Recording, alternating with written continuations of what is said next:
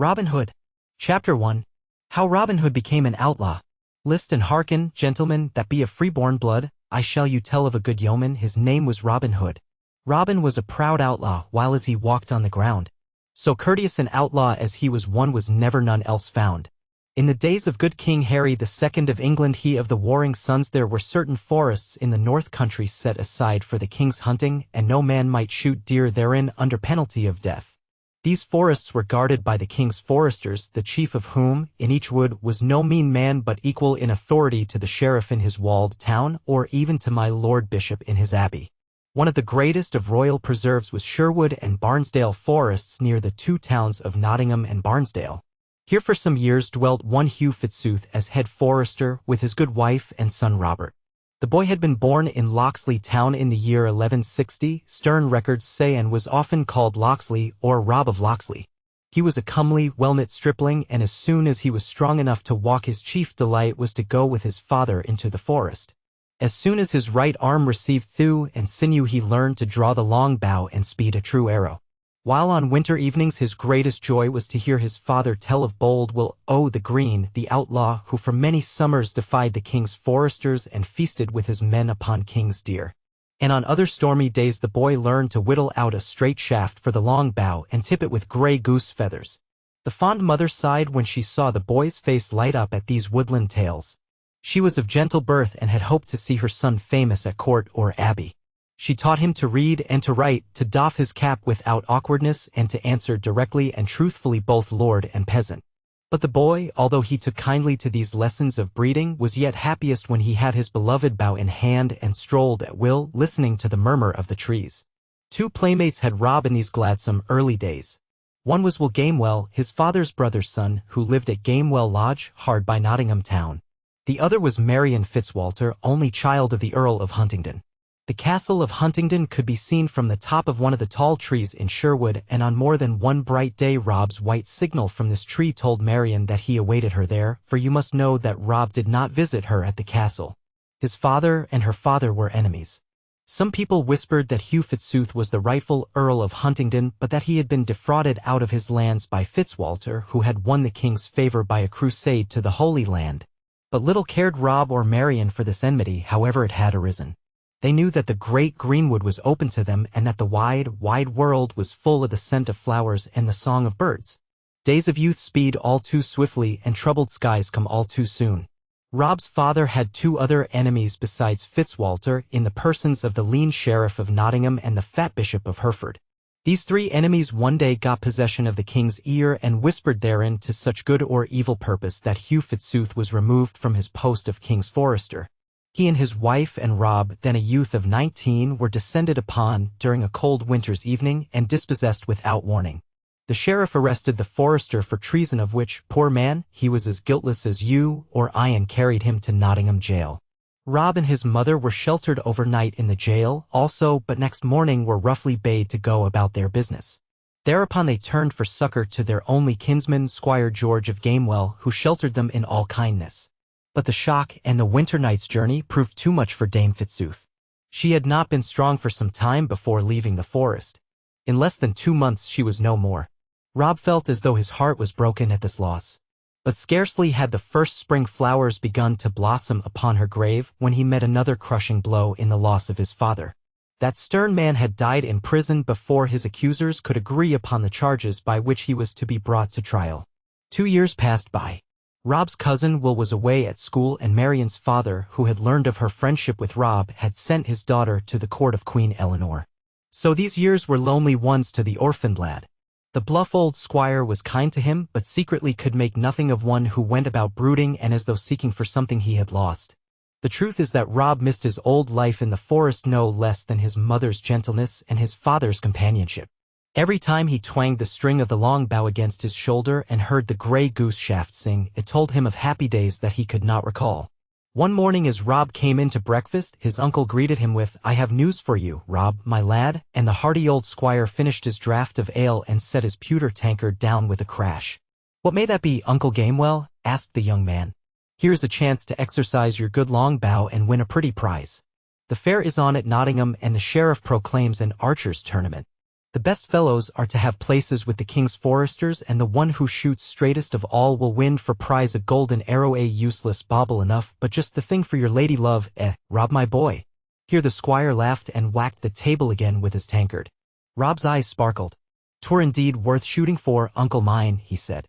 "I should dearly love to let arrow fly alongside another man. And a place among the foresters is what I have long desired. Will you let me try?" "To be sure," rejoined his uncle. "Well, I know that your good mother would have had me make a clerk of you, but well I see that the greenwood is where you will pass your days. So here's luck to you in the bout." And the huge tankard came a third time into play. The young man thanked his uncle for his good wishes and set about making preparations for the journey. He traveled lightly, but his bow must needs have a new string, and his cloth-yard arrows must be of the straightest and soundest. One fine morning, a few days after, Rob might have been seen passing by way of Locksley through Sherwood Forest to Nottingham town. Briskly walked he and gaily, for his hopes were high and never an enemy had he in the wide world. But 'twas the very last morning in all his life when he was to lack an enemy. For, as he went his way through Sherwood, whistling a blithe tune, he came suddenly upon a group of foresters making merry beneath the spreading branches of an oak tree. They had a huge meat pie before them and were washing down prodigious slices of it with nut-brown ale. One glance at the leader, and Rob knew at once that he had found an enemy. 'Twas the man who had usurped his father's place as head forester and who had roughly turned his mother out in the snow. But never a word said he for good or bad, and would have passed on his way had not this man, clearing his throat with a huge gulp, bellowed out, "By my troth, here is a pretty little archer. Where go you, my lad, with that twopenny bow and toy arrows? Belike you would shoot at Nottingham fair." "Ho! Ho!" A roar of laughter greeted this sally. Rob flushed, for he was mightily proud of his shooting. "My bow is as good as yours," he retorted, "and my shafts will carry as straight and as far. So I'll not take lessons of any of ye." They laughed again loudly at this, and the leader said with frown, "Show us some of your skill, and if you can hit the mark, here's 20 silver pennies for you. But if you hit it not, you are in for a sound drubbing for your pertness." "Pick your own target," quoth Rob in a fine rage. "I'll lay my head against that purse that I can hit it." "It shall be as you say," retorted the forester angrily, "your head for your sauciness that you hit not my target." Now at a little rise in the wood a herd of deer came grazing by, distant full 50 yards. They were king's deer, but at that distance seemed safe from any harm.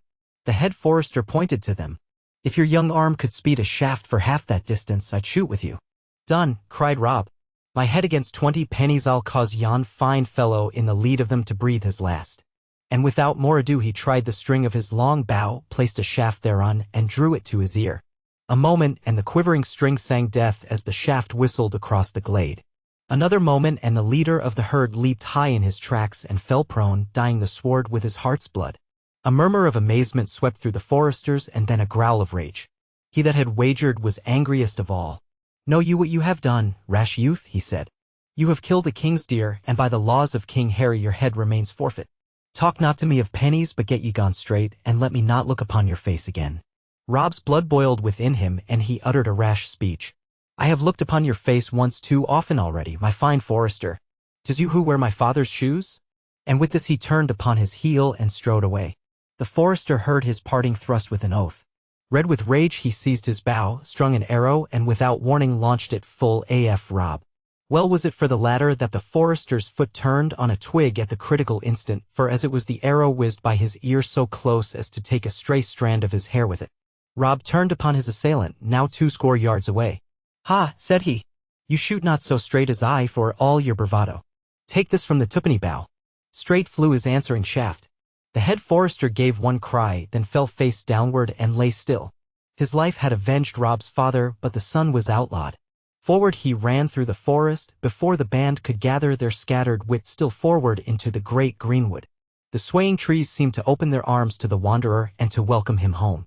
Toward the close of the same day Rob paused hungry and weary at the cottage of a poor widow who dwelt upon the outskirts of the forest. Now this widow had often greeted him kindly in his boyhood days, giving him to eat and drink. So he boldly entered her door. The old dame was right glad to see him and baked him cakes in the ashes and had him rest and tell her his story. Then she shook her head. "'Tis an evil wind that blows through Sherwood," she said. "The poor are despoiled and the rich ride over their bodies.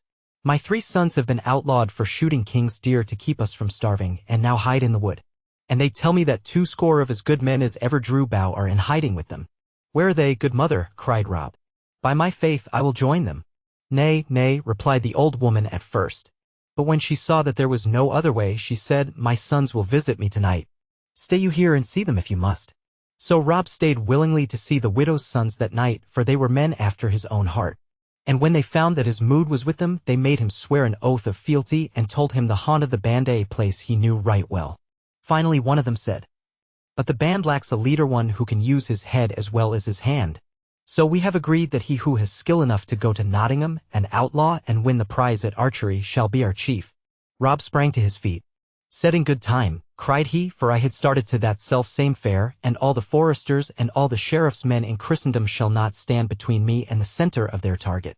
And though he was but barely grown, he stood so straight, and his eye flashed with such fire that the three brothers seized his hand and shouted, A Locksley! A Locksley! If you win the golden arrow, you shall be chief of outlaws in Sherwood Forest. So Rob fell to planning how he could disguise himself to go to Nottingham town, for he knew that the foresters had even then set a price on his head in the marketplace. It was even as Rob had surmised. The sheriff of Nottingham posted a reward of £200 for the capture, dead or alive, of one Robert Fitzooth, outlaw.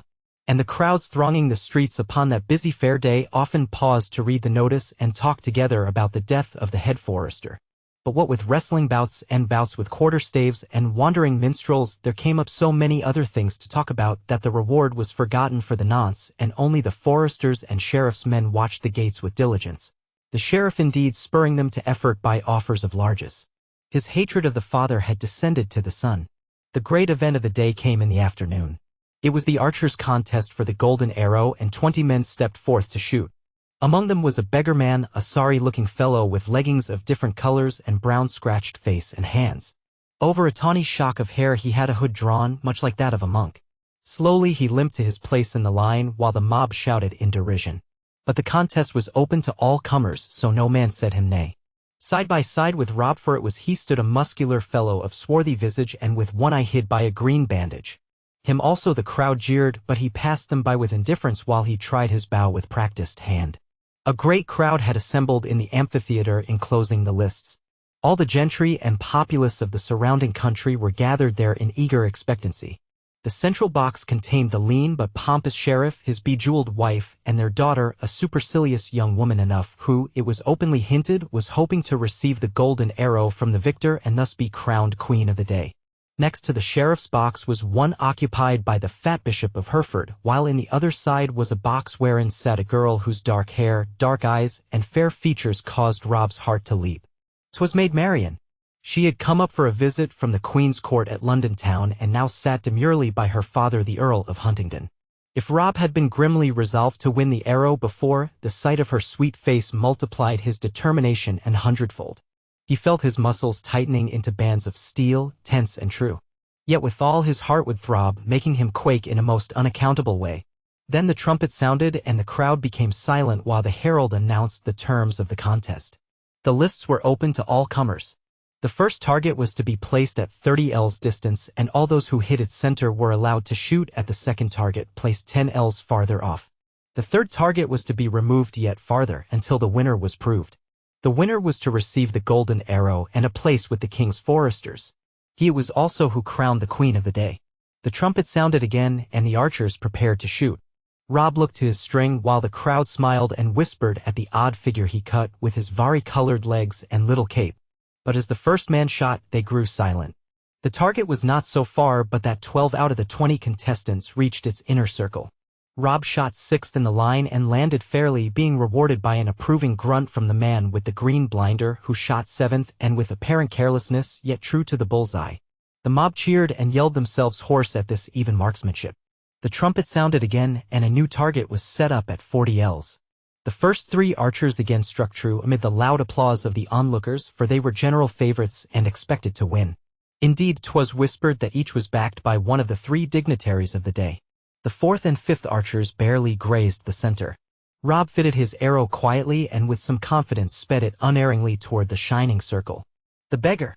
The beggar!" yelled the crowd, another bull for the beggar. In truth, his shaft was nearer the center than any of the others. But it was not so near that Blinder, as the mob had promptly christened his neighbor, did not place his shaft just within the mark. Again the crowd cheered wildly. Such shooting as this was not seen every day in Nottingham town. The other archers in this round were disconcerted by the preceding shots or unable to keep the pace. They missed one after another and dropped moodily back while the trumpet sounded for the third round and the target was set up 50 ells distant. "By my halidom you draw a good bow, young master," said Rob's queer comrade to him in the interval allowed for rest. "Do you wish me to shoot first on this trial?" "Nay," said Rob, "but you are a good fellow by this token, and if I win not, I hope you may keep the prize from yon strutters." And he nodded scornfully to the 3 other archers who were surrounded by their admirers and were being made much of by retainers of the sheriff, the bishop, and the earl. From them his eye wandered toward Maid Marian's booth. She had been watching him, it seemed, for their eyes met, then hers were hastily averted. Blinders quick eye followed those of Rob. "A fair maid, that," he said smilingly, "and one more worthy the golden arrow than the sheriff's haughtiness." Rob looked at him swiftly and saw naught but kindliness in his glance. "You are a shrewd fellow and I like you well," was his only comment. Now the archers prepared to shoot again, each with some little care. The target seemed hardly larger than the inner ring had looked at the first trial. The first 3 sped their shafts, and while they were fair shots they did not more than graze the inner circle. Rob took his stand with some misgiving. Some flecking clouds overhead made the light uncertain, and a handful of wind frolicked across the range in a way quite disturbing to a bowman's nerves. His eyes wandered for a brief moment to the box wherein sat the dark-eyed girl. His heart leaped. She met his glance and smiled at him reassuringly. And in that moment he felt that she knew him despite his disguise and looked to him to keep the honor of old Sherwood. He drew his bow firmly and, taking advantage of a momentary lull in the breeze, launched the arrow straight and true singing across the range to the center of the target. "The beggar! The beggar! A bull! A bull!" yelled the fickle mob, who from jeering him were now his warm friends. "Can you beat that, Blinder?" The last archer smiled scornfully and made ready. He drew his bow with ease and grace and, without seeming to study the course, released the winged arrow. Forward it leaped toward the target and all eyes followed its flight. A loud uproar broke forth when it alighted, just without the center and grazing the shaft sent by Rob. The stranger made a gesture of surprise when his own eyes announced the result to him, but saw his error. He had not allowed for the fickle gust of wind which seized the arrow and carried it to one side. But for all that he was the first to congratulate the victor. "I hope we may shoot again," quoth he. "In truth I care not for the golden bauble and wish to win it in despite of the sheriff for whom I have no love. Now crown the lady of your choice." And turning suddenly he was lost in the crowd before Rob could utter what it was upon his lips to say, that he would shoot again with him. And now the herald summoned Rob to the sheriff's box to receive the prize. "You are a curious fellow enough," said the sheriff, biting his lip coldly, "yet you shoot well. What name go you by?" Marian sat near and was listening intently. "I am called Rob the Stroller, my lord sheriff," said the archer. Marian leaned back and smiled. "Well, Rob the Stroller, with a little attention to your skin and clothes you would not be so bad a man," said the sheriff. "How like you the idea of entering my service?" "Rob the Stroller has ever been a free man, my lord, and desires no service." The sheriff's brow darkened, yet for the sake of his daughter and the golden arrow he dissembled. "Rob the Stroller," said he, "here is the golden arrow which has been offered to the best of archers this day. You are awarded the prize. See that you bestow it worthily." At this point the herald nudged Rob and half inclined his head toward the sheriff's daughter, who sat with a thin smile upon her lips. But Rob heeded him not. He took the arrow and strode to the next box where sat Maid Marian.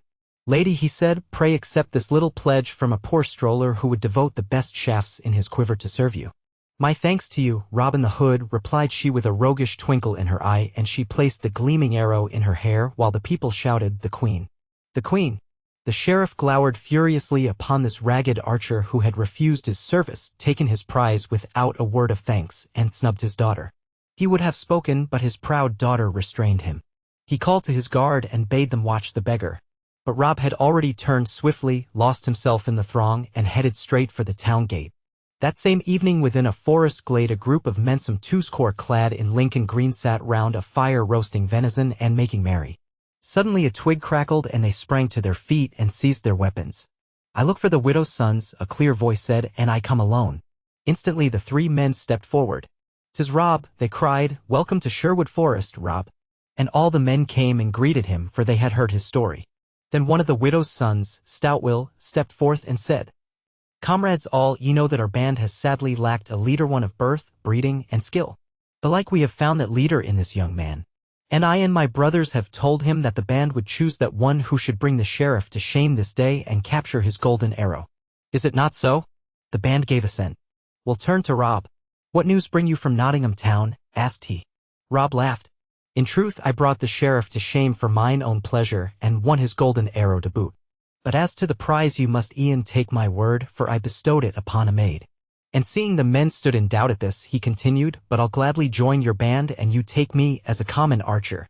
For there are others older and mayhap more skilled than I." Then stepped one forward from the rest, a tall swarthy man.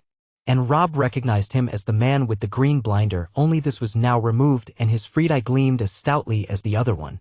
"Robin the Hood, for such the lady called you," said he, "I can vouch for your tale. You shamed the sheriff e'en as I had hoped to do, and we can forego the golden arrow since it is in such fair hands. As to your shooting and mine, we must let future days decide. But here I will stoutly declare that I will serve none other chief save only you."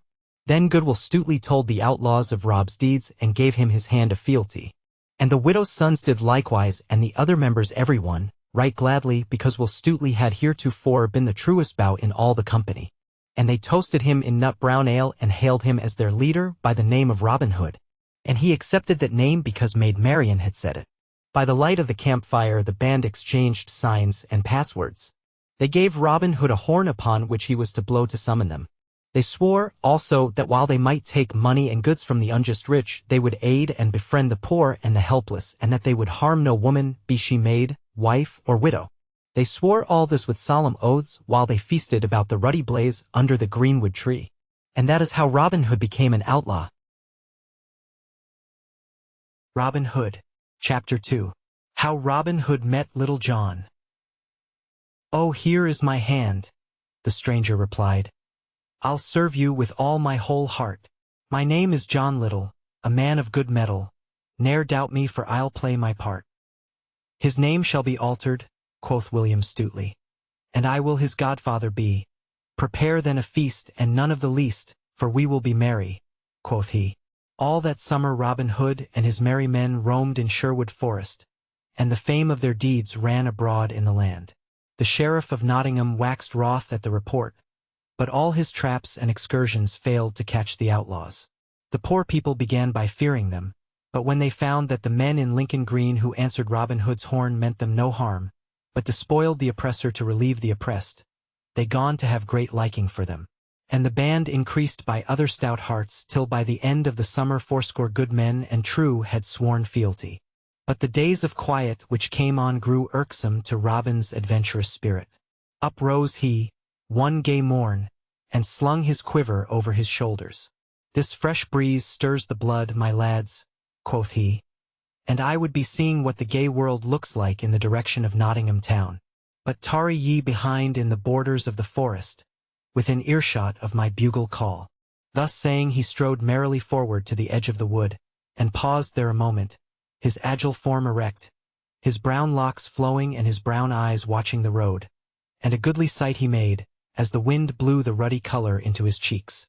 The highway led clear in the direction of the town, and thither he boldly directed his steps. But at a bend in the road he knew of a bypath leading across a brook which made the way nearer and less open, into which he turned. As he approached the stream, he saw that it had become swollen by recent rains into quite a pretty torrent. The log footbridge was still there, but at this end of it a puddle intervened which could be crossed only with a leap, if you would not get your feet wet. But Robin cared little for such a handicap. Taking a running start, his nimble legs carried him easily over and balanced neatly upon the end of the broad log. But he was no sooner started across than he saw a tall stranger coming from the other side. Thereupon Robin quickened his pace, and the stranger did likewise, each thinking to cross first. Midway they met, and neither would yield an inch. "Give way, fellow!" roared Robin, whose leadership of a band, I am afraid, had not tended to mend his manners. The stranger smiled. He was almost a head taller than the other. "Nay," he retorted, "fair and softly. I give way only to a better man than myself." "Give way, I say," repeated Robin, "or I shall have to show you a better man." His opponent budged not an inch, but laughed loudly. "Now by my halidom," he said good-naturedly, I would not move after hearing that speech, even if minded to it before. For this better man I have sought my life long. Therefore show him to me, and it please you. That will I right soon, quoth Robin. Stay you here a little while, till I cut me a cudgel like unto that you have been twiddling in your fingers. So saying, he sought his own bank again with a leap, laid aside his long bow and arrows, and cut him a stout staff of oak, straight, knotless, and a good 6 feet in length. But still it was a full foot shorter than his opponent's. Then back came he boldly. I mind not telling you, fellow, said he, that a bout with archery would have been an easier way with me. But there are other tunes in England besides that the arrow sings. Here he whirred the staff about his head by way of practice. So make you ready for the tune I am about to play upon your ribs. Have it you. 1, 2, 3, roared the giant, smiting at him instantly. Well was it for Robin that he was quick and nimble of foot, for the blow that grazed a hair's breadth from his shoulder would have felled an ox. Nevertheless, while swerving to avoid the stroke, Robin was poising for his own, and back came he forthwith. Whack, whack, parried the other. Whack, whack, whack, whack. The fight waxed fast and furious. It was strength pitted against subtlety, and the match was a merry one. The mighty blows of the stranger went whistling around Robin's ducking head, while his own swift undercuts were fain to give the other an attack of indigestion. Yet each stood firmly in his place, not moving backward or forward a foot for a good half-hour, nor thinking of crying enough, though some chance blow seemed likely to knock one or the other off the narrow footbridge. The giant's face was getting red, and his breath came snorting forth like a bull's. He stepped forward with a furious onslaught to finish this audacious fellow. Robin dodged his blows lightly, then sprang in swiftly and unexpectedly, and dealt the stranger such a blow upon the short ribs that you would have sworn the tanner was trimming down his hides for market. The stranger reeled and came within an ace of falling, but regained his footing right quickly. By my life, you can hit hard, he gasped forth, giving back a blow almost while he was yet staggering. This blow was a lucky one, caught Robin off his guard. His stick had rested a moment while he looked to see the giant topple into the water, when down came the other upon his head. Whack! Robin saw more stars in that one moment than all the astronomers have since discovered, and forthwith he dropped neatly into the stream. The cool, rushing current quickly brought him to his senses.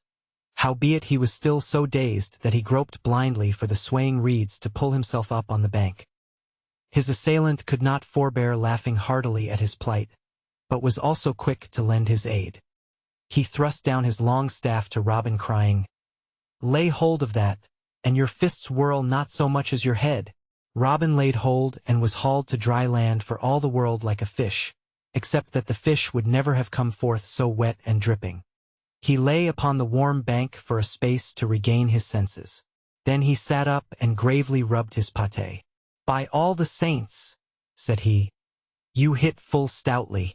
My head hums like a hive of bees on a summer morning. Then he seized his horn, which lay near, and blew thereon 3 shrill notes that echoed against the trees. A moment of silence ensued, and then was heard the rustling of leaves and crackling of twigs like the coming of many men, and forth from the glade burst a score or two of stalwart yeomen, all clad in Lincoln green like Robin, with good Will Stutely and the widow's 3 sons at their head. Good master, cried Will Stutely, how is this? In sooth, there is not a dry thread on your body. Why, Mary, replied Robin, this fellow would not let me pass the footbridge, and when I tickled him in the ribs, he must needs answer by a pat on the head which landed me overboard. Then shall he taste some of his own porridge, quoth Will. Seize him, lads. Nay, let him go free, said Robin. The fight was a fair one, and I abide by it. I surmise you also are quits, he continued, turning to the stranger with a twinkling eye. I am content, said the other, for verily you now have the best end of the cudgel. Wherefore, I like you well, and would fain know your name. Why, said Robin, my men and even the sheriff of Nottingham know me as Robin Hood, the outlaw. Then am I right sorry that I beat you, exclaimed the man. For I was on my way to seek you and to try to join your merry company. But after my unmannerly use of the cudgel, I fear we are still strangers. "Nay, never say it," cried Robin. "I am glad I fell in with you, though sooth to say I did all the falling." And amid a general laugh the two men clasped hands. And in that clasp the strong friendship of a lifetime was begun. "But you have not yet told us your name," said Robin, bethinking himself. "Whence I came, men call me John Little." "Enter our company then, John Little, enter and welcome. The rites are few, the fee is large. We ask your whole mind and body and heart even unto death." "I give the bond, upon my life," said the tall man. Thereupon Will Stutely, who loved a good jest, spoke up and said, "The infant in our household must be christened, and I'll stand godfather. This fair little stranger is so small of bone and sinew, that his old name is not to the purpose." Here he paused long enough to fill a horn in the stream. "Hark ye, my son," standing on tiptoe to splash the water on the giant. "Take your new name on entering the forest. I christen you Little John." At this jest the men roared long and loud. "Give him a bow, and find a full sheath of arrows for Little John," said Robin joyfully. "Can you shoot as well as fence with the staff, my friend?" "I have hit an ash twig at 40 yards, said Little John. Thus chatting pleasantly the band turned back into the woodland and sought their secluded dell, where the trees were the thickest, the moss was the softest, and a secret path led to a cave, at once a retreat and a stronghold. Here under a mighty oak they found the rest of the band, some of whom had come in with a brace of fat does. And here they built a ruddy fire and sat down to the meat and ale, Robin Hood in the center with Will Stutely on the one hand and Little John on the other. And Robin was right well pleased with the day's adventure, even though he had got a drubbing. For sore ribs and heads will heal, and 'tis not every day that one can find a recruit as stout of bone and true of soul as Little John. Robin Hood. Chapter 3. How Robin Hood turned butcher, and entered the sheriff's service. The butcher he answered jolly Robin. No matter where I do dwell, for a butcher am I, and to Nottingham am I going, my flesh to sell. The next morning the weather had turned ill, and Robin Hood's band stayed close to their dry and friendly cave. The third day brought a diversion in the shape of a trap by a roving party of the sheriff's men. A fine stag had been struck down by one of Will Stutely's fellows, and he and others had stepped forth from the covert to seize it, when 20 bowmen from Nottingham appeared at the end of the glade. Down dropped Will's men on all fours, barely in time to hear a shower of arrows whistle above their heads. Then from behind the friendly trees they sent back such a welcome that the sheriff's men deemed it prudent not to tarry in their steps. 2 of them, in sooth, bore back unpleasant wounds in their shoulders from the encounter. When they returned to town the sheriff waxed red with rage. "What?" he gasped. "Do my men fear to fight this Robin Hood, face to face? Would that I could get him within my reach once. We should see then, we should see." What it was the sheriff would see he did not state, but he was to have his wish granted in short space, and you and I will see how he profited by it.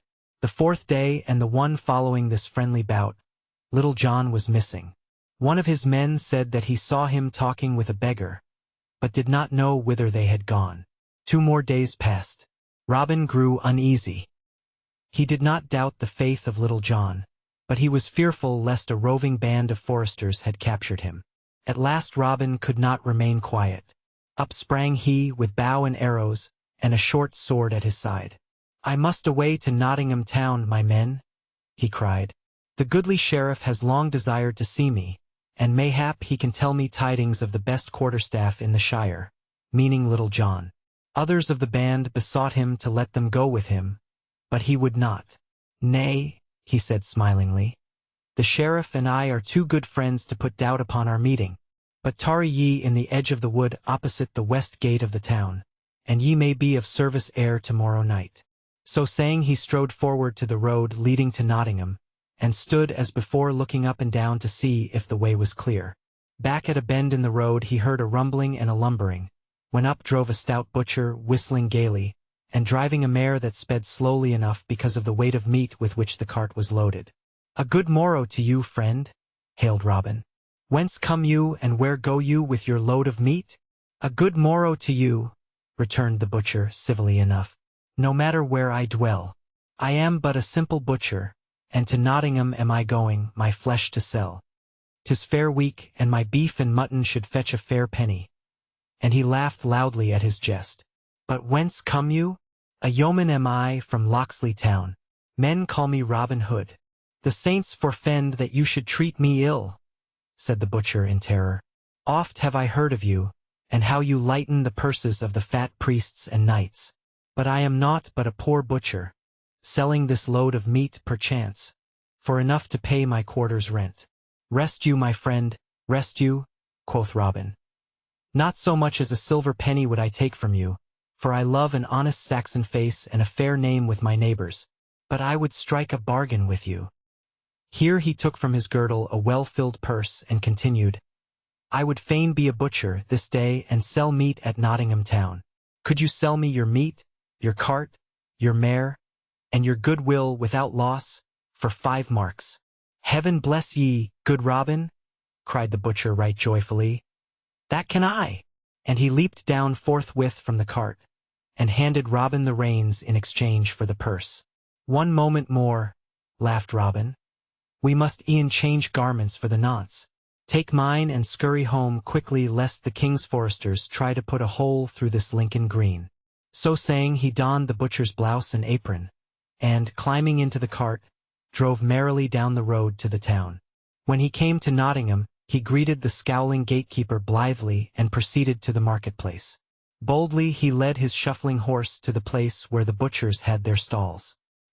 He had no notion of the price to ask for his meat, but put on a foolish and simple air as he called aloud his wares.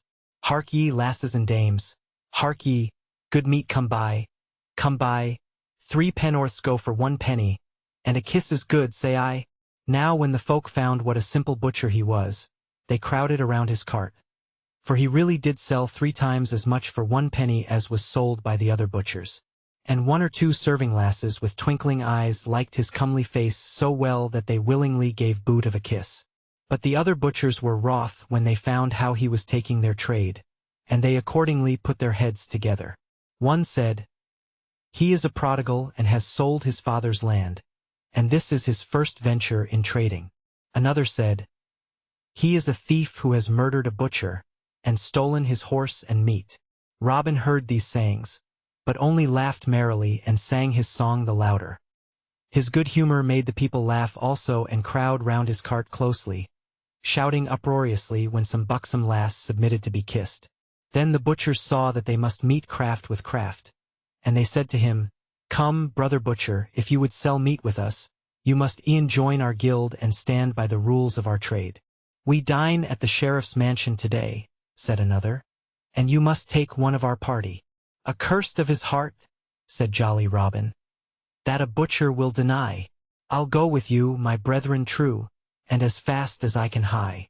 Whereupon, having sold all his meat, he left his horse and cart in charge of a friendly hostler and prepared to follow his mates to the mansion house. It was the sheriff's custom to dine various guilds of the trade, from time to time on fair days, for he got a pretty profit out of the fees they paid him for the right to trade in the marketplace. The sheriff was already come with great pomp into the banqueting room, when Robin Hood and 3 or 4 butchers entered, and he greeted them all with great condescension. And presently the whole of a large company was seated at a table groaning beneath the good cheer of the feast.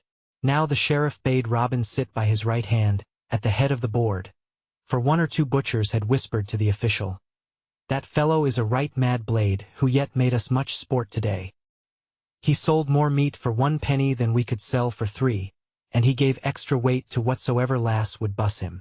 And others said, He is some prodigal who knows not the value of goods, and may be plucked by a shrewd man right closely. The sheriff was will to pluck a prodigal with the next man, and he was moreover glad to have a guest who promised to enliven the feast. So, as I have told you, he placed Robin by his side, and he made much of him and laughed boisterously at his jests. Though sooth to say, the laugh were come by easily, for Robin had never been in merrier mood, and his quips and jests soon put the whole table at a roar. Then my Lord Bishop of Hereford came in, last of all, to say a ponderous grace and take his seat on the other side of the sheriff, the prelate's fat body showing up in goodly contrast to the other's lean bones. After grace was said, and while the servants clattered in with the meat platters, Robin stood up and said, And amen say I to my Lord Bishop's thanks. How now, my fine fellows, be merry and drink deep. For the shot I'll pay ere I go my way, though it cost me £5 and more. So my lords and gentlemen all, spare not the wine, but fall to lustily. Here, here, shouted the butchers. Now are you a right jolly soul, quoth the sheriff. But this feast is mine own. Howbeit you must have many a head of horned beasts, and many an acre of broad land, to spend from your purse so freely. Aye, that have I, returned Robin, his eyes all a twinkle. 500 horned beasts have I and my brothers, and none of them have we been able to sell. That is why I have turned butcher. But I know not the trade, and would gladly sell the whole herd, and I could find a buyer. At this the sheriff's greed gone to rise. Since this fool would be plucked, thought he, why should not he do the plucking? 500 beasts, say you? He queried sharply. 510 fat beasts by actual count, that I would sell for a just figure. I, to him who will pay me in right money, would I sell them for 20 pieces of gold. Is that too much to ask, lording? Was there ever such an idiot butcher? Thought the sheriff, and he so far forgot his dignity as to nudge the bishop in his fat ribs. Nay, good fellow, quoth he chuckling, I am always ready to help any in my shire, and you cannot find a buyer for your herd at this just figure. I will e'en buy them myself. At this generosity Robin was quite overcome, and fell to praising the sheriff to the skies, and telling him that he should not have cause to forget the kindness. Tut, tut, said the sheriff. 'Tis naught but a trade. Drive in your herd tomorrow to the marketplace, and you shall have money down. Nay, excellence, said Robin. That can I not easily do, for they are grazing in scattered fashion. But they are over near Gamewell, not more than a mile therefrom at most. Will you not come and choose your own beasts tomorrow? Aye, that I will, said the sheriff, his cupidity casting his caution to the winds. Tarry with me overnight, and I will go with you in the morning. This was a poser for Robin, since he liked not the idea of staying overnight at the sheriff's house. He had hoped to appoint a meeting place for the other, but now saw that this might excite doubt. He looked around at the company. By this time, you must know, the feast had progressed far, and the butchers were deep in their cups. The sheriff and Robin had talked in a low voice, and my lord bishop was almost asleep. Agreed, said Robin presently, and the words were no sooner out of his mouth than the door opened and a serving man entered bearing tray of mulled wine. At sight of the fellow's face, Robin gave an involuntary start of surprise which was instantly checked. The other also saw him, stood still a moment, and as if forgetting something turned about and left the hall. It was Little John. A dozen questions flashed across Robin's mind, and he could find answer for none of them. What was Little John doing in the sheriff's house? Why had he not told the band? Was he true to them? Would he betray him? But these questions of distrust were dismissed from Robin's open mind as soon as they had entered. He knew that Little John was faithful and true. He recovered his spirits and began again upon a vein of foolish banter, for the amusement of the sheriff and his guests, all being now merry with wine. A song! One of them shouted, and the cry was taken up round the table. Robin mounted his chair and trolled forth. A lass and a butcher of Nottingham agreed, twixt them for to wed. Says he, I'll give ye the meat, fair dame, and ye will give me the bread. Then they joined in the chorus amid a pounding of cups upon the board. With a hey and a ho and a hey nonny no, a butcher of Nottingham. While the song was at its height, Little John reappeared with other servants and refilled the cups. He came up to Robin and, as if asking him if he would have more wine, said softly, Meet me in the pantry tonight. Robin nodded and sang loudly. The day was already far spent, and presently the company broke up with many hiccupy bows of the sheriff and little notice of the drowsy bishop. When the company was dispersed, the sheriff bade a servant show Robin to his room, and promised to see him at breakfast the next day. Robin kept his word and met Little John that night, and the sheriff next day. But Little John has been doing so much in the meantime that he must be allowed a chapter to himself. So let us turn to another story that was sung of, in the ballads of olden time, and find out how Little John entered the sheriff's service. Robin Hood. Chapter 4. How Little John Entered the Sheriff's Service. List and hearken, gentlemen, all ye that now be here of Little John, that was knight's man, good mirth ye now shall hear. It had come around another fair day at Nottingham town, and folk crowded there by all the gates. Goods of many kinds were displayed in gaily colored booths, and at every cross street a free show was in progress. Here and there, stages had been erected for the play at quarterstaff, a highly popular sport. There was a fellow, one Eric of Lincoln, who was thought to be the finest man with the staff for miles around. His feats were sung about in ballads through all the shire. A great boaster was he withal, and today he strutted about on one of these corner stages, and vaunted of his prowess, and offered to crack any man's crown for a shilling. Several had tried their skill with Eric, but he had soon sent them spinning in no gentle manner, amid the jeers and laughter of the onlookers. A beggarman sat over against Eric's stage and grinned every time a pate was cracked. He was an uncouth fellow, ragged and dirty and unshaven. Eric caught sight of his leering face at one of his boasts, for there was a lull in the game, because no man else wanted to come within reach of Eric's blows. Eric, I say, noticed the beggarman grinning at him rather impudently, and turned toward him sharply. "How now, you dirty villain?" quoth he. "Mend your manners to your betters, or, by Our Lady, I'll dust your rags for you." The beggarman still grinned. "I am always ready to mend my manners to my betters," said he. "But I am afraid you cannot teach me any better than you can dust my jacket." Come up, roared the other, flourishing his staff. "That will I," said the beggar, getting up slowly and with difficulty. "It will pleasure me hugely to take a braggart down a notch, and some good man will lend me a stout quarterstaff."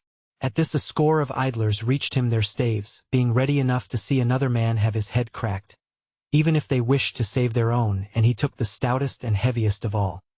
He made a sorry enough figure as he climbed awkwardly upon the stage, but when he had gained it, he towered full half a head above the other, for all his awkwardness. Nathless, he held his stick so clumsily that the crowd laughed in great glee. Now each man took his place and looked the other up and down, watching warily for an opening. Only a moment stood they thus, for Eric, intent on teaching this rash beggar a lesson and sweeping him speedily off the stage, launched forth boldly and gave the other a sounding crack on the shoulder. The beggar danced about, and made as though he would drop his staff from very pain, while the crowd roared and Eric raised himself for another crushing blow. But just then the awkward beggar came to life. Straightening himself like a flash, he dealt Eric a backhanded blow, the like of which he had never before seen. Down went the boaster to the floor with a sounding thump, and the fickle people yelled and laughed themselves purple. For it was a new sight to see Eric of Lincoln eating dust. But he was up again almost as soon as he had fallen, and right quickly retreated to his own ringside to gather his wits and watch for an opening. He saw instantly that he had no easy antagonist, and he came in cautiously this time. And now those who stood around saw the merriest game of quarterstaff that was ever played inside the walls of Nottingham town. Both men were on their guard and fenced with fine skill, being well matched in prowess. Again and again did Eric seek to force an opening under the other's guard, and just as often were his blows parried. The beggar stood sturdily in his tracks, contenting himself with beating off the attack. For a long time their blows met like the steady crackling of some huge forest fire, and Eric strove to be wary, for he now knew that the other had no mean wits or mettle. But he grew right mad at last, and began to send down blows so fierce and fast that you would have sworn a great hailstorm was pounding on the shingles over your head. Yet he never so much as entered the tall beggar's guard. Then at last the stranger saw his chance and changed his tune of fighting. With one upward stroke he sent Eric's staff whirling through the air. With another he tapped Eric on the head, and with a third broad swing, ere the other could recover himself, he swept him clear off the stage, much as you would brush a fly off the window pane. Now the people danced and shouted and made so much ado that the shopkeepers left their stalls and others came running from every direction. The victory of the queer beggar made him immensely popular. Eric had been a great bully, and many had suffered defeat and insult at his hands. So the ragged stranger found money and food and drink everywhere at his disposal, and he feasted right comfortably till the afternoon. Then a long bow contest came on, and to it the beggar went with some of his new friends. It was held in the same arena that Robin had formerly entered, and again the sheriff and lords and ladies graced the scene with their presence, while the people crowded to their places. When the archers had stepped forward, the herald rose and proclaimed the rules of the game. How that each man should shoot 3 shots, and to him who shot best the prize of a yoke of fat steers should belong. A dozen keen-eyed bowmen were there, and among them some of the best fellows in the foresters' and sheriff's companies. Down at the end of the line towered the tall beggarman, who must needs twang a bowstring with the best of them. The sheriff noted his queer figure and asked, "Who is that ragged fellow?" "'Tis he that hath but now so soundly cracked the crown of Eric of Lincoln," was the reply. The shooting presently began, and the targets soon showed a fine reckoning. Last of all came the beggar's turn. "By your leave," he said loudly, "I'd like it well to shoot with any other man here present at a mark of my own placing." And he strode down the lists with a slender peeled sapling which he stuck upright in the ground. "There," said he, "is a right good mark. Will any man try it?" But not an archer would risk his reputation on so small a target. Whereupon the beggar drew his bow with seeming carelessness and split the wand with his shaft. "Long live the beggar!" yelled the bystanders. The sheriff swore a full great oath and said, "This man is the best archer that ever yet I saw." And he beckoned to him and asked him, "How now, good fellow, what is your name, and in what country were you born?" "In Holderness I was born," the man replied. "Men call me Reynold Greenleaf." "You are a sturdy fellow, Reynold Greenleaf, and deserve better apparel than that you wear at present. Will you enter my service? I will give you 20 marks a year, above your living, and 3 good suits of clothes." "3 good suits, say you? Then right gladly will I enter your service, for my back has been bare this many a long day." Then Reynold turned him about to the crowd and shouted, "Hark ye, good people, I have entered the sheriff's service, and need not the yoke of steers for prize. So take them for yourselves, to feast withal." At this the crowd shouted more merrily than ever, and threw their caps high into the air. And none so popular a man had come to Nottingham town in many a long day as this same Reynold Greenleaf. Now you may have guessed, by this time, who Reynold Greenleaf really was, so I shall tell you that he was none other than Little John. And forth went he to the sheriff's house, and entered his service. But it was a sorry day for the sheriff when he got his new man.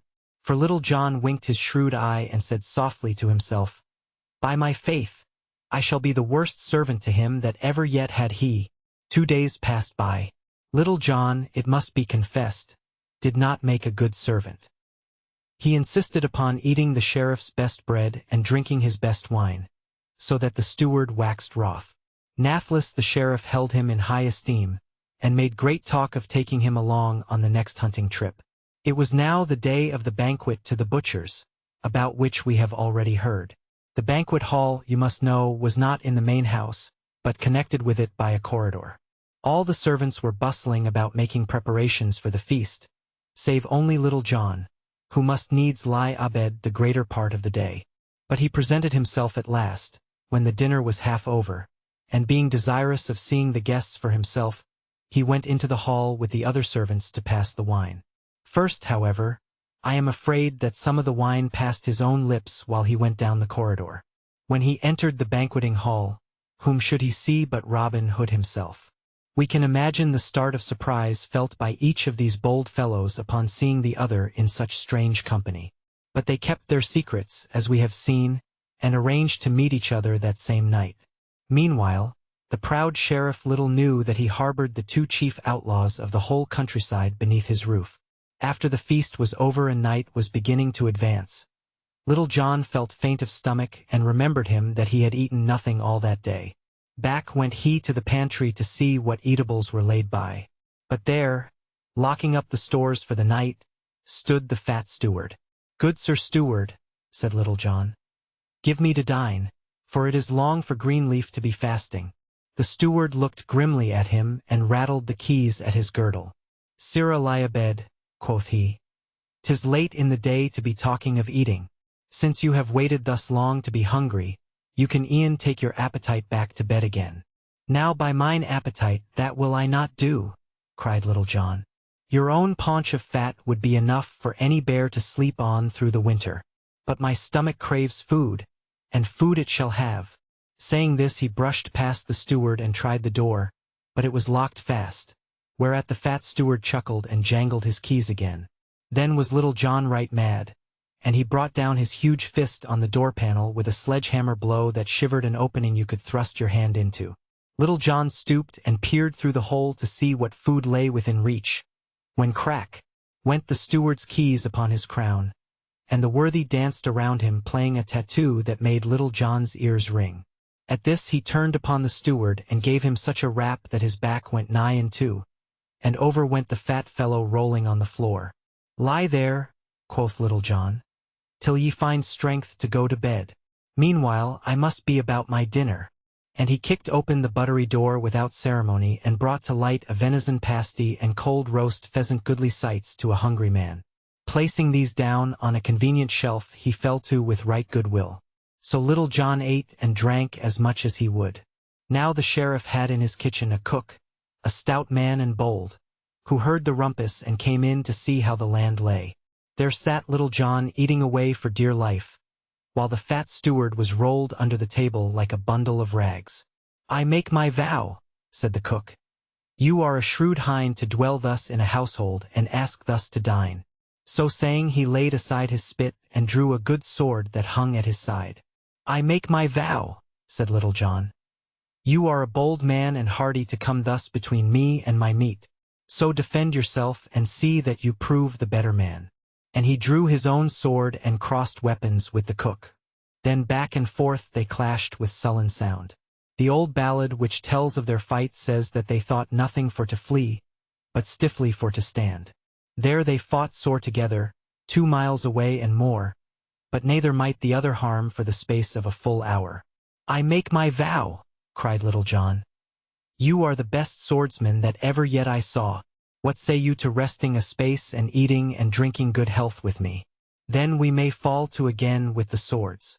"Agreed," said the cook, who loved good fare as well as a good fight, and they both laid by their swords and fell to the food with hearty will. The venison pasty soon disappeared, and the roast pheasant flew at as lively a rate as ever the bird itself had sped. Then the warriors rested a space and patted their stomachs, and smiled across at each other like bosom friends. For a man when he is dined looks out pleasantly upon the world. "And now, good Reynold Greenleaf," said the cook, "we may as well settle this brave fight we have in hand." "A true saying," rejoined the other. "But first tell me, friend, for I protest you are my friend henceforth, what is the score we have to settle?" "Naught save who can handle the sword best," said the cook. "By my troth I had thought to carve you like a capon ere now." "And I had long since thought to shave your ears," replied Little John. "This bout we can settle in right good time. But just now I and my master have need of you, and you can turn your stout blade to better service than that of the sheriff." "Whose service would that be?" asked the cook. "Mine," answered a would-be butcher entering the room, "and I am Robin Hood." Robin Hood. Chapter 5. How the Sheriff Lost 3 Good Servants and Found Them Again. "Make good cheer," said Robin Hood. "Sheriff, for charity, and for the love of Little John thy life is granted thee." The cook gasped in amazement. This Robin Hood, and under the sheriff's very roof. "Now by my troth you are a brave fellow," he said. "I have heard great tales of your prowess, and the half has not been told. But who might this tall slasher be?" "Men do call me Little John, good fellow." "Then Little John or Reynold Greenleaf, I like you well on my honor as much the miller's son. And you too, bold Robin Hood. And you take me, I will enter your service right gladly." "Spoken like a stout man," said Robin, seizing him by the hand. "But I must back to my own bed, lest some sleepy warden stumble upon me, and I be forced to run him through. Lucky for you twain that wine flowed so freely in the house today. Else the noise of your combat would have brought other onlookers besides Robin Hood. Now if ye would flee the house tonight, I will join you in the good greenwood tomorrow." "But, good master," said the cook, "you would not stay here overnight." Verily, it is running your head into a noose. Come with us. The sheriff has set strict watch on all the gates, since 'tis fair week, but I know the warden at the west gate and could bring us through safely. Tomorrow you will be stayed. Nay, that will I not, laughed Robin, for I shall go through with no less escort than the sheriff himself. Now do you, Little John, and do you, Much the miller's son, go right speedily. In the borders of the wood you will find my merry men. Tell them to kill 2 fine harts against tomorrow eve, for we shall have great company and lordly sport. And Robin left them as suddenly as he had come. Comrade, then said Little John, we may as well bid the sheriff's roof farewell. But ere we go, it would seem a true pity to fail to take such of the sheriff's silver plate as will cause us to remember him, and also grace our special feasts. 'Tis well said indeed, quoth the cook. Thereupon they got a great sack and filled it with silver plate from the shelves where it would not at once be missed, and they swung the sack between them, and away they went, out of the house, out of the town, and into the friendly shelter of Sherwood Forest. The next morning the servants were late astir in the sheriff's house. The steward awoke from a heavy sleep, but his cracked head was still in such a whirl that he could not have sworn whether the sheriff had ever owned so much as 1 silver dish. So the theft went undiscovered for the nonce. Robin Hood met the sheriff at breakfast, when his host soon spoke of what was uppermost in his heart, the purchase of the fine herd of cattle near Gamewell. 'Twas clear that a vision of them, purchased for 20 paltry gold pieces, had been with him all through the night, in his dreams. And Robin again appeared such a silly fellow that the sheriff saw no need of dissembling, but said that he was ready to start at once to look at the herd. Accordingly they set forth, Robin in his little butcher's cart, behind the lean mare, and the sheriff mounted on a horse. Out of Nottingham town, through gates open wide, they proceeded, and took the hill road leading through Sherwood Forest. And as they went on and plunged deeper among the trees, Robin whistled blithely and sang snatches of tunes. "Why are you so gay, fellow?" said the sheriff, for sooth to say, the silence of the woods was making him uneasy. "I am whistling to keep my courage up," replied Robin. "What is there to fear, when you have the sheriff of Nottingham beside you?" quoth the other pompously. Robin scratched his head. "They do say that Robin Hood and his men care little for the sheriff," he said. "Pooh," said the sheriff, "I would not give that for their lives, if I could once lay hands upon them," and he snapped his fingers angrily. "But Robin Hood himself was on this very road the last time I came to town," said the other. The sheriff started at the crackling of a twig under his horse's feet, and looked around. "Did you see him?" he asked. "Aye, that did I. He wanted the use of this mare and cart to drive to Nottingham. He said he would fain turn butcher. But see!" As he spoke he came to a turn in the road, and there before them stood a herd of the king's deer, feeding. Robin pointed to them and continued, "There is my herd of cattle, good master sheriff. How do you like them? Are they not fat and fair to see?" The sheriff drew rein quickly. "Now, fellow," quoth he, I would I were well out of this forest, for I care not to see such herds as these, or such faces as yours. Choose your own way, therefore, whoever you be, and let me go mine." "Nay," laughed Robin, seizing the sheriff's bridle. "I have been at too much pains to cultivate your company to forego it now so easily. Besides, I wish you to meet some of my friends and dine with me, since you have so lately entertained me at your board." So saying, he clapped a horn on his lips and winded 3 merry notes. The deer bounded away, and before the last of them was seen, there came a running and a rustling, and out from behind covert and tree came full 20 of men, clad in Lincoln green, and bearing good yew bows in their hands and short swords at their sides. Up they ran to Robin Hood and doffed their caps to him respectfully, while the sheriff sat still from very amazement. "Welcome to the greenwood," said one of the leaders, bending the knee with mock reverence before the sheriff. The sheriff glared. It was Little John. "Woe the worth, Reynold Greenleaf," he said. "You have betrayed me." "I make my vow," said Little John, "that you are to blame, master. I was misserved of my dinner, when I was at your house. But we shall set you down to a feast we hope you will enjoy." "Well spoken, Little John," said Robin Hood. Take you his bridle, and let us do honor to the guest who has come to feast with us." Then turning abruptly, the whole company plunged into the heart of the forest. After twisting and turning till the sheriff's bewildered head sat dizzily upon his shoulders, the greenwood men passed through a narrow alley amid the trees which led to a goodly open space flanked by wide-spreading oaks. Under the largest of these a pleasant fire was crackling, and near it 2 fine hearts lay ready for cooking. Around the blaze were gathered another company of yeomen quite as large as that which came with Robin Hood. Up sprang they as the latter advanced and saluted their leader with deference, but with hearty gladness to see him back again. That merry wag Will Stutely was in command, and when he saw the pale-faced sheriff being led in like any culprit, he took his cloak and laid it humbly upon the ground and besought the sheriff to alight upon it, as the ground of Sherwood was unused to such dignitaries.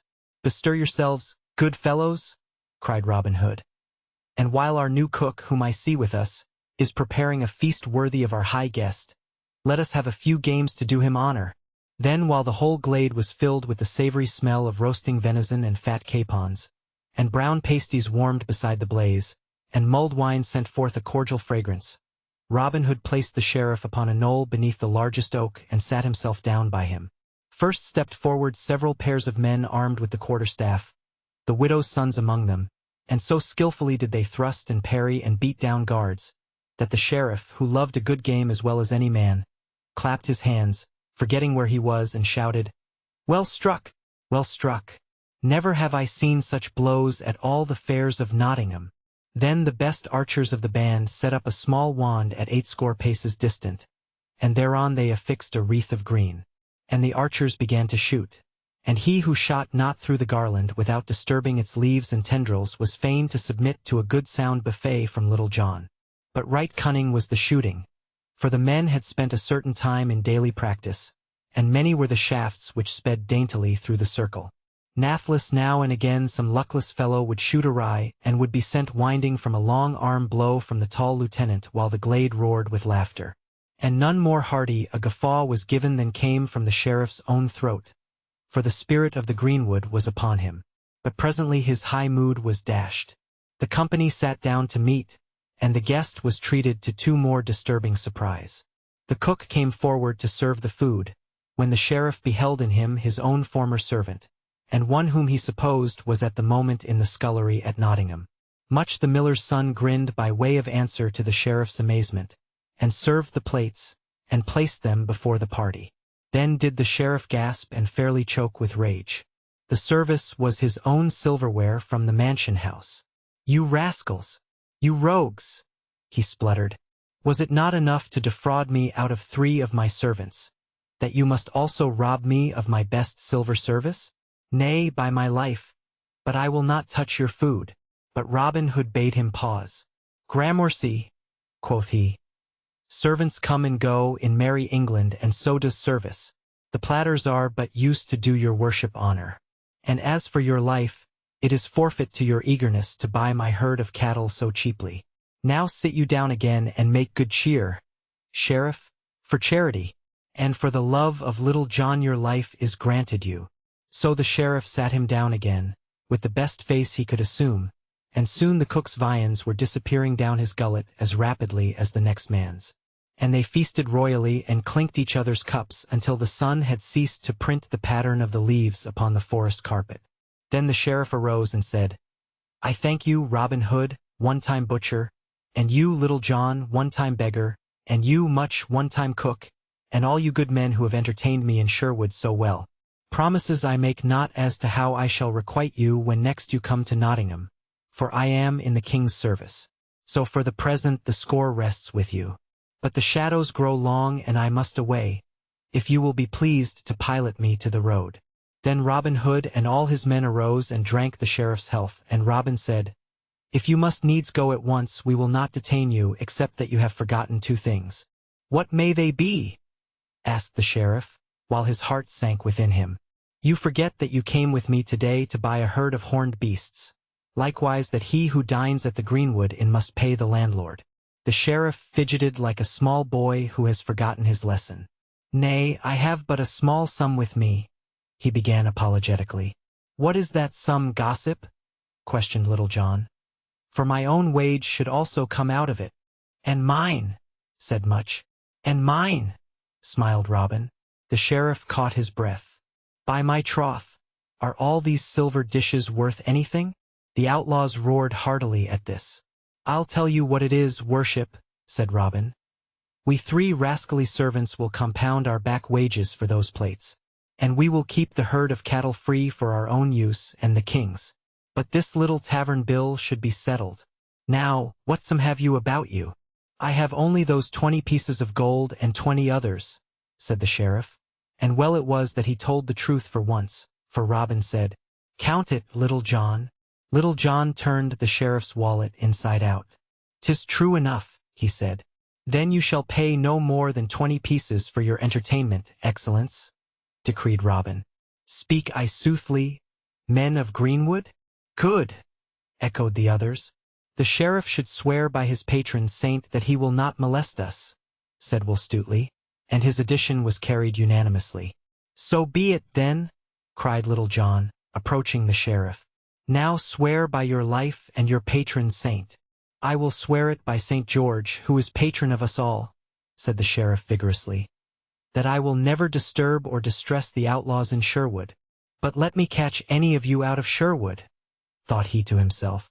Then the 20 pieces of gold were paid over, and the sheriff once more prepared to depart. Never had we so worshipful a guest before, said Robin. And as the new moon is beginning to silver the leaves, I shall bear you company myself for part of the way. 'Twas I who brought you into the wood. Nay, I protest against your going needlessly far, said Sheriff. But I protest that I am loath to lose your company, replied Robin. The next time I may not be so pleased. And he took the sheriff's horse by the bridle rein, and led him through the lane and by many a thicket till the main road was reached. Now fare you well, good sheriff, he said. And when next you think to despoil a poor prodigal, remember the herd you would have bought over against Gamewell. And when next you employ a servant, make certain that he is not employing you. So saying, he smote the nag's haunch, and off went the sheriff upon the road to Nottingham. And that is how you will find from many ballads that came to be sung at the sheriff's expense, and which are known even to the present day that, I say, is how the sheriff lost 3 good servants and found them again. Robin Hood. Chapter 6. How Robin Hood met Will Scarlet. The youngster was clothed in scarlet red in scarlet fine and gay, and he did frisk it o'er the plain and chanted a roundelay. One fine morning, soon after the proud sheriff had been brought to grief, Robin Hood and Little John went strolling down a path through the wood. It was not far from the footbridge where they had fought their memorable battle, and by common impulse they directed their steps to the brook to quench their thirst and rest them in the cool bushes. The morning gave promise of a hot day. The road even by the brook was dusty, so the cooling stream was very pleasing and grateful to their senses.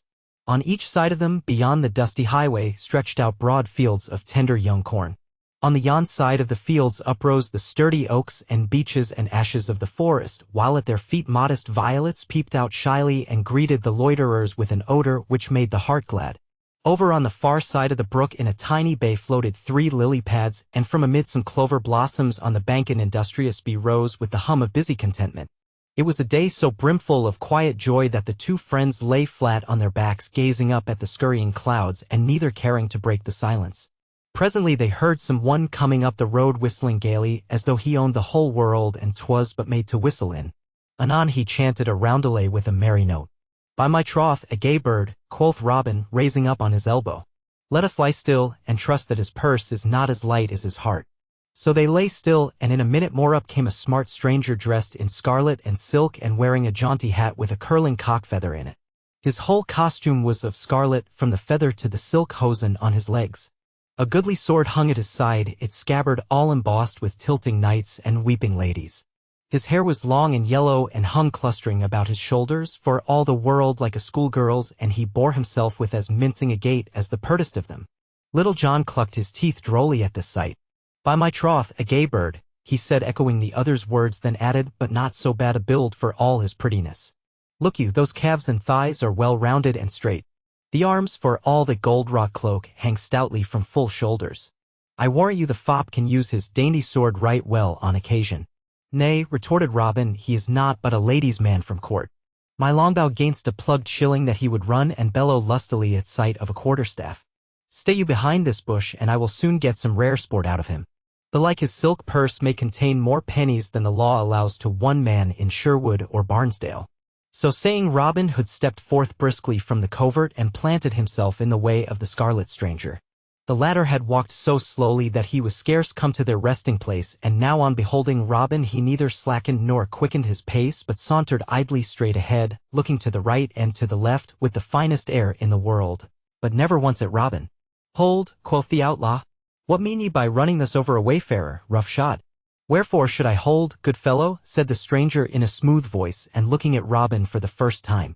Because I bid you to, replied Robin. And who may you be? Asked the other as coolly as you please.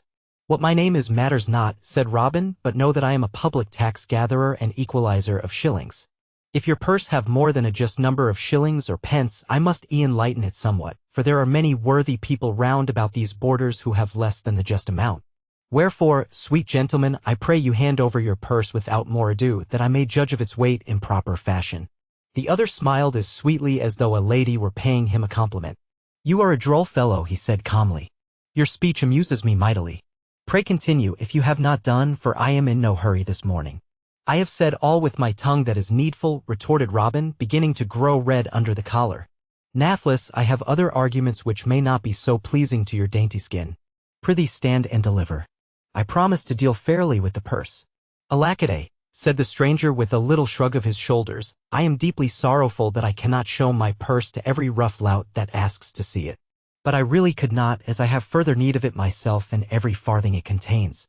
Wherefore, pray stand aside. Nay, that will I not. And 'twill go the harder with you if you do not yield at once. Good fellow, said the other gently, have I not heard all your speech with patience? Now that is all I promise to do. My conscience is salved and I must go on my way. Tirolo-roly-loo, he caroled, making as though to depart. Hold, I say, quoth Robin hotly, for he knew how Little John must be chuckling at this from behind the bushes. Hold, I say, else I shall have to bloody those fair locks of yours. And he swung his quarterstaff threateningly. Alas, moaned the stranger shaking his head. The pity of it all. Now I shall have to run this fellow through with my sword. And I hope to be a peaceable man henceforth. And sighing deeply he drew his shining blade and stood on guard. Put by your weapon, said Robin. It is too pretty a piece of steel to get cracked with common oak cudgel, and that is what would happen on the first pass I made at you. Get you a stick like mine out of yon undergrowth, and we will fight fairly, man to man. The stranger thought a moment with his usual slowness, and eyed Robin from head to foot. Then he unbuckled his scabbard, laid it and the sword aside, and walked deliberately over to the oak thicket. Choosing from among the shoots and saplings, he found a stout little tree to his liking, when he laid hold of it without stopping to cut it, and gave a tug. Up it came, root and all, as though it were a stalk of corn, and the stranger walked back trimming it as quietly as though pulling up trees were the easiest thing in the world. Little John from his hiding place saw the feat and could hardly restrain a long whistle. By Our Lady, he muttered to himself, I would not be in Master Robin's boots.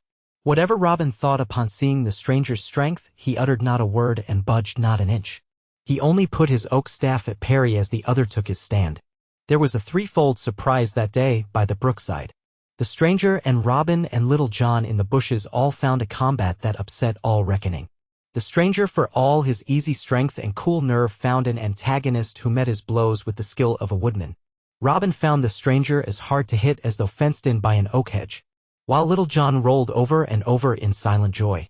Back and forth swayed the fighters, their cudgels pounding this way and that, knocking off splinters and bark and threatening direst damage to bone and muscle and skin. Back and forth they pranced, kicking up a cloud of dust and gasping for fresh air. From a little way off you would have vowed that these two men were trying to put out a fire, so thickly hung the cloud of battle over them. Thrice did Robin smite the scarlet man with such blows that a less stout fellow must have bowled over.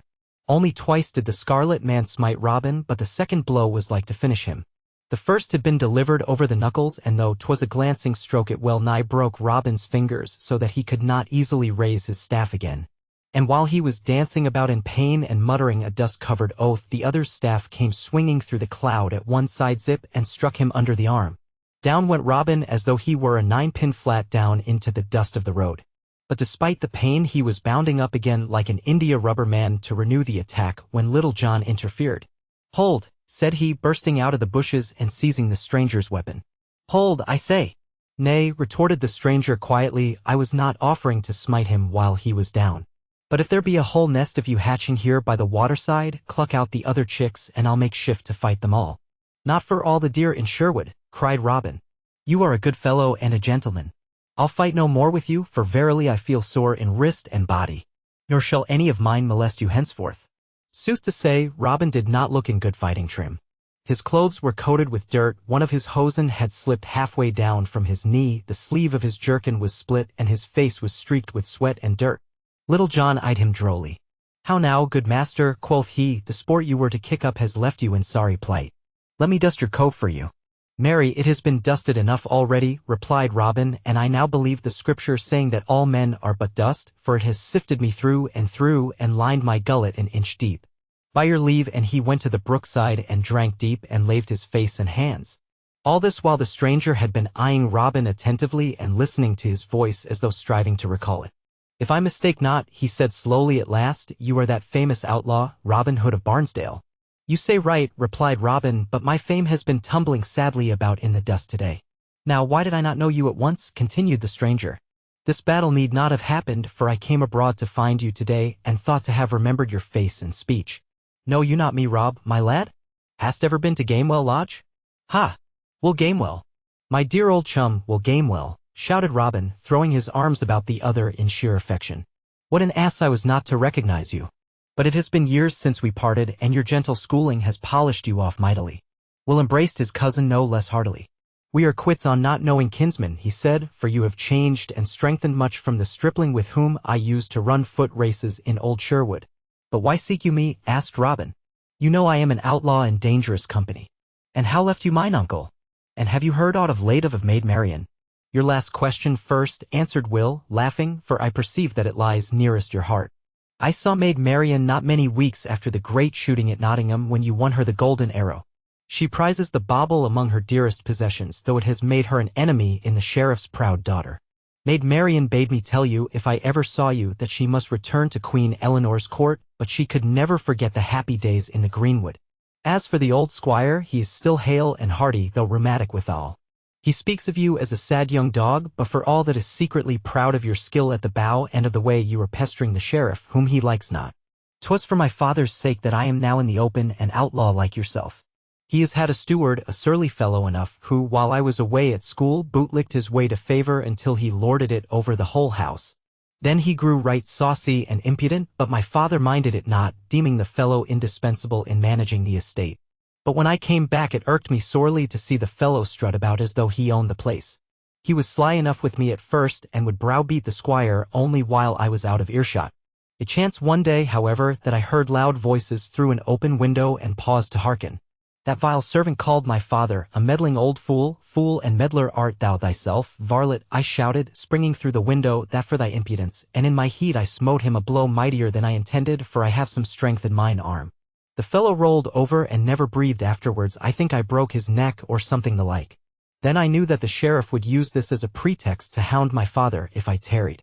So I bade the squire farewell and told him I would seek you in Sherwood. Now by my halidom, said Robin Hood, for a man escaping the law, you took it about as coolly as one could wish.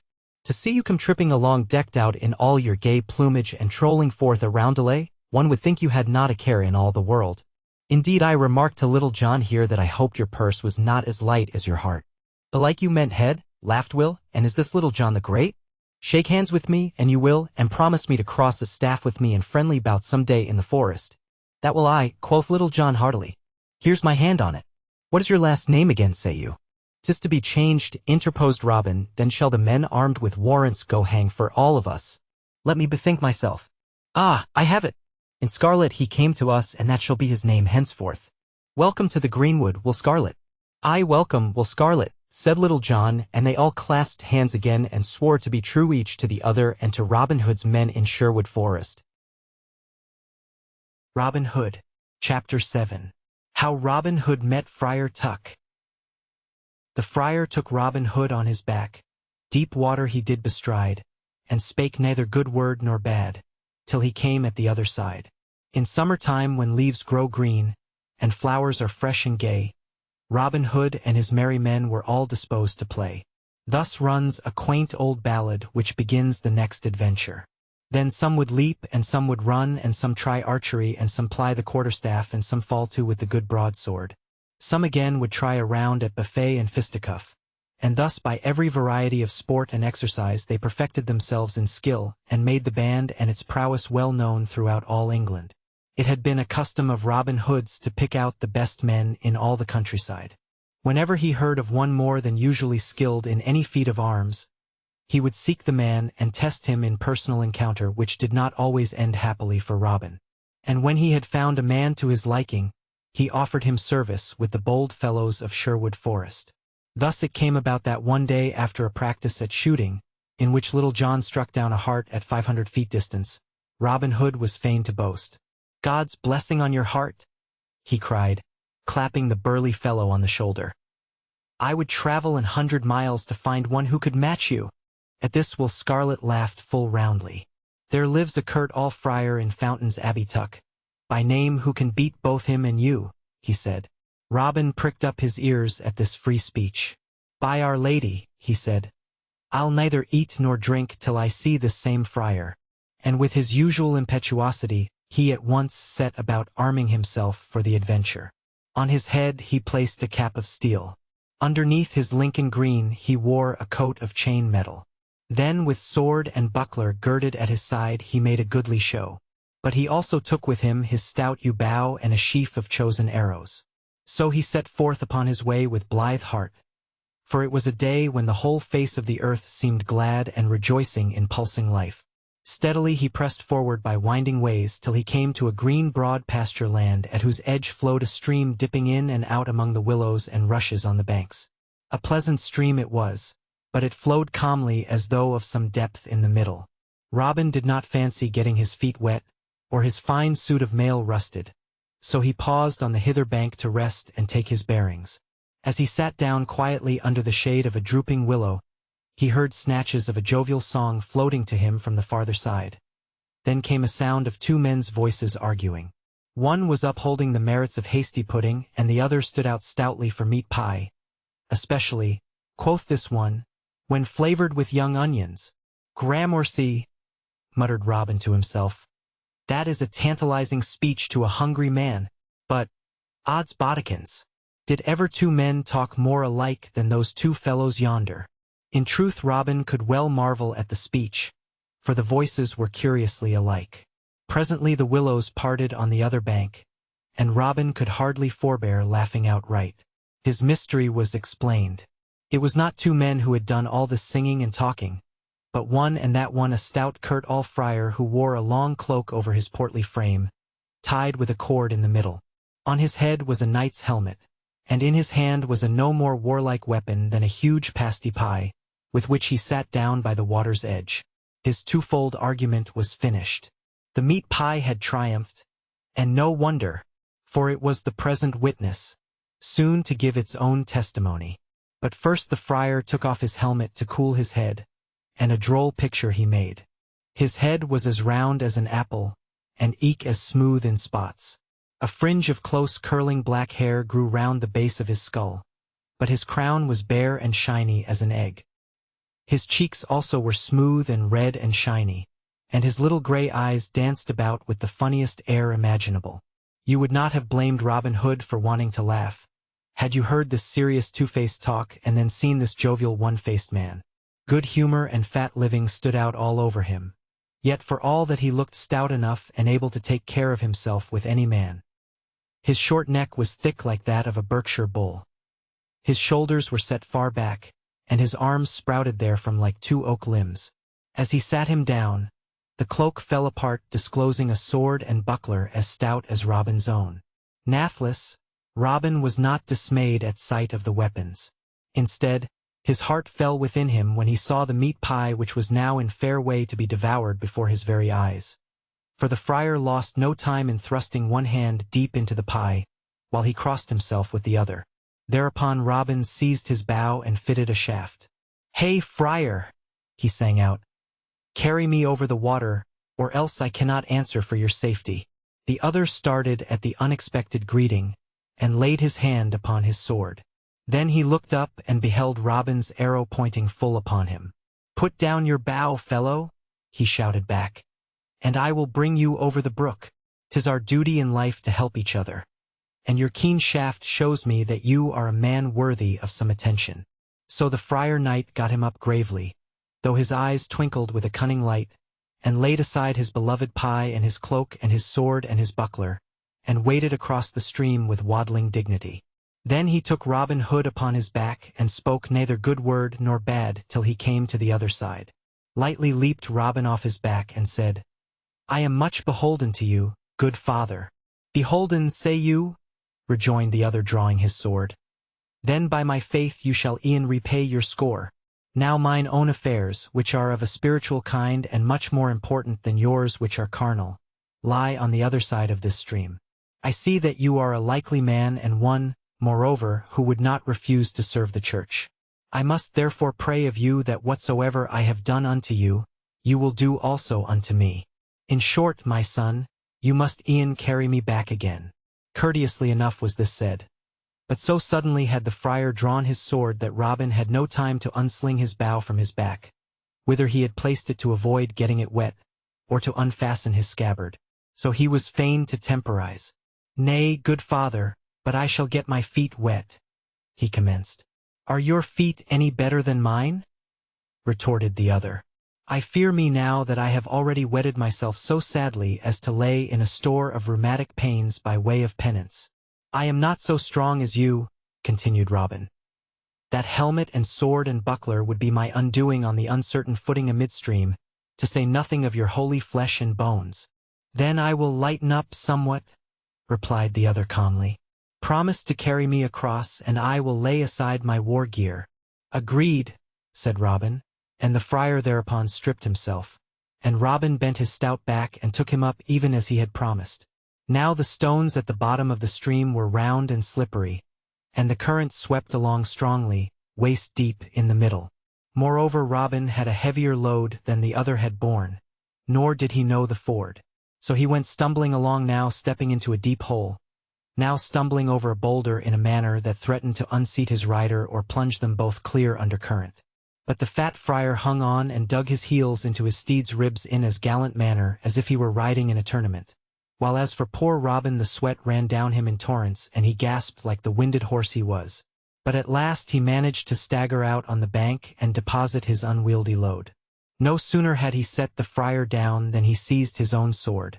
"Now, holy friar," quoth he, panting and wiping the sweat from his brow, "what say the scriptures that you quote so glibly? Be not weary of well-doing. You must carry me back again, or I swear that I will make a cheesecloth out of your jacket." The friar's gray eyes once more twinkled with a cunning gleam that boded no good to Robin, but his voice was as calm and courteous as ever. "Your wits are keen, my son," he said, "and I see that the waters of the stream have not quenched your spirit. Once more will I bend my back to the oppressor and carry the weight of the haughty." So Robin mounted again in high glee, and carried his sword in his hand, and went prepared to tarry upon the other side. But while he was bethinking himself what great words to use, when he should arrive thither, he felt himself slipping from the friar's broad back. He clutched frantically to save himself, but had too round a surface to grasp, besides being hampered by his weapon. So down went he with a loud splash into the middle of the stream, where the crafty friar had conveyed him. "There," quoth the holy man. Choose you, my fine fellow, whether you will sink or swim." And he gained his own bank without more ado, while Robin thrashed and spluttered about until he made shift to grasp a willow wand and thus haul himself ashore on the other side. Then Robin's rage waxed furious, despite his wetting, and he took his bow and his arrows and let fly one shaft after another at the worthy friar. But they rattled harmlessly off his steel buckler, while he laughed and minded them no more than if they had been hailstones. Shoot on, good fellow," he sang out. "Shoot as you have begun. If you shoot here a summer's day, your mark I will not shun." So Robin shot, and passing well, till all his arrows were gone, when from very rage he began to revile him.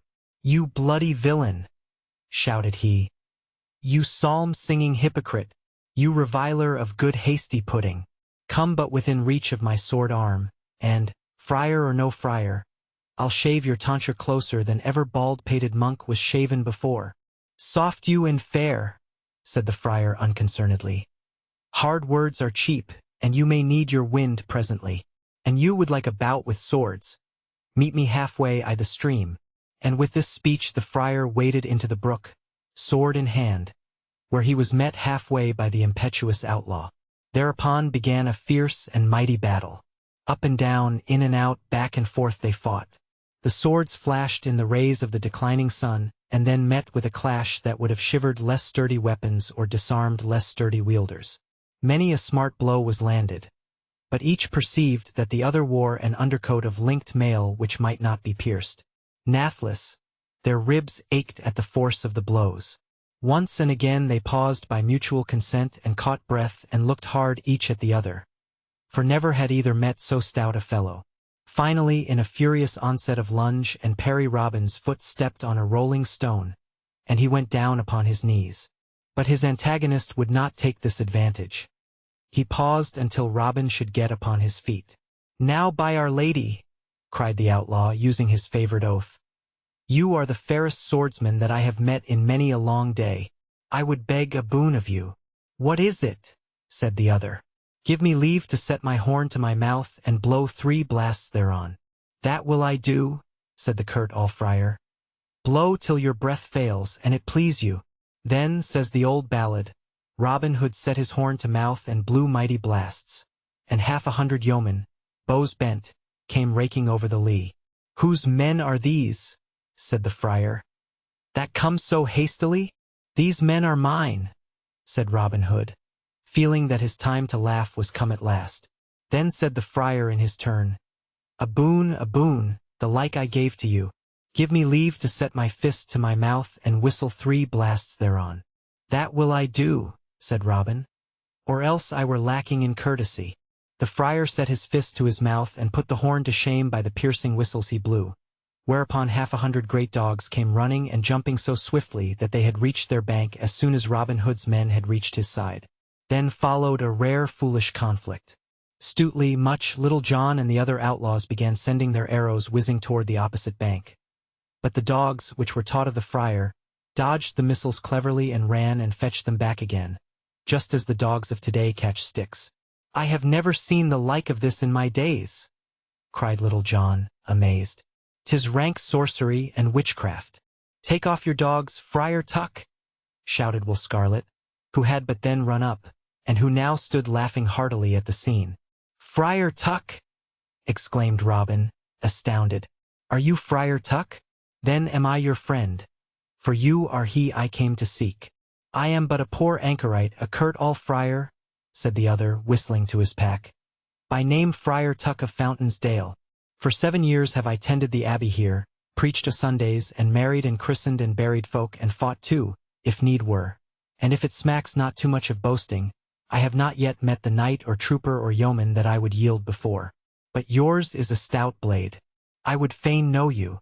'Tis Robin Hood, the outlaw, who has been assisting you at this christening," said Will Scarlet, glancing roguishly at the 2 opponents' dripping garments. And at this sally the whole band burst into a shout of laughter, in which Robin and Friar Tuck joined. "Robin Hood!"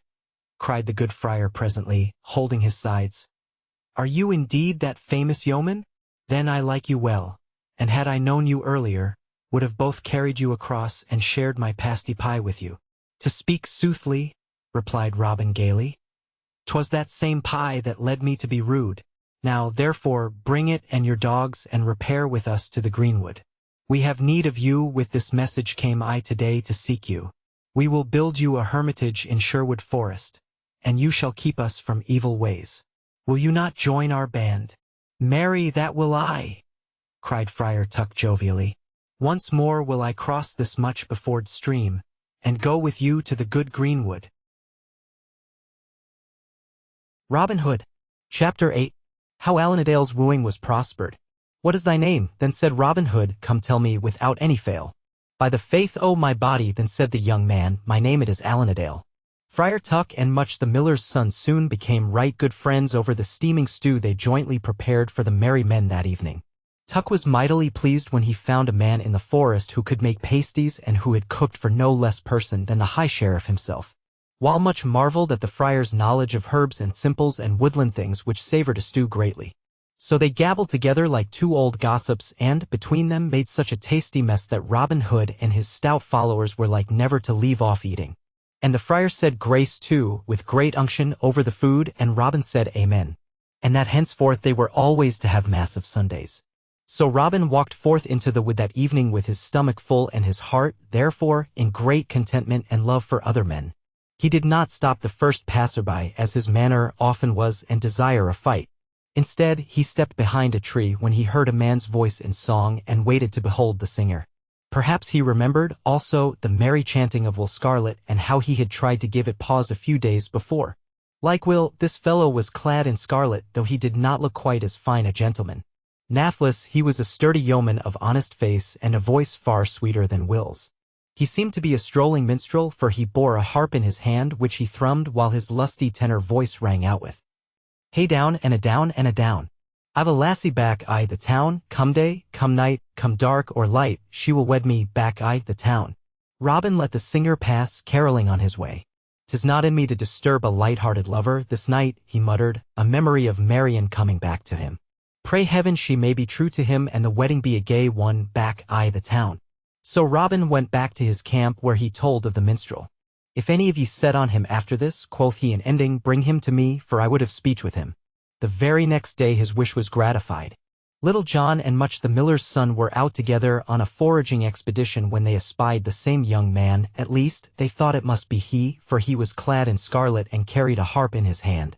But now he came drooping along the way, his scarlet was all in tatters, and at every step he fetched a sigh, alack, and a well-a-day. Then stepped forth Little John and Much the miller's son. "Ho! Do not wet the earth with your weeping," said Little John, "else we shall all have lumbago." No sooner did the young man catch sight of them than he bent his bow and held an arrow back to his ear. Stand off, he said, "what is your will with me?" "Put by your weapons," said Much, "we will not harm you. But you must come before our master straight, under yon greenwood tree." So the minstrel put by his bow and suffered himself to be led before Robin Hood.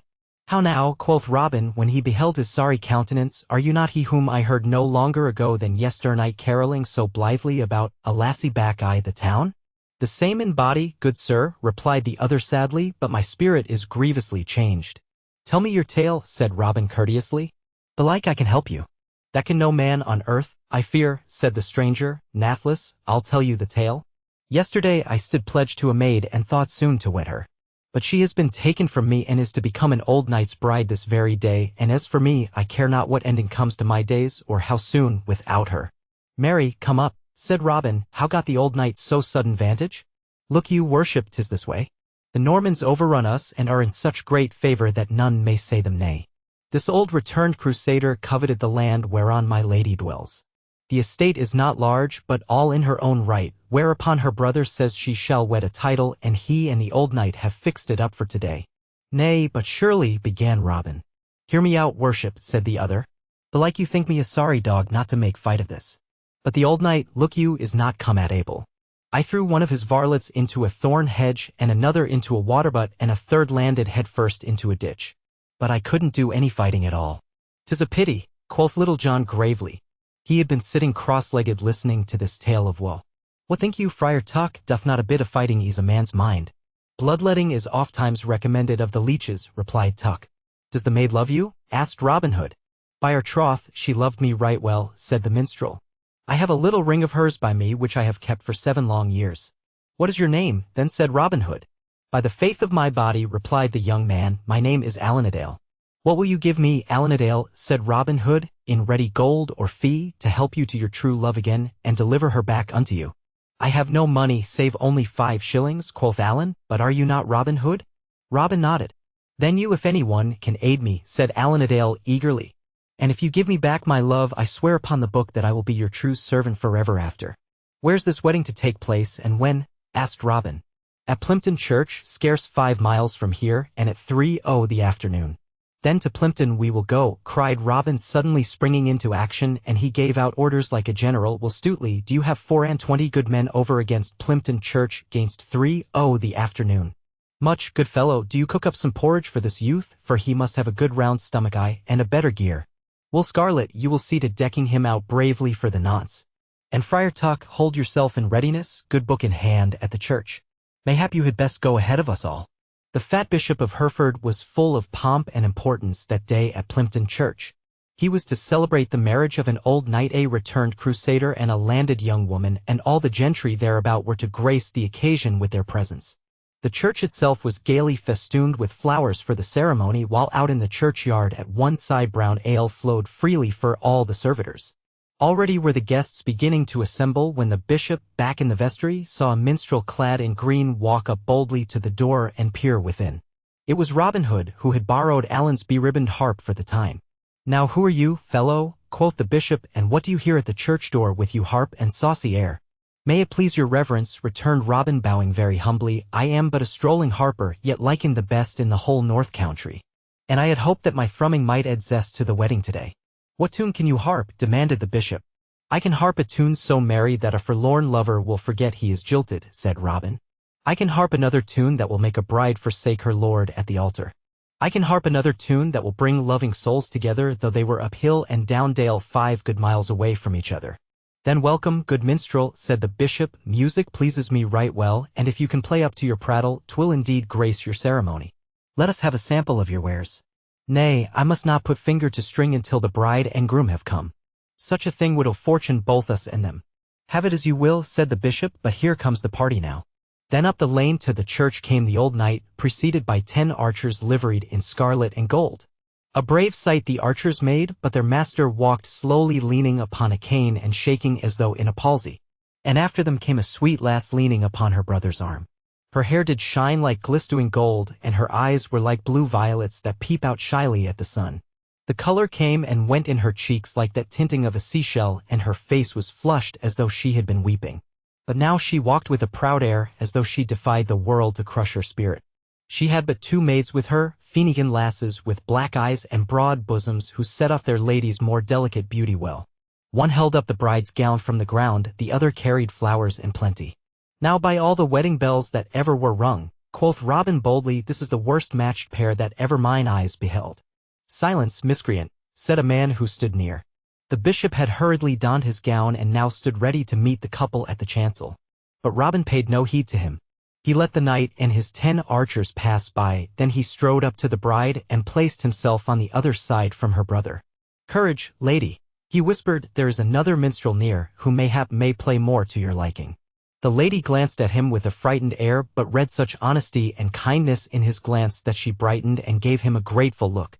"Stand aside, fool," cried the brother wrathfully. "Nay, but I am to bring good fortune to the bride by accompanying her through the church doors," said Robin, laughing.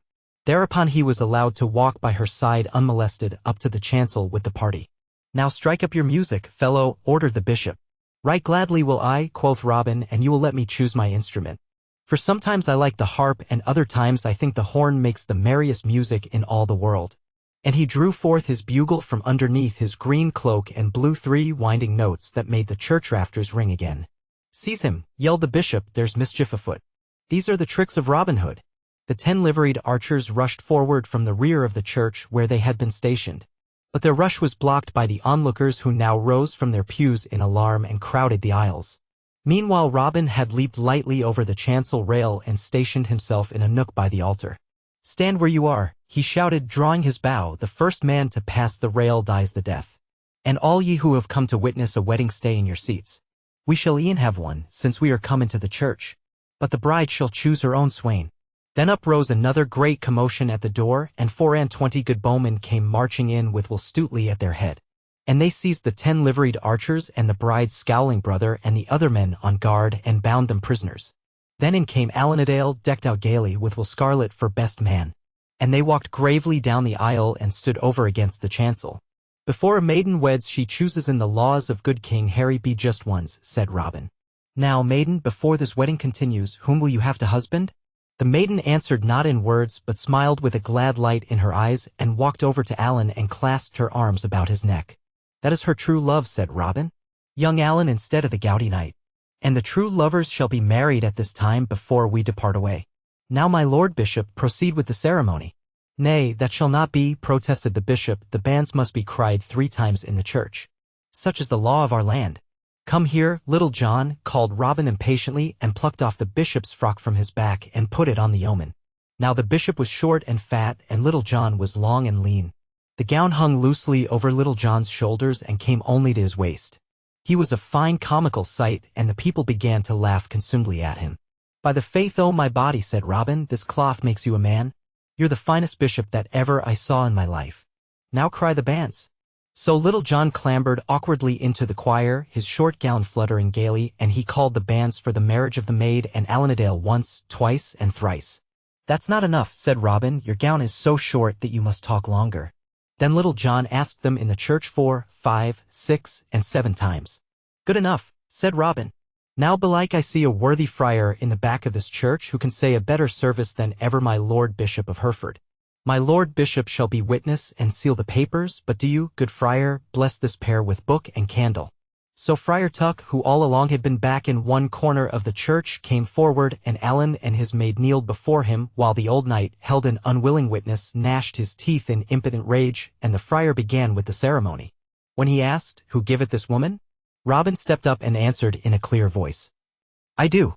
I, Robin Hood of Barnesdale and Sherwood. And he who takes her from Alanadale shall buy her full dearly."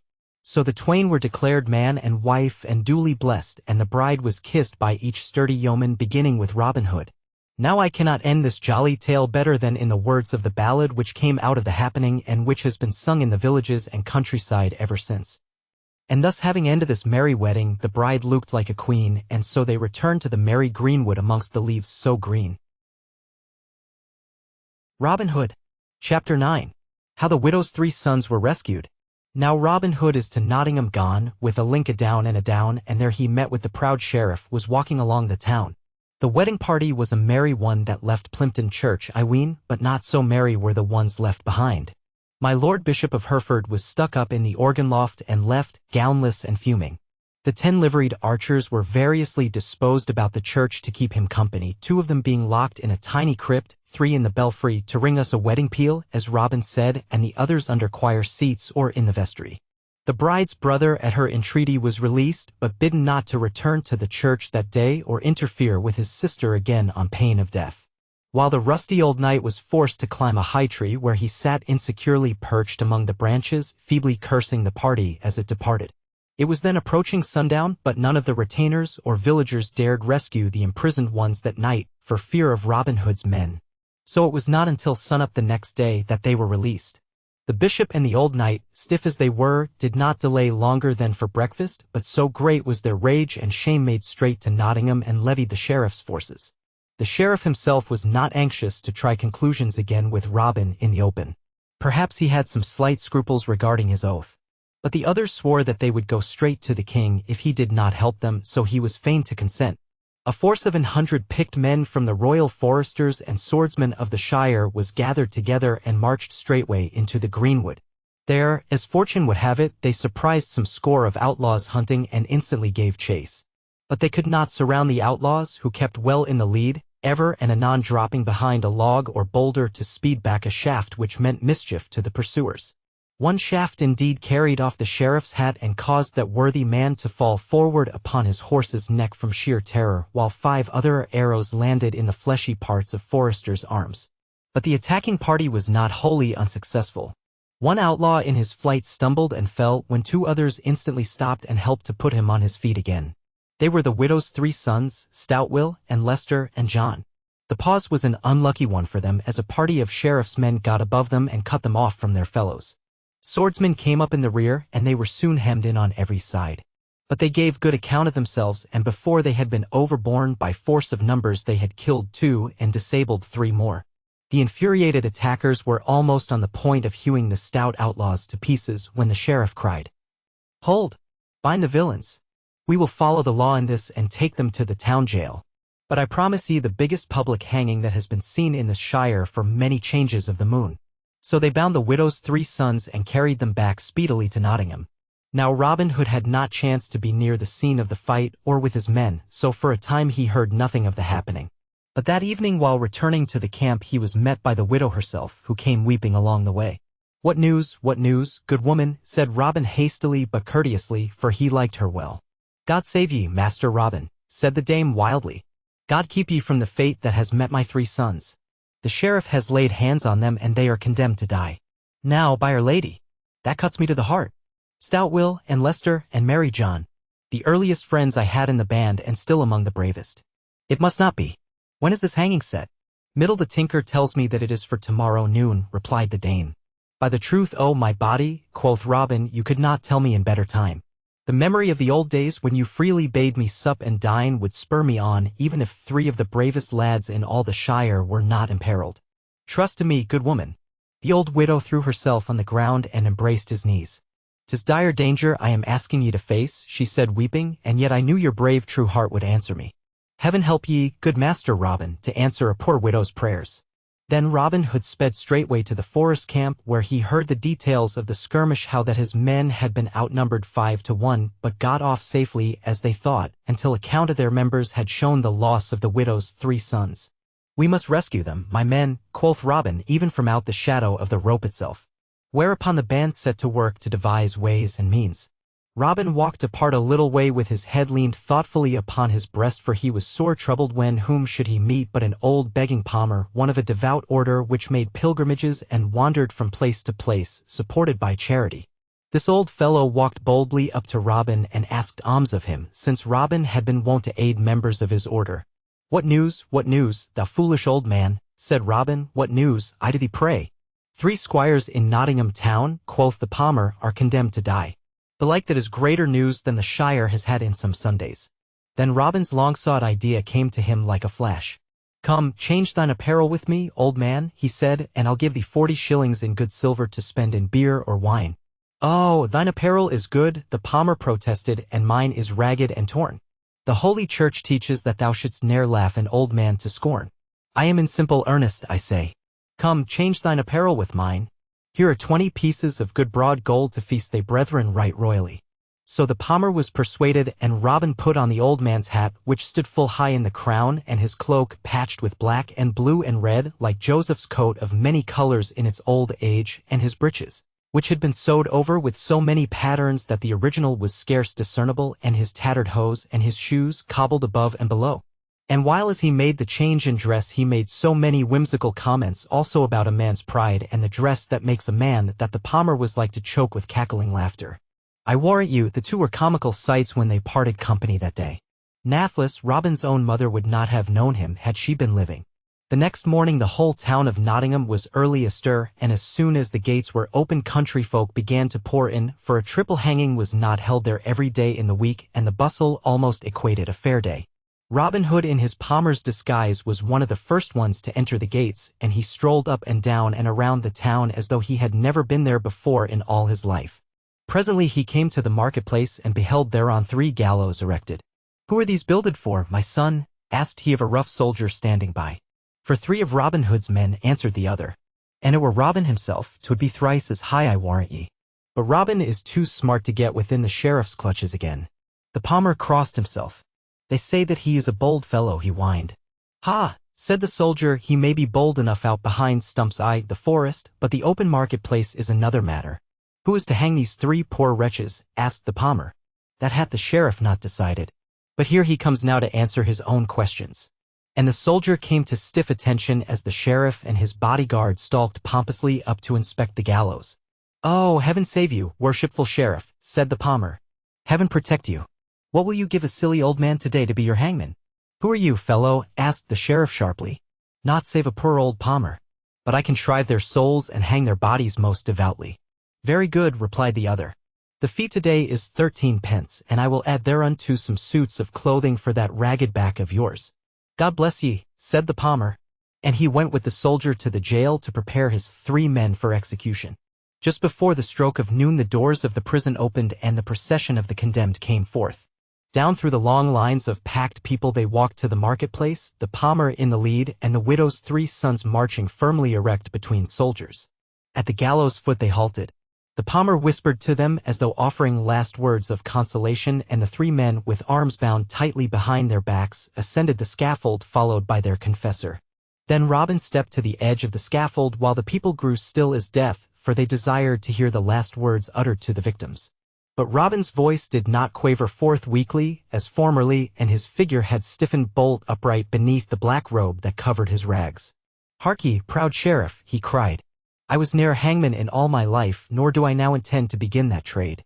Accursed be he who first set the fashion of hanging. I have but 3 more words to say. Listen to them." And forth from the robe he drew his horn and blew 3 loud blasts thereon.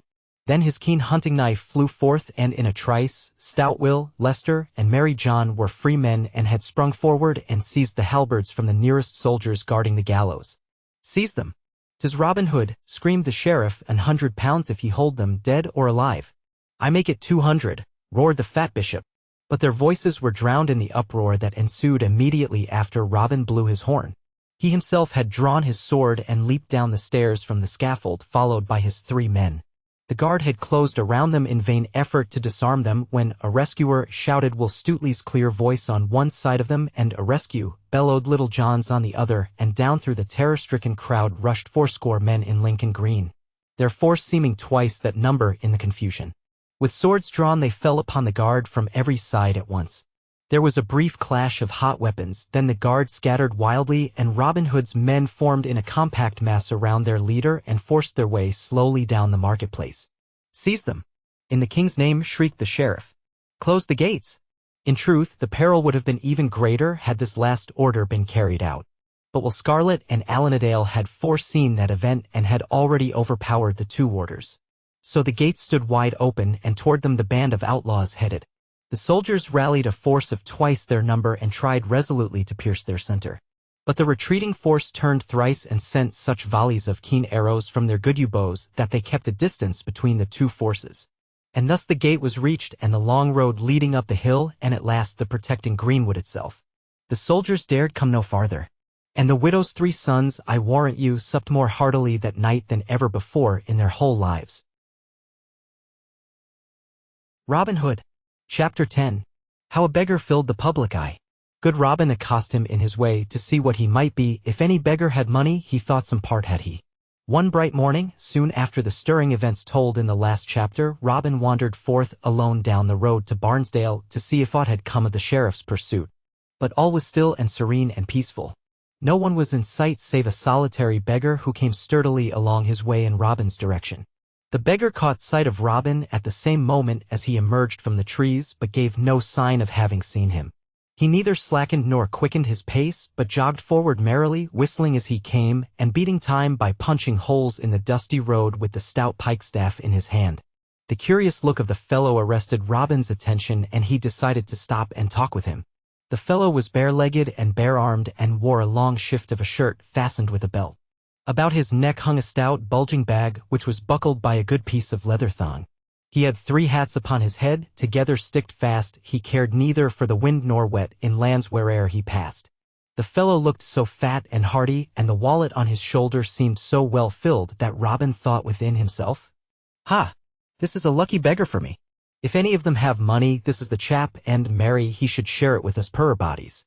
So he flourished his own stick and planted himself in the traveller's path.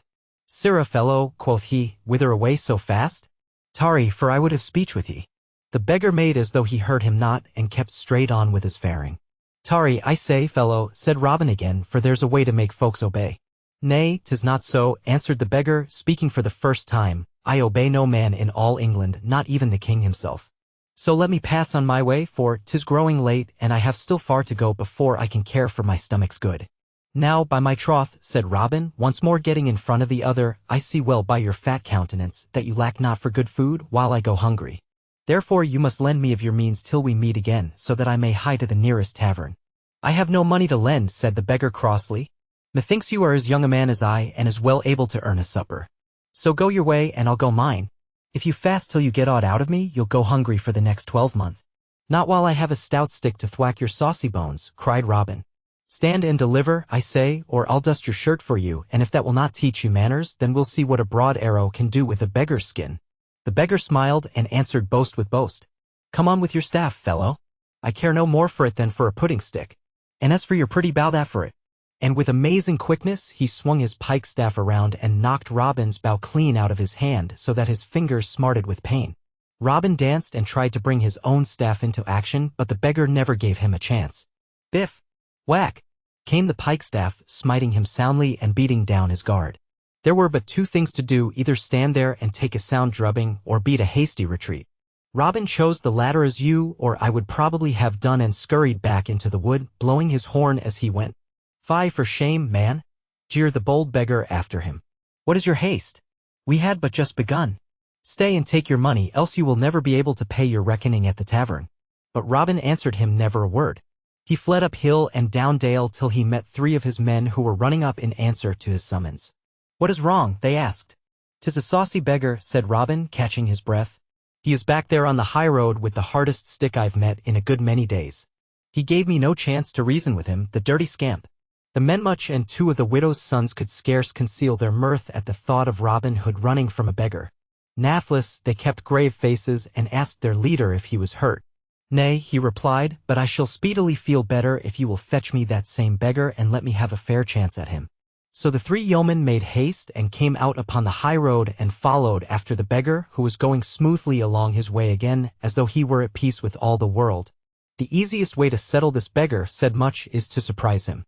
Let us cut through yon neck of woods and come upon him before he is aware." The others agreed to this, and the three were soon close upon their prey. "Now," quoth Much, and the other two sprang quickly upon the beggar's back and wrested his pikestaff from his hand. At the same moment Much drew his dagger and flashed it before the fellow's breast.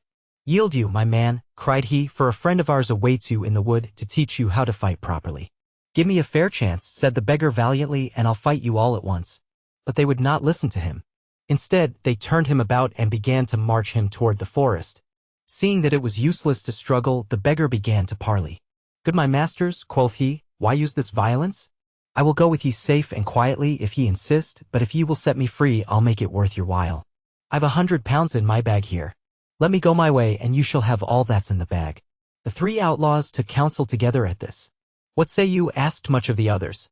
"Our master will be more glad to see this beggar's wallet than his sorry face." The other two agreed, and the little party came to a halt and loosed hold of the beggar. "Count out your gold speedily, friends," said Much. There was a brisk wind blowing, and the beggar turned about to face it directly they had unhanded him. "It shall be done, gossips," said he. "One of you lend me your cloak, and we will spread it upon the ground and put the wealth upon it."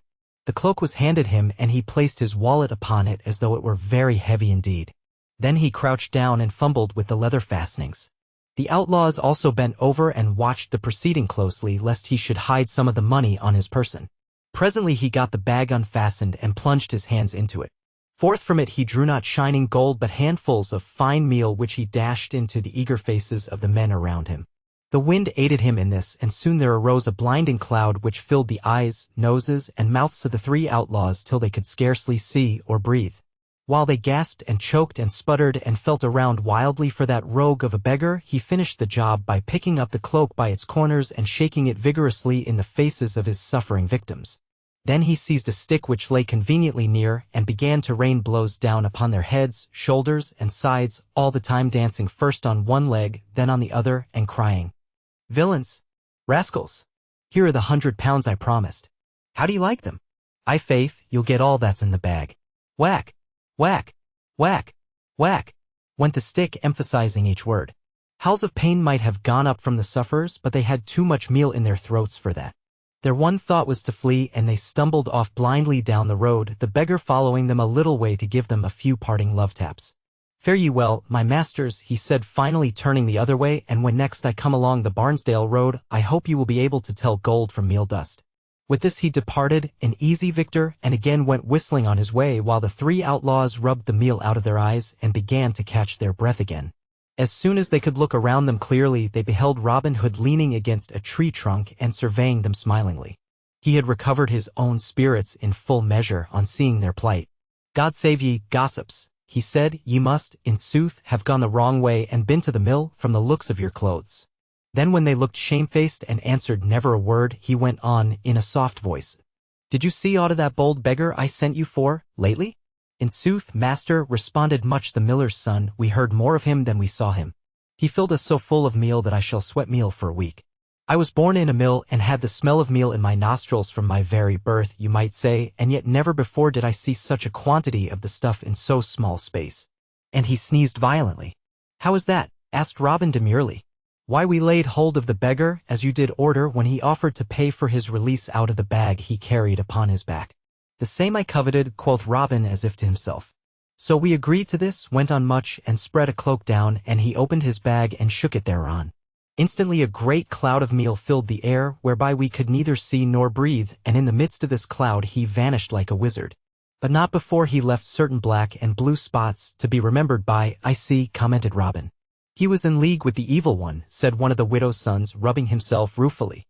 Then Robin laughed outright and sat him down upon the gnarled root of a tree to finish his merriment. For bold outlaws, put to rout by a sorry beggar, cried he. I can laugh at ye, my men, for I am in the same boat with ye. But 'twould never do to have this tale get abroad even in the greenwood how that we could not hold our own with the odds in our favor. So let us have this little laugh all to ourselves, and no one else need be the wiser. The others saw the point of this and felt better directly, despite their itching desire to get hold of the beggar again.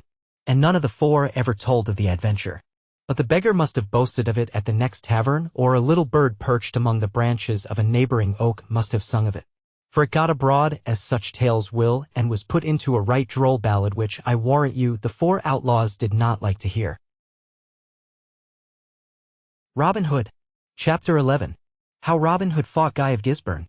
I dwell by dale and down, quoth he, and Robin to take I'm sworn, and when I am called by my right name, I am Guy of good Gisborne. Some weeks passed after the rescue of the widow's 3 sons, weeks spent by the sheriff in the vain effort to entrap Robin Hood and his men. For Robin's name and deeds had come to the king's ears in London town, and he sent word to the sheriff to capture the outlaw under penalty of losing his office. So the sheriff tried every manner of means to surprise Robin Hood in the forest, but always without success. And he increased the price put upon Robin's head in the hope that the best men of the kingdom could be induced to try their skill at a capture. Now there was a certain Guy of Gisborne, a hireling knight of the king's army, who heard of Robin and of the price upon his head. Sir Guy was one of the best men at the bow and the sword in all the king's service. But his heart was black and treacherous. He obtained the king's leave forthwith to seek out the forester, and armed with the king's scroll he came before the sheriff at Nottingham.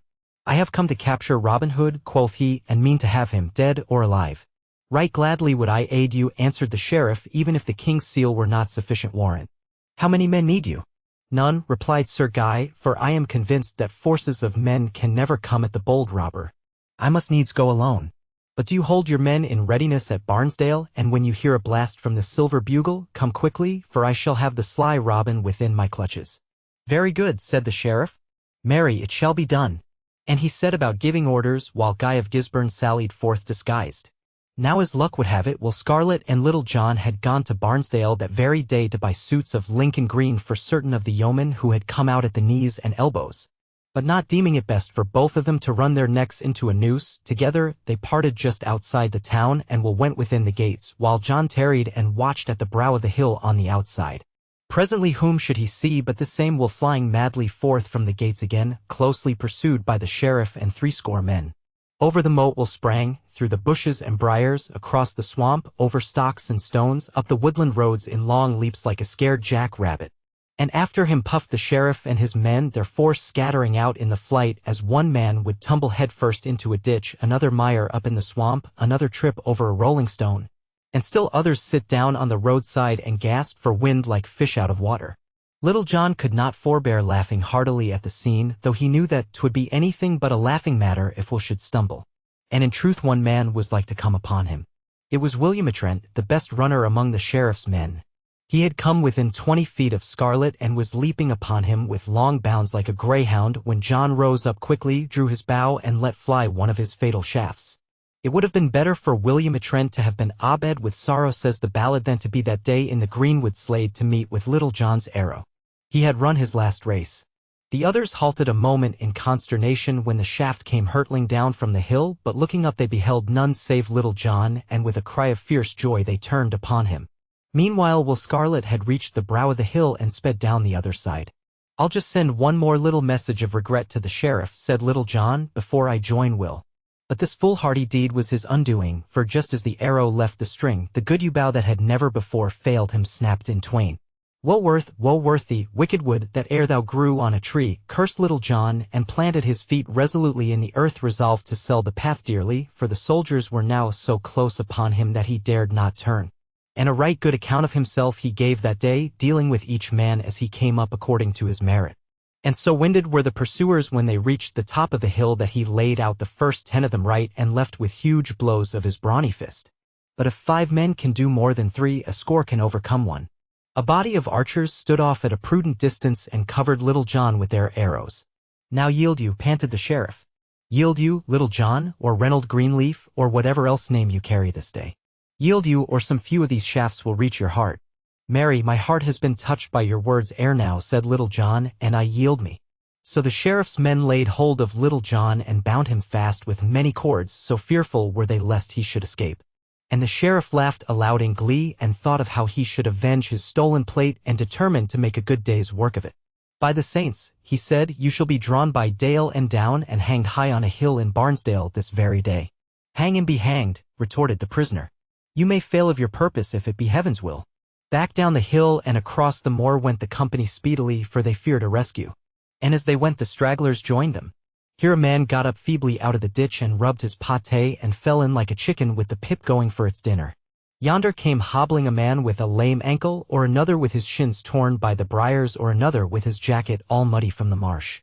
So in truth it was a tatterdemalion crew that limped and straggled and wandered back into Barnesdale that day. Yet all were merry, for the sheriff had promised them flagons of wine, and moreover they were to hang speedily the boldest outlaw in England next to Robin Hood himself. The gallows was quickly put up and a new rope provided. Now up with you, commanded the sheriff, and let us see if your greenwood tricks will avail you tomorrow.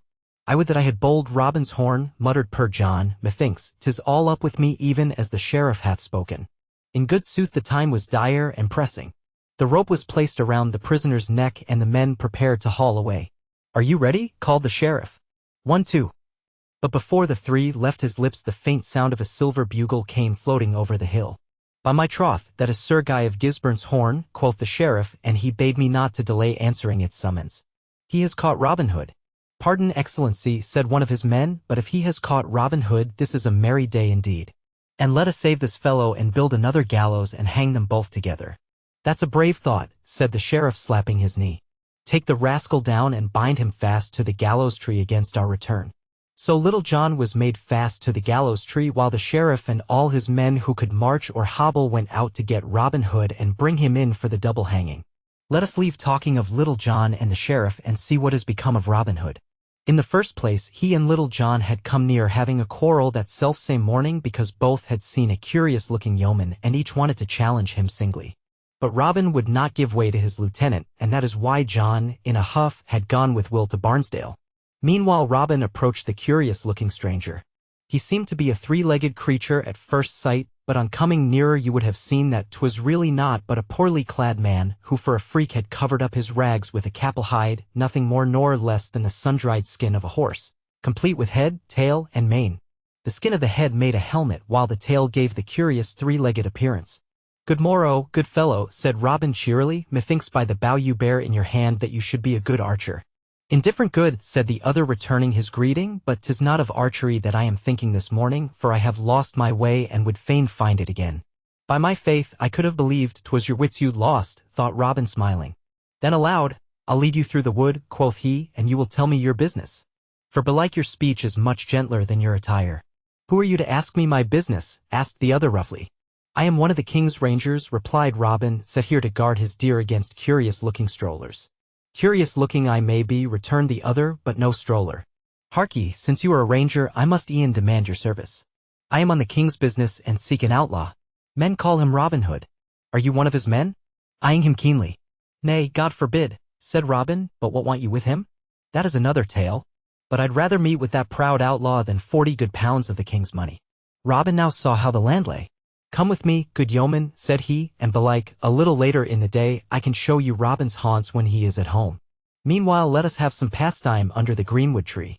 Let us first try the mastery at shooting arrows. The other agreed, and they cut down 2 willow wands of a summer's growth that grew beneath a briar, and set them up at a distance of 60 yards. Lead on, good fellow, quoth Robin. The first shot to you. Nay, by my faith, said the other, I will follow your lead. So Robin stepped forth and bent his bow carelessly and sent his shaft whizzing toward the wand, missing it by a scant inch. He of the horsehide followed with more care, yet was a good 3 fingers' breadth away. On the second round, the stranger led off and landed cleverly within the small garland at the top of the wand, but Robin shot far better and clave the wand itself clean at the middle. "A blessing on your heart," shouted Capelhide, "never saw I such shooting as that. Belike you were better than Robin Hood himself. But you have not yet told me your name." "Nay, by my faith," quoth Robin, "I must keep it secret till you have told me your own." "I do not disdain to tell it," said the other. "I dwell by dale and down, and to take bold Robin am I sworn. This would I tell him to his face, were he not so great a craven. When I am called by my right name, I am Guy of Gisborne."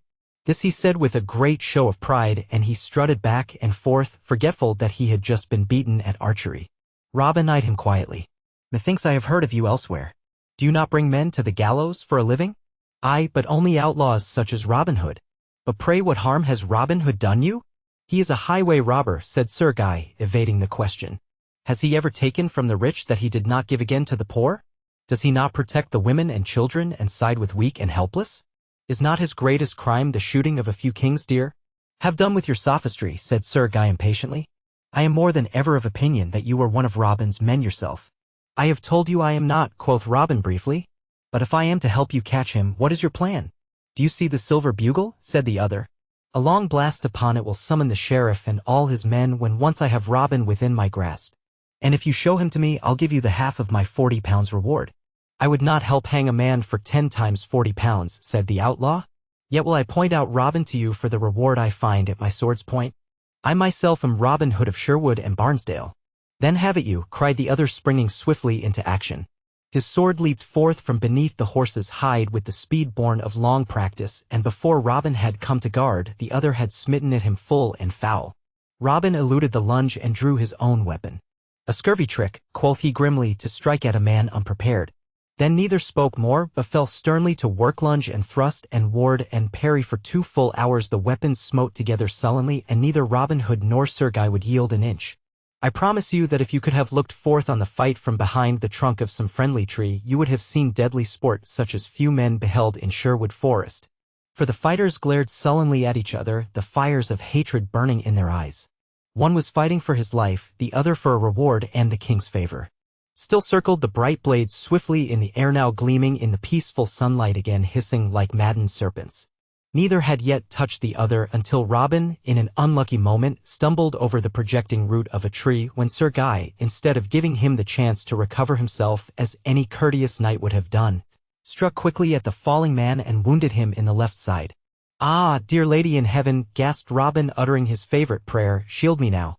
'Twas never a man's destiny to die before his day." And adroitly he sprang up again and came straight at the other with an awkward but unexpected stroke. The knight had raised his weapon high to give a final blow when Robin reached beneath and across his guard.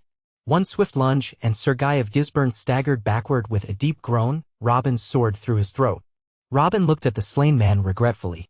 "You did bring it upon yourself," said he, "and traitor and hireling though you were, I would not willingly have killed you." He looked to his own wound. It was not serious, and he soon staunched the blood and bound up the cut.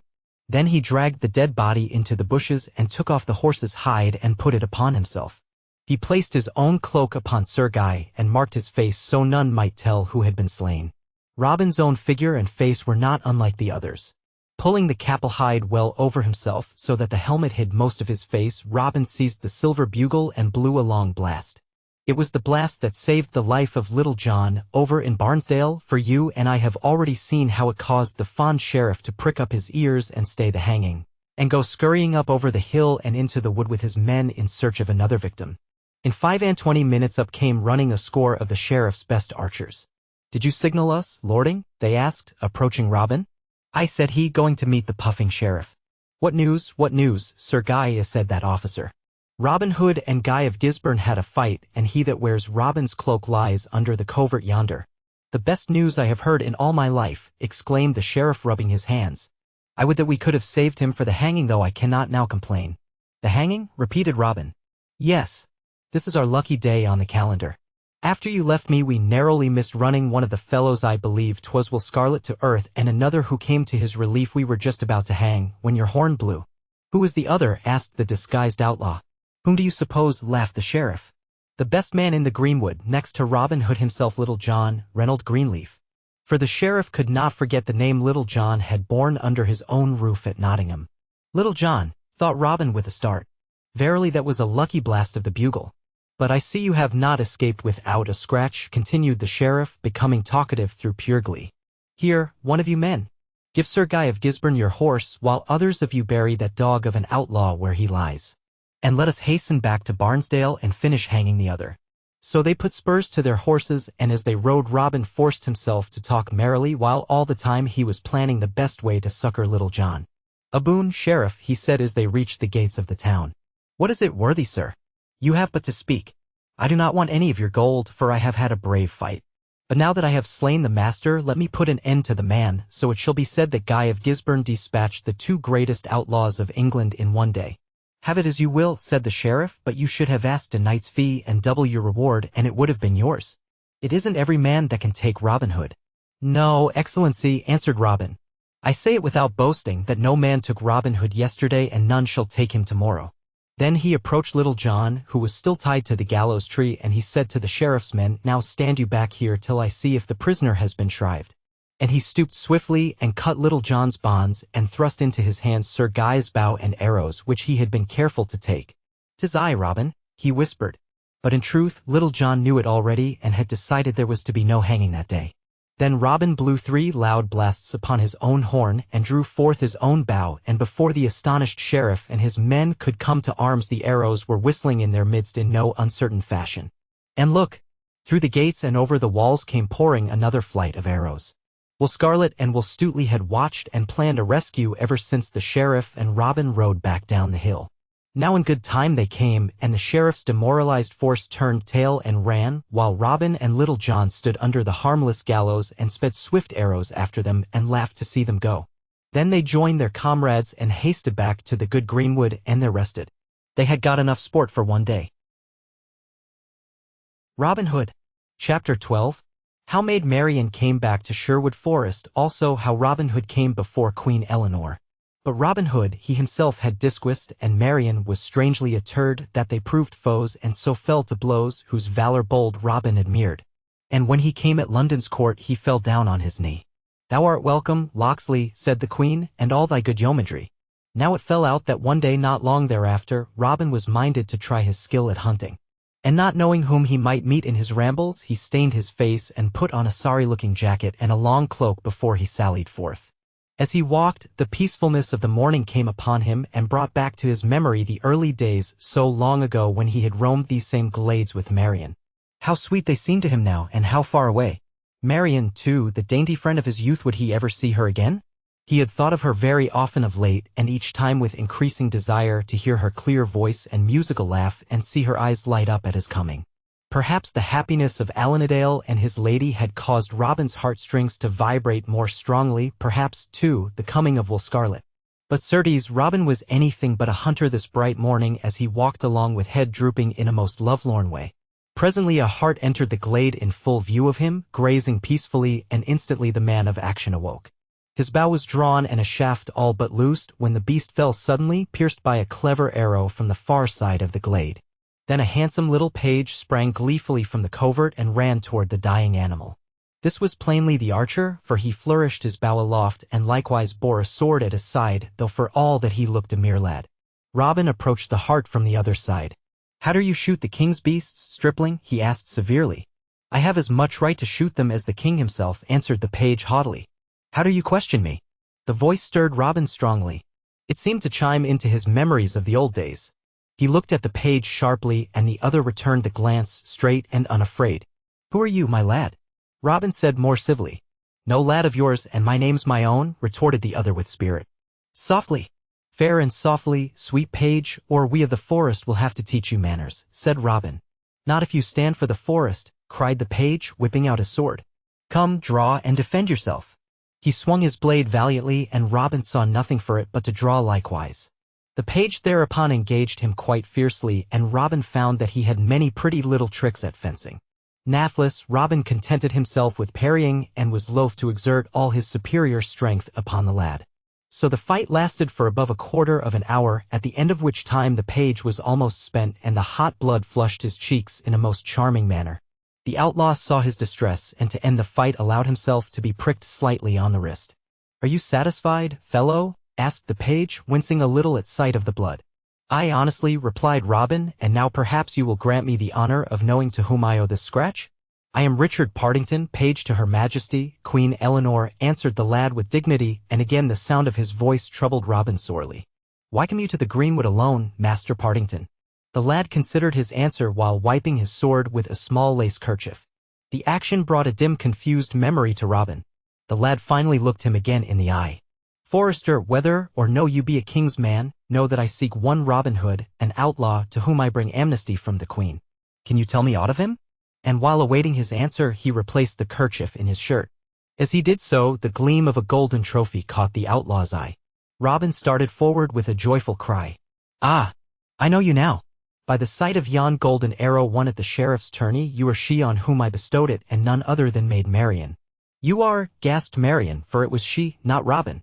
"Robin's self," said he gaily, and forthwith, clad as he was in rags and stained of face, he clasped the dainty page close to his breast, and she forsooth yielded right willingly. "But Robin," she exclaimed presently, "I knew you not, and was rude and wounded you." "'Twas nothing," he replied laughingly, "so long as it brought me you." But she made more ado over the sore wrist than Robin had received for all his former hurts put together. And she bound it with the little kerchief, and said, "Now 'twill get well," and Robin was convinced she spoke the truth, for he never felt better in all his life. The whole would seem tinged with a roseate hue since Marian had come again. But she, while happy also, was ill at ease, and Robin, with a man's slow discernment, at last saw that it was because of her boy's attire. He thought bluntly that there was naught to be ashamed of, yet smilingly handed her his tattered long cloak, which she blushingly put on, and forthwith recovered her spirits directly. Then they began to talk of each other's varied fortunes and of the many things which had parted them, and so much did they find to tell that the sun had begun to decline well into the afternoon before they realized how the hours sped. "I am but a sorry host," exclaimed Robin, springing to his feet. "I have not once invited you to my wild roof." "And I am but a sorry page," replied Marian, "for I had clean forgot that I was Richard Partington, and really did bring you a message from Queen Eleanor. Tell me on our way home, and there you shall be entrusted to Mistress Dale. While the first of my men we meet will I send back for your dear." So she told him as they walked back through the glade, how that the fame of his prowess had reached Queen Eleanor's ears in London town. And the Queen had said, "Fain would I see this bold yeoman, and behold his skill at the longbow." And the Queen had promised him amnesty if he and 4 of his archers would repair to London against the next tournament the week following, there to shoot against King Henry's picked men, of whom the king was right vain. All this Marian told in detail, and added, "When I heard Her Majesty say she desired to see you, I asked leave to go in search of you, saying I had known you once. And the Queen was right glad, and bade me go, and sent this gold ring to you from off her finger, in token of her faith." Then Robin took the ring and bowed his head and kissed it loyally. "By this token will I go to London town," quoth he, "and ere I part with the Queen's pledge, may the hand that bears it be stricken off at the wrist." By this time they were come to the grove before the cave, and Robin presented Maid Marian to the band, who treated her with the greatest respect. Will Scarlet was especially delighted to greet again his old-time friend, while Alanadale and his good wife bustled about to make her welcome in their tiny thatched cottage. That evening, after they had supped royally upon the very heart that Marian had slain, Alan sang sweet songs of northern minstrelsy to the fair guest as she sat by Robin's side, the golden arrow gleaming in her dark hair. The others all joined in the chorus, from Will Scarlet's baritone to Friar Tuck's heavy bass. Even Little John essayed to sing, although looked at threateningly by Much the miller's son. Then Robin bade Marian repeat her message from the Queen, which Marian did in a way befitting the dignity of her royal mistress. After which the yeomen gave 3 cheers for the Queen and 3 more for her page, and drank toasts to them both, rising to their feet. "Ye have heard," quoth Robin, standing forth, "how that Her Majesty, whom God preserve, wishes but 4 men to go with me.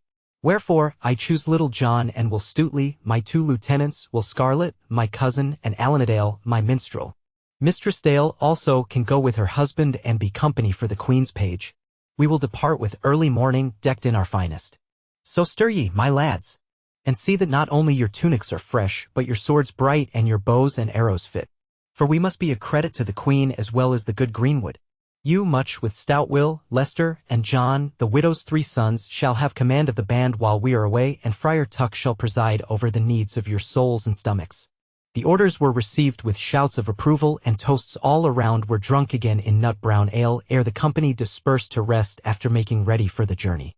The next morning was as fine a summer's day as ever you want to see, and the green leaves of the forest made a pleasing background for the gay picture of the yeoman setting forth.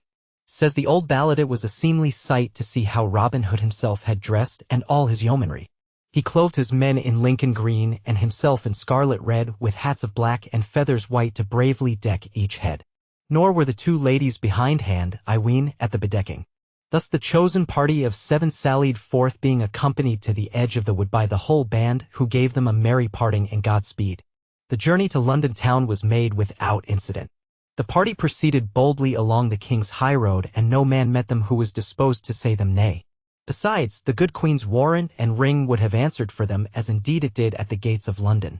So on they sped, and in due course came to the palace itself and awaited audience with the queen. Now the king had gone that day to Finsbury Field, where the tourney was soon to be held, in order to look over the lists and see some of his picked men whom he expected to win against all comers. So much had he boasted of these men that the queen had secretly resolved to win a wager of him. She had heard of the fame of Robin Hood and his yeomen, as Marian had said, and Marian on her part had been overjoyed to be able to add a word in their favor and to set out in search of them. Today the queen sat in her private audience room chatting pleasantly with her ladies, when in came Mistress Marian Fitzwalter, attired again as befitted her rank of lady-in-waiting. She courtesied low to the queen and awaited permission to speak. "How now," said the queen smiling, "is this my Lady Marian, or the page, Richard Partington?" "Both, and it please your majesty." "Richard found the man you sought, while Marian brought him to you." "Where's he?" asked Queen Eleanor eagerly. "Awaiting your audience, he and 4 of his men, likewise a lady of whose wooing and wedding I can tell you a pretty story at another time. Have them admitted." So Marian gave orders to a herald, and presently Robin Hood and his little party entered the room. Now the queen had half expected the men to be rude and uncouth in appearance, because of their wild life in the forest, but she was delightfully disappointed. Indeed, she started back in surprise and almost clapped her hands. For, sooth to say, the yeomen made a brave sight, and in all the court no more gallant men could be found. Marian felt her cheeks glow with pride at sight of the half-hidden looks of admiration sent forth by the other ladies-in-waiting. Robin had not forgot the gentle arts taught by his mother, and he wore his fine red velvet tunic and breeches with the grace of a courtier. We have seen, before, what a dandified gentleman Will Scarlet was, and Alanadale, the minstrel, was scarcely less goodly to look upon. While the giant Little John and broad-shouldered Will Stutely made up in stature what little they lacked in outward polish. Mistress Dale, on her part, looked even more charming, if possible, than on the momentous day when she went to Plympton Church to marry one man and found another. Thus came the people of the greenwood before Queen Eleanor in her own private audience room.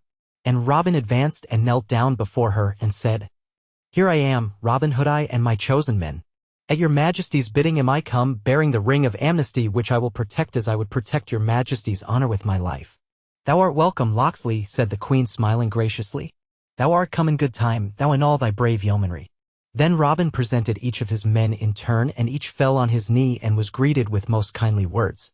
And the queen kissed fair Mistress Dale upon the cheek, and bade her remain in the palace with her ladies while she was in the city. And she made all the party be seated to rest themselves after their long journey. Fine wines were brought, and cake and rich food for their refreshment. And as they ate and drank, the queen told them further of the tourney to be held at Finsbury Field, and of how she desired them to wear her colors and shoot for her. Meantime, she concluded, they were to lie by quietly and be known of no man. To do all this, Robin and his men pledged themselves full-heartedly. Then at the queen's request, they related to her and her ladies some of their merry adventures, whereat the listeners were vastly entertained and laughed heartily. Then Marian, who had heard of the wedding at Plympton Church, told it so drolly that tears stood in the queen's eyes from merriment. "My Lord Bishop of Hereford," she said, "'twas indeed a comical business for him. I shall keep that to twit his bones, I promise you. So this is our minstrel," she added presently, turning to Alanadale. "Methinks I have already heard of him. Will he not harp a while for us today?" Alan bowed low and took a harp which was brought to him, and he thrummed the strings and sang full sweetly the border songs of the North Country. And the queen and all her ladies listened in rapt silence till all the songs were ended. Robin Hood. Chapter 13. How the Outlaws Shot in King Harry's Tourney. The king is into Finsbury Field marching in battle array, and after follows bold Robin Hood and all his yeomen gay. The morning of the great archery contest dawned fair and bright, bringing with it a fever of impatience to every citizen of London town, from the proudest courtier to the lowest kitchen wench. I and all the surrounding country was early awake, too, and began to wend their way to Finsbury Field, a fine broad stretch of practice ground near Moorfields. Around 3 sides of the field were erected tier upon tier of seats for the spectators, with the royal boxes and booths for the nobility and gentry in the center. Down along one end were pitched gaily colored tents for the different bands of king's archers. There were 10 of these bands, each containing a score of men headed by a captain of great renown, so today there were 10 of the pavilions, each bearing aloft the royal arms and vari-colored pennants which fluttered lightly in the fresh morning breeze. Each captain's flag was of peculiar color and device. First came the royal purple streamer of Tipis, own bow-bearer to the king and esteemed the finest archer in all the land.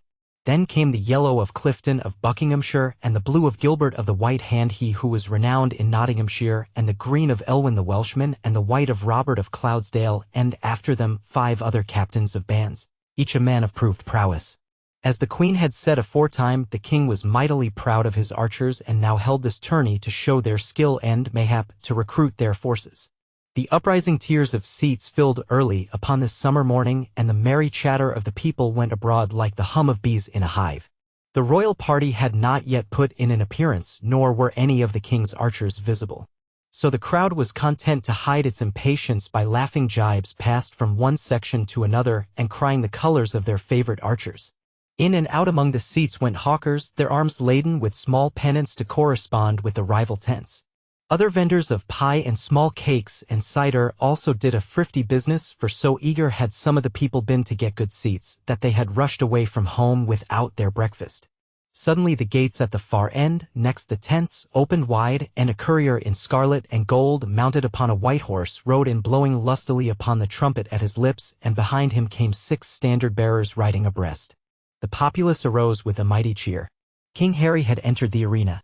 He bestrode a fine white charger and was clad in a rich dark suit of slashed velvet with satin and gold facings.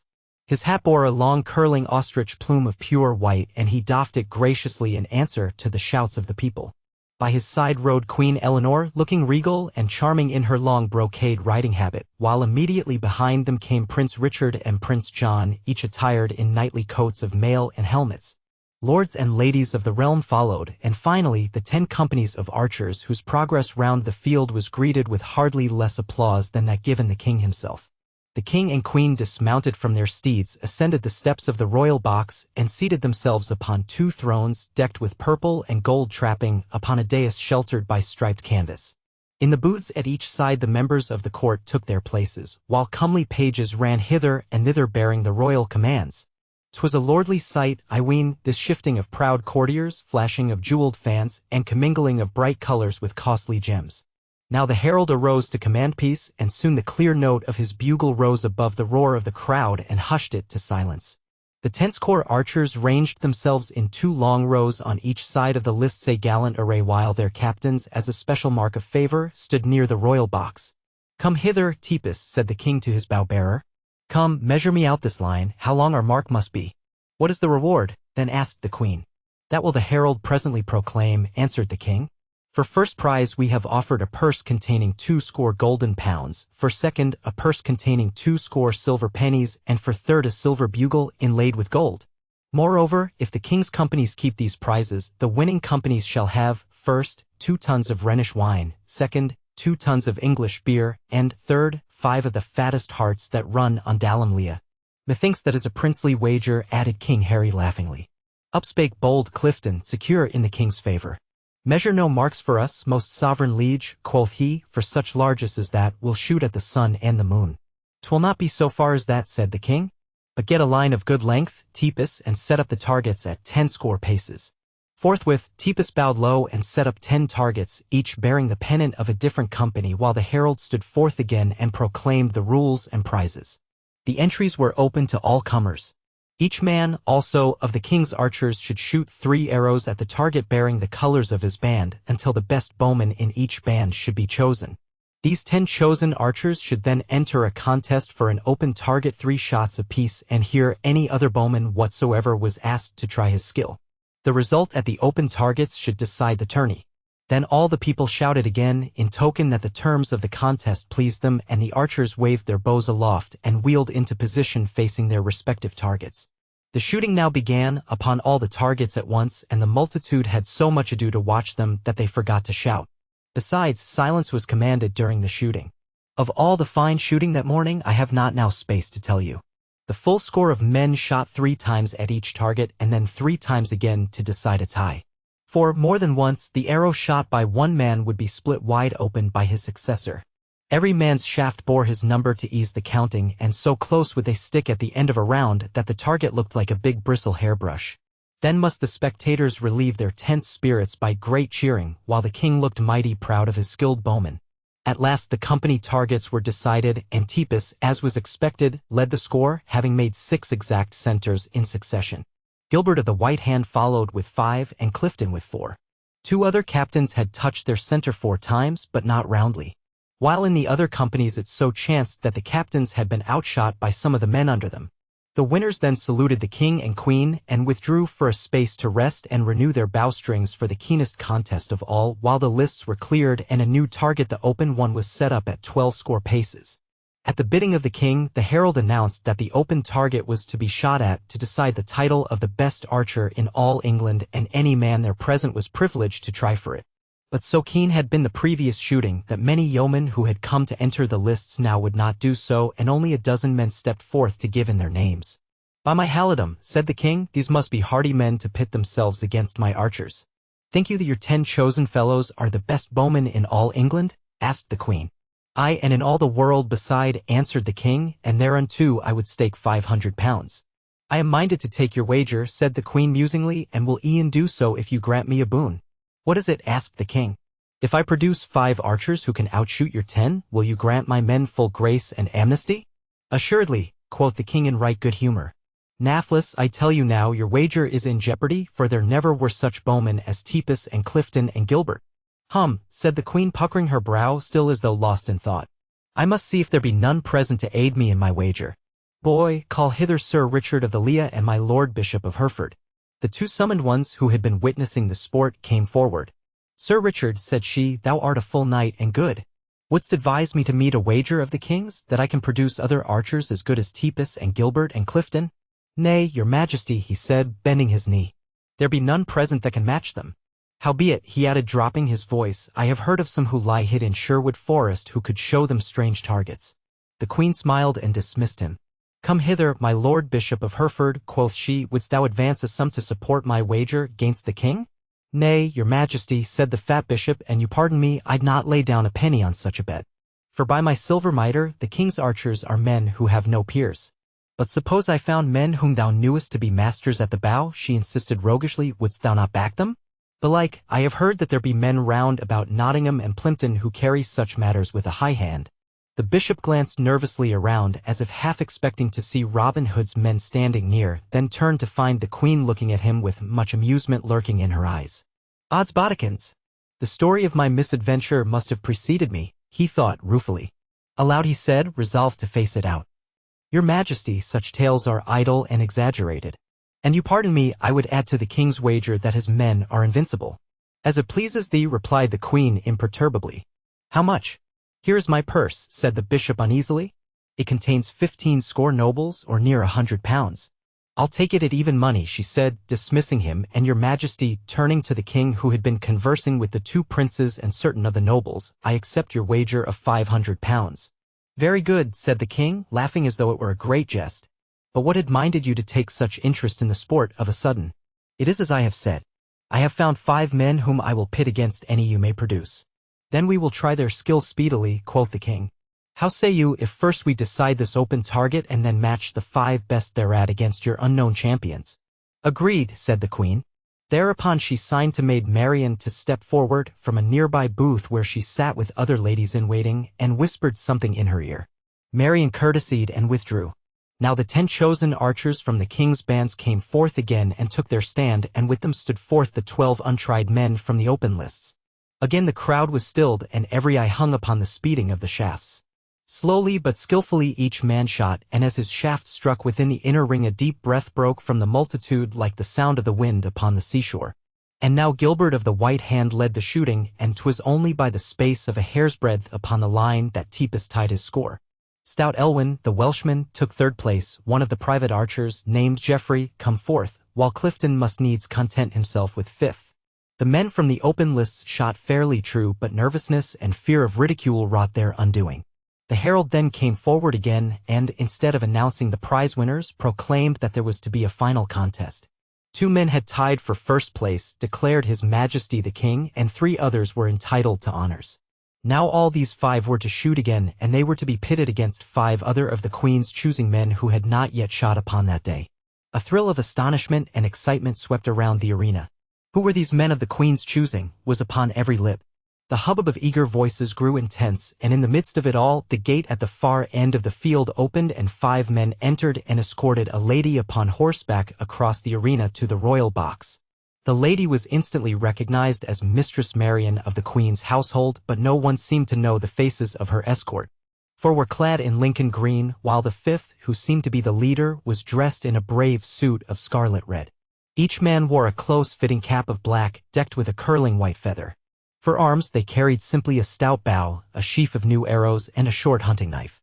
When the little party came before the dais on which the King and Queen sat, the yeomen doffed their caps humbly while Maid Marian was assisted to dismount. "Your gracious Majesty," she said, addressing the Queen, "these be the men for whom you sent me and who are now come to wear your colors and service you in the tourney." The Queen leaned forward and handed them each a scarf of green and gold. "Locksley," she said in a clear voice, "I thank thee and thy men for the service. Know that I have laid a wager with the King that ye can outshoot the best 5 whom he has found in all his bowmen." The 5 men pressed the scarfs to their lips in token of fealty. The King turned to the Queen inquiringly. "Who are these men you have brought before us?" asked he. Up came the worthy Bishop of Hereford, growing red and pale by turns. "Your pardon, my liege lord," cried he, "but I must denounce these fellows as outlaws.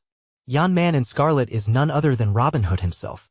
The others are Little John and Will Stutely and Will Scarlet and Alanadale, all famous in the North Country for their deeds of violence. As my Lord Bishop personally knows," added the Queen significantly. The King's brows grew dark. The name of Robin Hood was well known to him as to every man there present. "Is this true?" he demanded sternly. "Aye, my lord," responded the Queen demurely. "But bethink you I have your royal promise of grace and amnesty." "That will I keep," said the King, holding in check his ire by a mighty effort. "But look you, only 40 days do I grant of respite. When this time has elapsed, let these bold outlaws look to their safety." Then turning to his 5 victorious archers who had drawn near, he added, "Ye have heard, my men, how that I have a wager with the Queen upon your prowess.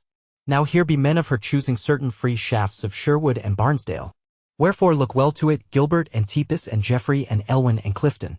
If ye outshoot these knaves, I will fill your caps with silver pennies, aye, and knight the man who stands first. But if ye lose, I give the prizes, for which ye have just striven, to Robin Hood and his men, according to my royal word." Robin Hood and his men. The saying flew round the arena with the speed of wildfire, and every neck craned forward to see the famous fellows who had dared to brave the King's anger because of the Queen. Another target was now set up at the same distance as the last, and it was decided that the 10 archers should shoot 3 arrows in turn. Gilbert and Robin tossed up a penny for the lead, and it fell to the King's men. So Clifton was bidden to shoot first. Forth he stood, planting his feet firmly and wetting his fingers before plucking the string. For he was resolved to better his losing score of that day. And in truth he did so, for the shaft he loosed sped true and landed on the black bull's eye, though not in the exact center. Again he shot, and again he hit the black on the opposite rim. The 3rd shaft swerved downward and came within the 2nd ring, some 2 fingers' breadths away. Nathless, a general cry went up, as this was the best shooting Clifton had done that day. Will Scarlet was chosen to follow him, and now took his place and carefully chose 3 round and full-feathered arrows. "Careful, my sweet coz," quoth Robin in a low tone. "The knave has left wide space at the center for all of your darts." But Robin gave Will the wrong caution, for overmuch care spoiled his aim. His first shaft flew wide and lodged in the 2nd ring even further away than the worst shot of Clifton. "Your pardon, coz," quoth Robin hastily. "Did care go to the bottom of the sea, and do you loose your string before it sticks to your fingers?" And Will profited by this hint and loosed his next 2 shafts as freely as though they flew along a Sherwood glade. Each struck upon the bull's eye, and one even nearer the center than his rival's mark. Yet the total score was adjudged in favor of Clifton. At this Will Scarlet bit his lip, but said no word, while the crowd shouted and waved yellow flags for very joy that the King's man had overcome the outlaw. They knew also that this demonstration would please the king. The target was now cleared for the next two contestants, Geoffrey and Alanadale. Whereat it was noticed that many ladies in the queen's booths boldly flaunted Alan's colors, much to the honest pride which glowed in the cheeks of one who sat in their midst. In good truth, said more than one lady to Mistress Dale, if thy husband can handle the longbow as skillfully as the harp, his rival has little show of winning. The saying augured well. Geoffrey had shot many good shafts that day, and indeed had risen from the ranks by virtue of them. But now each of his 3 shots, though well placed in triangular fashion around the rim of the bullseye, yet allowed an easy space for Alan to graze within. His shooting, moreover, was so prettily done that he was right heartily applauded, the ladies and their gallants leading in the hand-clapping. Now you must know that there had long been a friendly rivalry in Robin Hood's band as to who was the best shot next after Robin himself. He and Will Stutely had lately decided their marksmanship, and Will had found that Robin's skill was now so great as to place the leader at the head of all good bowmen in the forest. But the second place lay between Little John and Stutely, and neither wished to yield to the other. So today they looked narrowly at their leader to see who should shoot third. Robin read their faces at a glance, and laughing merrily, broke off 2 straws and held them out. The long straw goes next, he decided, and it fell to Stutely. Elwyn the Welshman was to precede him, and his score was no whit better than Geoffrey's. But Stutely failed to profit by it. His besetting sin at archery had ever been an undue haste and carelessness. Today these were increased by a certain moodiness that Little John had outranked him. So his first 2 shafts flew swiftly, one after the other, to lodging places outside the Welshman's mark. Man, cried Robin entreatingly, you do forget the honor of the Queen and the credit of Sherwood. I ask your pardon, master, quoth Will humbly enough, and loosing as he spoke his last shaft. It whistled down the course unerringly and struck in the exact center, the best shot yet made. Now some shouted for Stutely and some shouted for Elwyn, but Elwyn's total mark was declared the better. Whereupon the king turned to the Queen. What say you now, quoth he in some triumph. 2 out of the 3 first rounds have gone to my men. Your outlaws will have to shoot better than that in order to save your wager. The Queen smiled gently. Yeah, my lord, she said. But the twain who are left are able to do the shooting. You forget that I still have Little John and Robin Hood. And you forget, my lady, that I still have Tippus and Gilbert. So each turned again to the lists and awaited the next rounds in silent eagerness. I ween that King Harry had never watched the invasion of an enemy with more anxiety than he now felt. Tippus was chosen to go next, and he fell into the same error with Will Scarlet. He held the string a moment too long, and both his first and second arrows came to grief. One of them, however, came within the black rim, and he followed it up by placing his third in the full center, just as Stutely had done in his last. These 2 centers were the fairest shots that had been made that day, and loud was the applause which greeted the second one. But the shouting was as nothing to the uproar which followed Little John's shooting. That good-natured giant seemed determined to outdo Tippus by a tiny margin in each separate shot, for the first and the second shafts grazed his rivals on the inner side, while for the third Little John did the old trick of the forest. He shot his own arrow in a graceful curve which descended from above upon Tippus's final center shaft with a glancing blow that drove the other out and left the outlaws in its place. The king could scarce believe his eyes. By my halidom, quoth he, that fellow deserves either a dukedom or a hanging. He must be in league with Satan himself. Never saw I such shooting. The score is tied, my lord, said the Queen. We have still to see Gilbert and Robin Hood. Gilbert now took his stand and slowly shot his arrows, one after another, into the bullseye. 'Twas the best shooting he had yet done, but there was still the smallest of spaces left if you looked closely at the very center. Well done, Gilbert, spoke up Robin Hood. You are a foeman worthy of being shot against. He took his own place as he spoke. Now if you had placed one of your shafts there, loosing one of his own, and another there, out sped the second, and another there, the third was launched, mayhap the king would have declared you the best bowman in all England. But the last part of his merry speech was drowned in the wild tumult of applause which followed his exploit. His first 2 shafts had packed themselves into the small space left at the bullseye, while his third had split down between them, taking half of each and making all 3 appear from a distance as one immense arrow. Up rose the king in amazement and anger. Gilbert is not yet beaten, he cried. Did he not shoot within the mark thrice? And that is allowed a best in all the rules of archery. Robin bowed low. As it please your majesty, quoth he. But may I be allowed to place the mark for the second shooting? The king waved his hand sullenly. Thereupon Robin prepared another old trick of the greenwood and got him a light, peeled willow wand which he set in the ground in place of the target. There, friend Gilbert, called he gaily, belike you can hit that. I can scarce see it from here, said Gilbert, much less hit it. Nathless, for the king's honor, I will try. But this final shot proved his undoing, and his shaft flew harmlessly by the thin white streak. Then came Robin to his stand again, and picked his arrow with exceeding care, and tried his string. Amid a breathless pause he drew the good yew bow back to his ear, glanced along the shaft, and let the feathered missile fly. Straight it sped, singing a keen note of triumph as it went. The willow wand was split in twain as though it had met a hunter's knife. Verily, I think your bow is armed with witchcraft, cried Gilbert. For I did not believe such shooting possible. You should come to see our merry lads in the greenwood, retorted Robin lightly. For willow wands do not grow upon the cobblestones of London town. Meanwhile the king in great wrath had risen to depart, first signing the judges to distribute the prizes. Never a word said he, of good or ill, to the queen, but mounted his horse and, followed by his sons and knights, rode off the field. The archers dropped upon one knee as he passed, but he gave them a single baleful look and was gone. Then the queen beckoned the outlaws to approach, and they did so and knelt at her feet.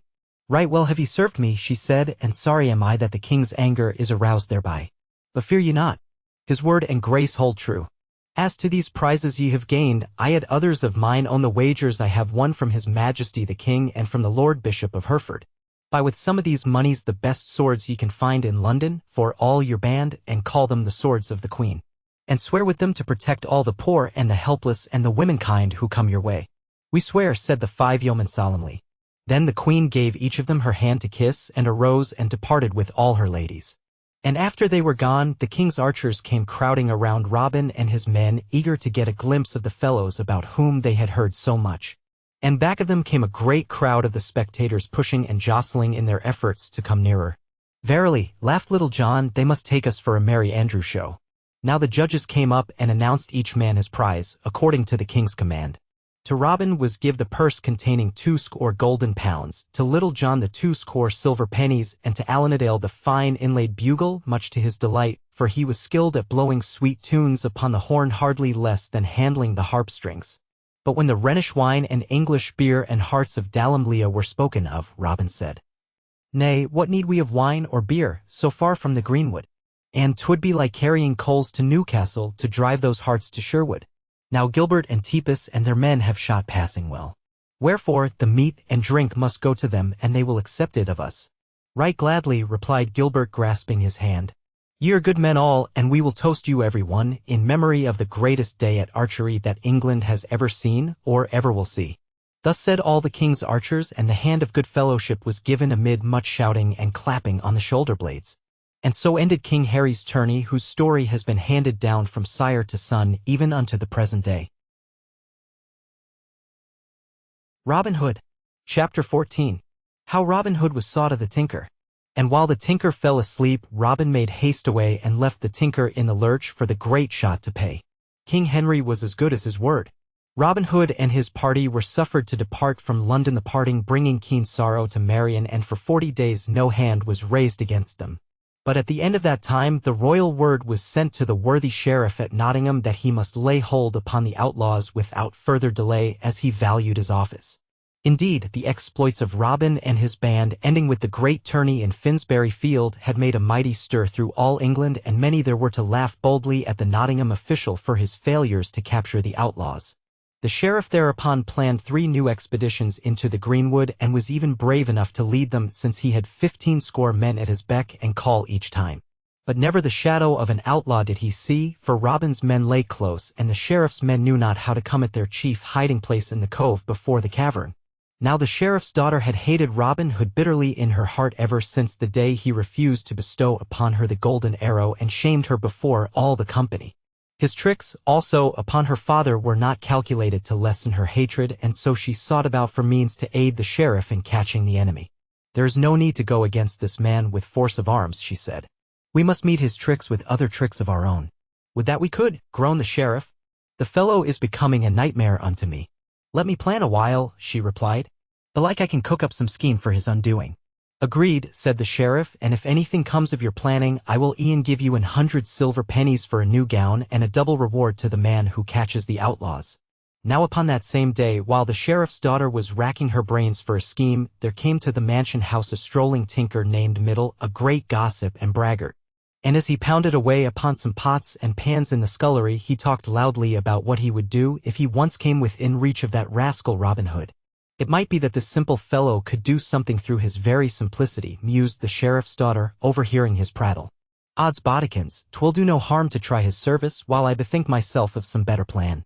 And she called him to her and looked him over, a big brawny fellow enough, with an honest look about the eye and a countenance so open that when he smiled his mouth seemed the only country on the map.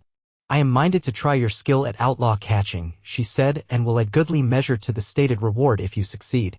Do you wish to make good your boasted prowess? The tinker grinned broadly. Yes, your ladyship, he said. Then here is a warrant made out this morning by the sheriff himself. See that you keep it safely and use it to good advantage. And she dismissed him. Middle departed from the house mightily pleased with himself and proud of his commission.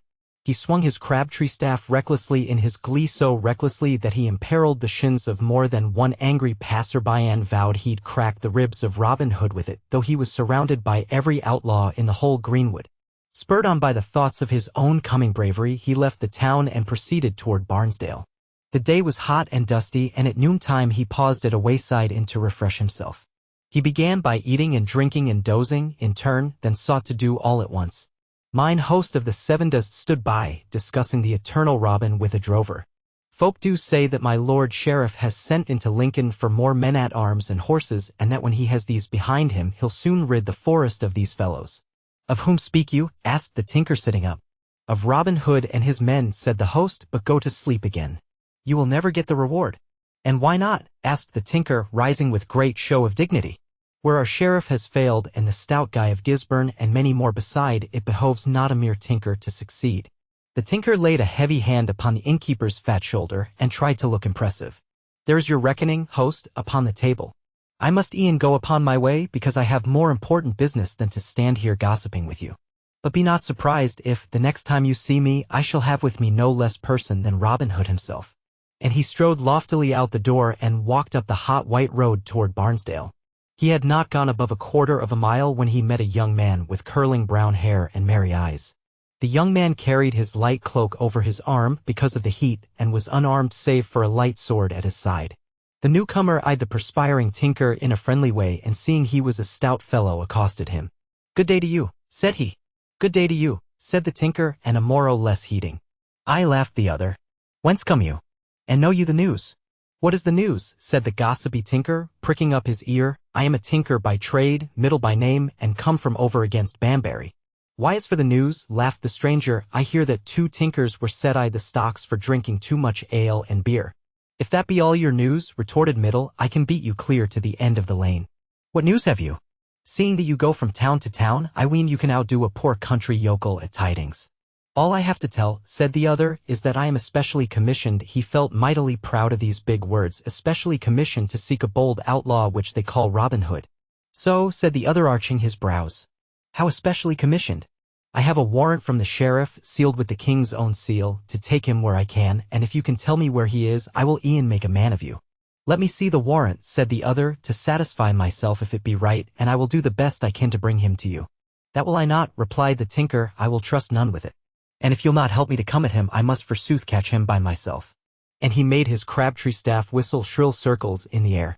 The other smiled at the tinker's simplicity, and said, The middle of the road on a hot July day is not a good place to talk things over. Now if you're the man for me and I'm the man for you, let's go back to the inn, just beyond the bend of road, and quench our thirst and cool our heads for thinking. Marry, come up, quoth the tinker. That will I. For though I've just come from there, my thirst rises mightily at the sound of your voice. So back he turned with the stranger and proceeded to the Seven Does. The landlord arched his eyebrows silently when he saw the 2 come in, but served them willingly. The tinker asked for wine, and Robin for ale. The wine was not the most cooling drink in the cellar, nor the clearest headed. Nathless, the tinker asked for it, since it was expensive and the other man had invited him to drink. They lingered long over their cups, Master Middle emptying one after another, while the stranger expounded at great length on the best plans for coming at and capturing Robin Hood. In the end the tinker fell sound asleep while in the act of trying to get a tankard to his lips. Then the stranger deftly opened the snoring man's pouch, took out the warrant, read it, and put it in his own wallet. Calling mine host to him, he winked at him with a half-smile and told him that the tinker would pay the whole score when he awoke. Thus was Master Middle left in the lurch for the great shot to pay. Nathless, the stranger seemed in no great hurry. He had the whim to stay a while and see what the droll tinker might do when he awoke. So he hid behind a window shutter on the outside and awaited events. Presently the tinker came to himself with a prodigious yawn and reached at once for another drink. "What were you saying, friend, about the best plan, for catching this fellow? Hello, where's the man gone?" He had looked around and saw no one with him at the table. "Host! Host!" he shouted, "where's that fellow who was to pay my reckoning?" "I know not," answered the landlord sharply. "Mayhap he left the money in your purse." "No, he didn't," roared Middle, looking therein. "Help! Help! I've been robbed. Look you, host, you are liable to arrest for high treason. I am here upon the king's business, as I told you earlier in the day. And yet while I did rest under your roof, thinking you were an honest man, and one loving of the king, my pouch has been opened and many matters of state taken from it." "Cease your bellowing," said the landlord.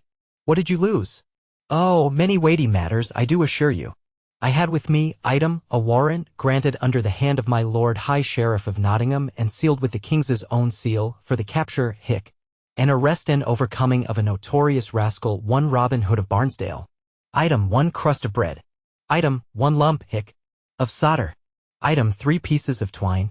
Item, 6 single keys, useful withal. Item, 12 silver pennies, the which I earned this week, in fair labor. Item. "Have done with your items," said the host. "And I marvel greatly to hear you speak in such fashion of your friend, Robin Hood of Barnesdale. For was he not with you in all good fellowship?" "At? That Robin Hood," gasped Middle with staring eyes. "Why did you not tell me?" "Faith, I saw no need o' telling you. Did you not tell me the first time you were here today that I need not be surprised if you came back with no less person than Robin Hood himself?" "Jesu give me pardon," moaned the tinker. "I see it all now. He got me to drinking and then took my warrant and my pennies and my crust." Yes, yes," interrupted the host. "I know all about that. But pay me the score for both of you." "But I have no money, gossip. Let me go after that vile bag o' bones and I'll soon get it out of him." "Not so," replied the other. "If I waited for you to collect from Robin Hood, I would soon close up shop." "What is the account?" asked Middle. 10 shillings just." "Then take here my working bag and my good hammer too, and if I light upon that knave, I will soon come back after them." "Give me your leathern coat as well," said mine host. "The hammer and bag of tools are as naught to me." "Gramercy," cried Master Middle, losing what was left of his temper. "It seems that I have escaped one thief only to fall into the hands of another. If you will but walk with me out into the middle of the road, I'll give you such a crack as shall drive some honesty into your thick skull." "You are wasting your breath and my time," retorted the landlord. "Give me your things and get you gone after your man speedily." Middle thought this to be good advice, so he strode forth from the 7 Does in a black mood. Ere he had gone half a mile, he saw Robin Hood walking demurely among the trees a little in front of him. "Ho there, you villain!" roared the tinker. "Stay your steps. I am desperately in need of you this day." Robin turned about with a surprised face. "What knave is this," he asked gently, "who comes shouting after me?" "No knave. No knave at all," panted the other, rushing up. "But an honest man who would have that warrant and the money for drink. Why, as I live, it is our honest tinker who was seeking Robin Hood. Did you find him, gossip?" "Marry, that did I. And I'm now going to pay him my respects." And he plunged at him, making a sweeping stroke with his crabtree cudgel. Robin tried to draw his sword, but could not do it for a moment through dodging the other's furious blows. When he did get it in hand, the tinker had reached him thrice with resounding thwacks. Then the tables were turned, for he dashed and right manfully with his shining blade and made the tinker give back again. The greenwood rang with the noise of the fray. 'Twas steel against wood, and they made a terrible clattering when they came together. Robin thought at first that he could hack the cudgel to pieces, for his blade was one of Toledo finely tempered steel which the queen had given him. But the crabtree staff had been fired and hardened and seasoned by the tinker's arts until it was like a bar of iron, no pleasant neighbor for one's ribs. Robin presently found this out to his sorrow. The long reach and long stick got to him when 'twas impossible for him to touch his antagonist. So his sides began to ache sorely. "Hold your hand, tinker," he said at length. "I cry a boon of you." "Before I do it," said the tinker, "I'd hang you on this tree." But even as he spoke, Robin found the moment's grace for which he longed and immediately grasped his horn and blew the 3 well-known blasts of the greenwood. "A murrain seize you," roared the tinker, commencing afresh. "Up to your old tricks again, are you? Well, I'll have time to finish my job if I hurry." But Robin was quite able to hold his own at a pinch, and they had not exchanged many lunges and passes when up came Little John and Will Scarlet and a score of yeomen at their heels. Middle was seized without ceremony, while Robin sat himself down to breathe. "What is the matter," quoth Little John, "that you should sit so weariedly upon the highway side?" "Faith, that rascally tinker yonder has paid his score well upon my hide," answered Robin ruefully. "That tinker, then," said Little John, "must be itching for more work. Fain would I try if he can do as much for me."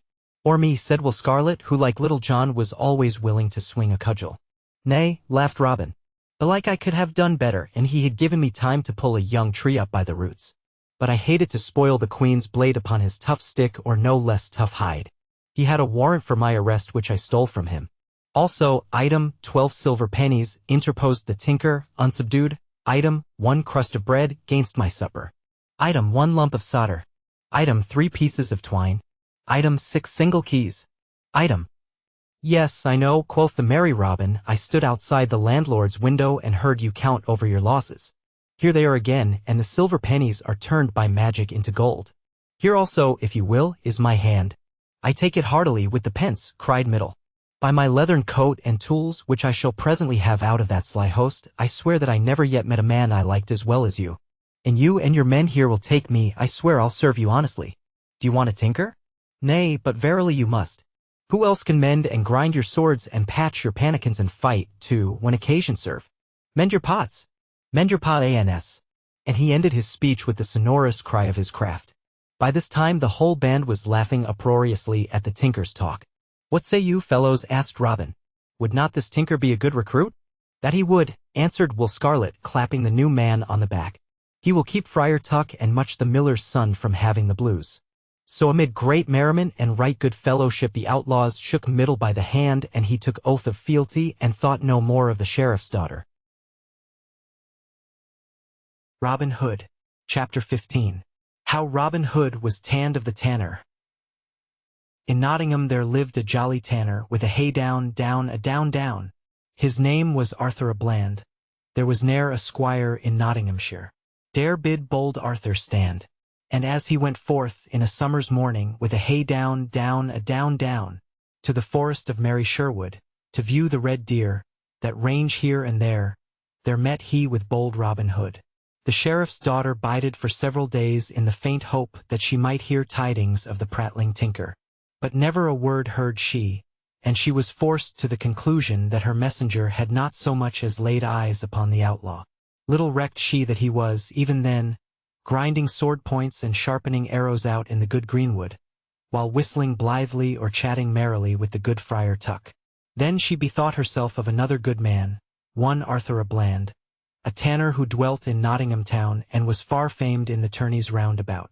He had done some pretty tricks at archery, but was strongest at wrestling and the quarterstaff. For 3 years he had cast all comers to the earth in wrestling, until the famous Eric a Lincoln broke a rib for him in a mighty tussle. Howsoever, at quarterstaff he had never yet met his match, so that there was never a squire in Nottinghamshire dare bid bold Arthur stand. With a long pike-staff on his shoulder, so well he could clear his way that by 2 and 3 he made men flee and none of them could stay. Thus at least runs the old song which tells of his might. "This is just the man for me," thought the sheriff's daughter to herself, and she forthwith summoned him to the mansion house and commissioned him to seek out Robin Hood. The warrant was quite to Arthur's liking, for he was happiest when out in the forest taking a sly peep at the king's deer, and now he reckoned that he could look at them boldly, instead of by the rays of the moon. He could say to any king's forester who made bold to stop him, "I am here on the king's business. Gramercy, no more oak bark and ditch water and the smell of half-tanned hides today," quoth he gaily. "I shall e'en see what the free air of heaven tastes like, when it sweeps through the open wood." So the tanner departed joyfully upon his errand, but much more interested in the dun deer of the forest than in any two-legged rovers therein. This interest had, in fact, caused the foresters to keep a shrewd eye upon him in the past, for his tannery was apt to have plenty of meat in it that was more like venison than the law allowed. As for the outlaws, Arthur bore them no ill will. Indeed, he had felt a secret envy in his heart at their free life, but he was not afraid to meet any 2 men who might come against him. Nathless, the sheriff's daughter, did not choose a very good messenger, as you shall presently see. Away sped the tanner, a piece of bread and some wine in his wallet, a good longbow and arrows slung across his shoulder, his stout quarterstaff in his hand, and on his head a cap of trebled rawhide so tough that it would turn the edge of a broadsword. He lost no time in getting out of the hot sun and into the welcome shade of the forest, where he stalked cautiously about seeking some sign of the dun deer. Now it so chanced that upon that very morning Robin Hood had sent Little John to a neighboring village to buy some cloth of Lincoln green for new suits for all the band. Some of the money recently won of the king was being spent in this fashion, gainst the approach of winter. Will Scarlet had been sent on a similar errand to Barnesdale some time before, if you remember, only to be chased up the hill without his purchase. So today Little John was chosen, and for sweet company's sake Robin went with him a part of the way until they came to the Seven Does, the inn where Robin had recently played his prank upon Middle the tinker. Here they drank a glass of ale to refresh themselves withal, and for good luck, and Robin tarried a bit while Little John went on his errand. Presently Robin entered the edge of the wood, when whom should he see but Arthur a Bland, busily creeping after a graceful deer that browsed alone down the glade. Now by St. George and the Dragon, quoth Robin to himself, I much fear that yon same fellow is a rascally poacher come after our own and the king's meat. For you must know, by a curious process of reasoning, Robin and his men had hunted in the royal preserves so long that they had come to consider themselves joint owners to every animal which roamed therein. Nay, he added, this must be looked into. That cowskin cap in sooth must hide a scurvy varlet. And forthwith he crept behind a tree, and thence to another, stalking our friend Arthur as busily as Arthur was stalking the deer. This went on for quite a space, until the tanner began to come upon the deer and to draw his bow in order to tickle the victim's ribs with a cloth-yard shaft. But just at this moment Robin unluckily trod upon a twig which snapped and caused the tanner to turn suddenly. Robin saw that he was discovered, so he determined to put a bold face on the matter, and went forward with some smart show of authority. Hold! He cried. Stay your hand! Why, who are you, bold fellow, to range so boldly here? In sooth, to be brief, ye look like a thief that has come to steal the king's deer. Marry, it is scant concern of yours what I look like, retorted Arthur a Bland. Who are you, who speak so bravely? You shall soon find out who I am, quoth Robin, determining to find some sport in the matter. I am a keeper of this forest. The king knows that I am looking after his deer for him, and therefore we must stay you. Have you any assistance, friend? Asked the tanner calmly. For it is not one man alone who can stop me. Nay, truly, gossip, replied Robin. I have a good yew bow, also a right sharp blade at my side. Nathless, I need no better assistant than a good oak graff like unto yours. Give me a baker's dozen of minutes with it, and it shall pleasure me to crack that pâté of yours for your sauciness. Softly, my man, fair and softly. Big words never killed so much as a mouse, least of all yon deer which has got away while you were filling all the woods with your noisy breath. So choose your own playthings. For your sword and your bow I care not a straw, nor for all your arrows to boot. If I get but a knock at you, 'twill be as much as you'll need. Now by Our Lady, will you listen to the braggart? Cried Robin in a fine rage. Marry, but I'll teach ye to be more mannerly. So saying he unbuckled his belt, and, flinging his bow upon the ground, he seized hold of a young sapling that was growing nearby. His hunting knife soon had it severed and lopped into shape. Now come, fellow, said Arthur a Bland, seeing that he was ready, and if I do not tan your hide for you in better shape than ever calfskin was turned into top boots, may a murrain seize me. Stay, said Robin. Methinks my cudgel is half a foot longer than yours. I would have them of even length before you begin your tanning. I pass not for length, bold Arthur replied. My staff is long enough, as you will shortly find out, 8 foot and a half, and 'twill knock down a calf. Here he made it whistle in the air, and I hope it will knock down you. Forthwith the two men spat on their hands, laid firm hold upon their cudgels, and began slowly circling round each other, looking for an opening. Now it so chanced that Little John had fared expeditiously with his errand. He had met the merchant, from whom he was wont to buy Lincoln green, coming along the road, and had made known his wants in few words. The merchant readily undertook to deliver the suits by a certain day in the following month. So Little John, glad to get back to the cool shelter of the greenwood, hasted along the road lately taken by Robin. Presently he heard the sound of angry voices, one of which he recognized as his captain's. "Now, heaven forfend," quoth he, "that Robin Hood has fallen into the clutches of a king's man. I must take a peep at this fray." So he cautiously made his way from tree to tree, as Robin had done, till he came to the little open space where Robin and Arthur were circling about each other with angry looks, like two dogs at bay. "Ha!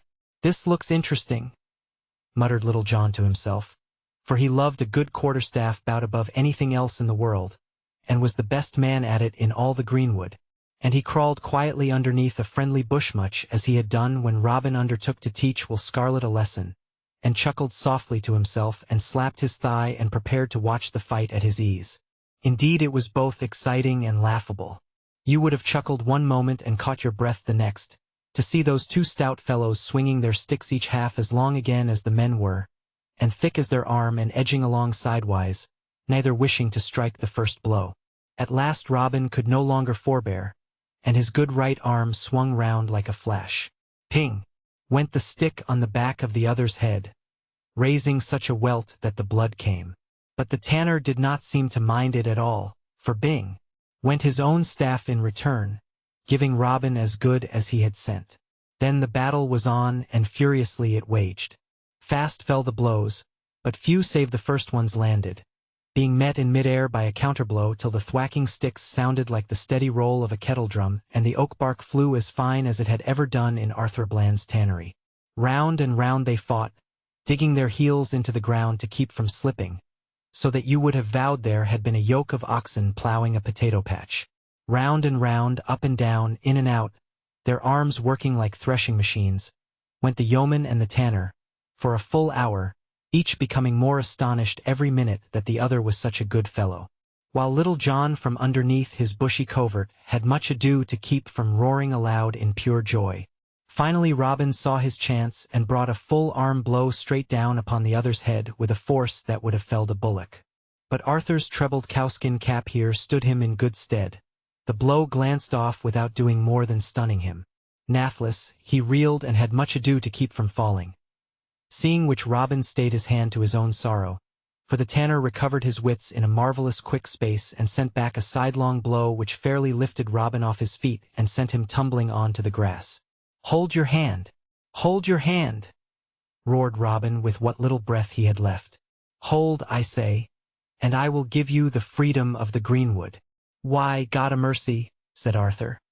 "I may thank my staff for that, not you." "Well, well, gossip let be as it may. But prithee tell me your name and trade. I like to know fellows who can hit a blow like that same last." "I am a tanner," replied Arthur a Bland. "In Nottingham long have I wrought, and if you'll come to me I swear I'll tan your hides for naught." "Odds bodikins," quoth Robin ruefully, "mine own hide is tanned enough for the present. Howsoever, there be others in this wood I would fain see you tackle. Hark ye, if you will leave your tanpots and come with me, as sure as my name is Robin Hood, you shan't want gold or fee." "By the breath o' my body," said Arthur, "that will I do," and he gripped him gladly by the hand. "But I am minded that I clean forgot the errand that brought me to Sherwood. I was commissioned by some under the sheriff's roof to capture you." "So was a certain tinker, now in our service," said Robin smilingly. "Verily, 'tis a new way to recruit forces," said the tanner laughing loudly.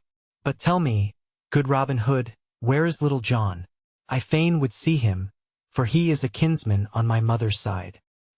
"Here am I, good Arthur a Bland," said a voice, and Little John literally rolled out from under the bush to the sward. His eyes were full of tears from much laughter which had well nigh left him powerless to get on his feet. As soon as the astonished tanner saw who it was, he gave Little John a mighty hug around the neck, and lifted him up on his feet, and the two pounded each other on the back soundly, so glad were they to meet again. "Oh, man," said Little John as soon as he had got his breath. "Never saw I so fine a sight in all my born days. You did knock him over like as he were a ninepin, and you do joy to see me thwacked about on the ribs? Asked Robin with some choler. Nay, not that, master, said Little John. But 'tis the second time I have had special tickets to a show from beneath the bushes, and I cannot forbear my delight. Howsoever, take no shame unto yourself, for this same Arthur à Bland is the best man at the quarterstaff in all Nottinghamshire. It commonly takes 2 or 3 men to hold him. Unless it be Eric o' Lincoln, said Arthur modestly. And I well know how you paid him out at the fair. Say no more, said Robin, springing to his feet. For well I know that I have done good business this day, and a few bruises are easy payment for the stout cudgel I am getting into the band. Your hand again, good Arthur à Bland.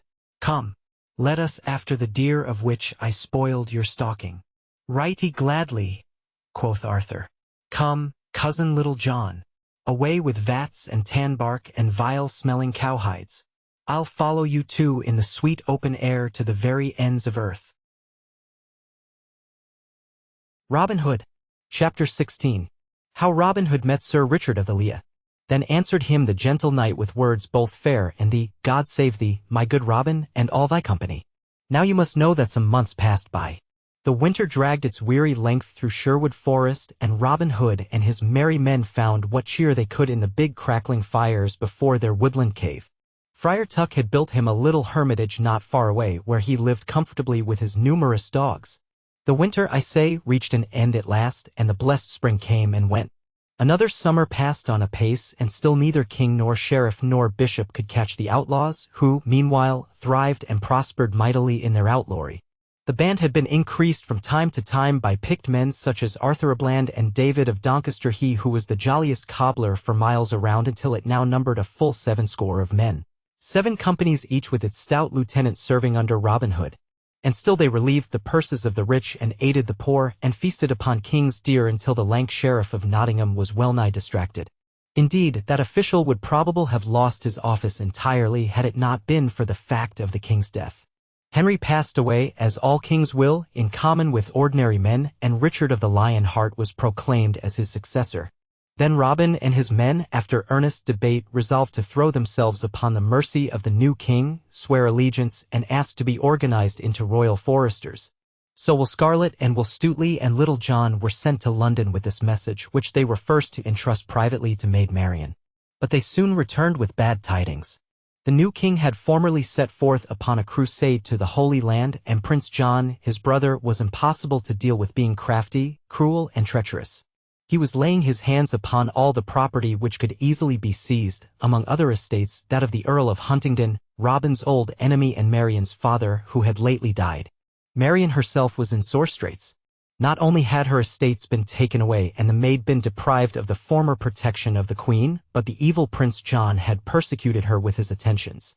He thought that since the maid was defenseless he could carry her away to one of his castles and none could gainsay him.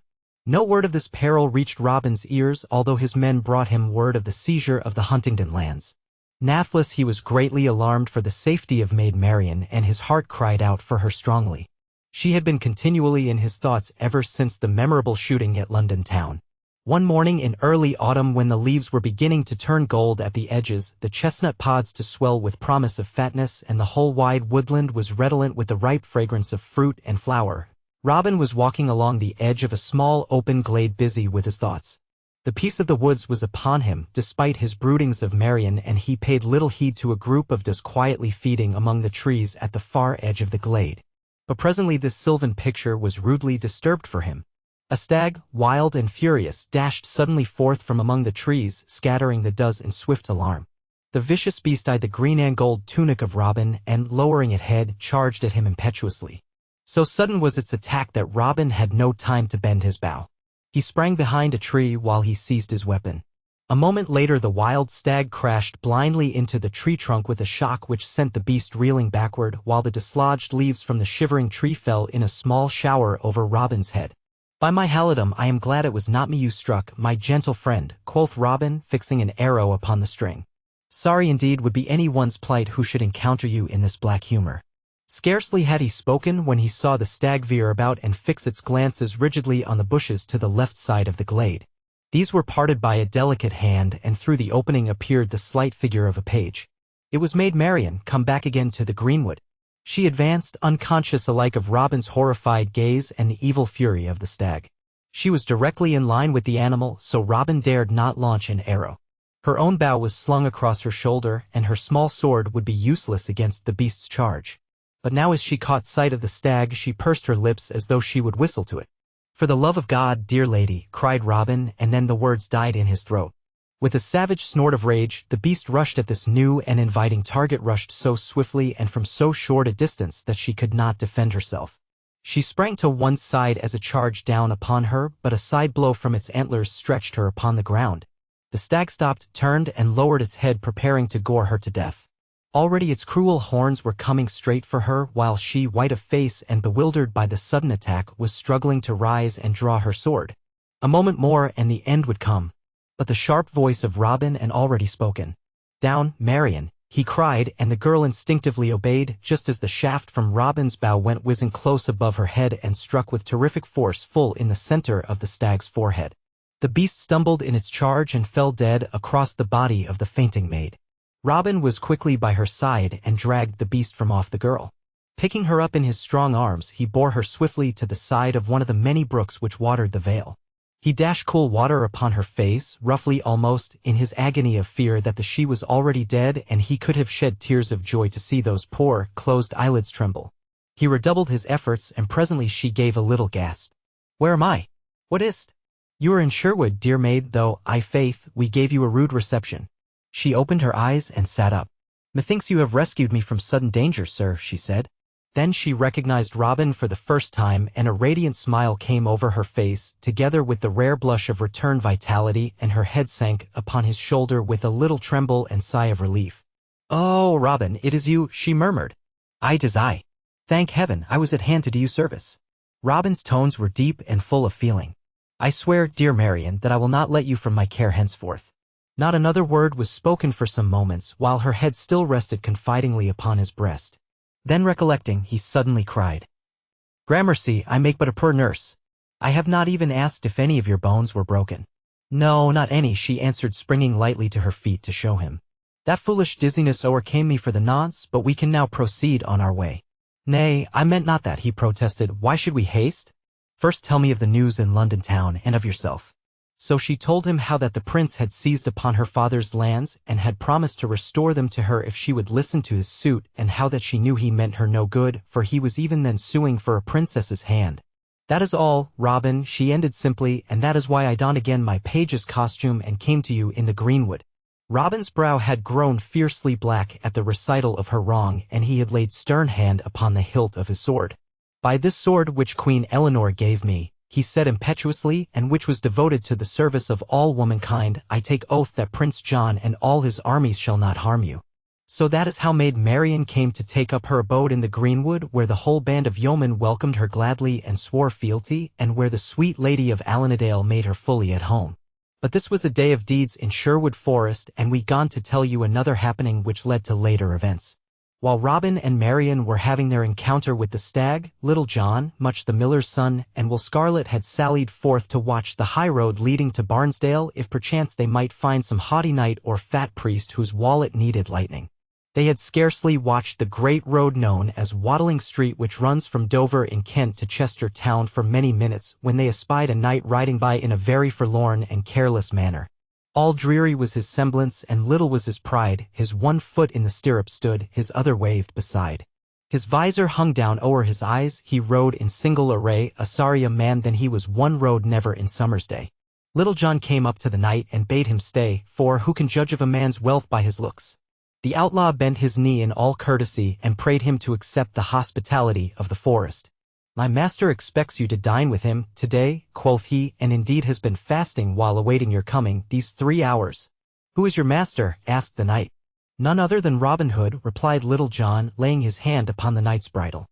Seeing the other 2 outlaws approaching, the knight shrugged his shoulders and replied indifferently, "'Tis clear that your invitation is too urgent to admit of refusal," quoth he, "and I go with you right willingly, my friends.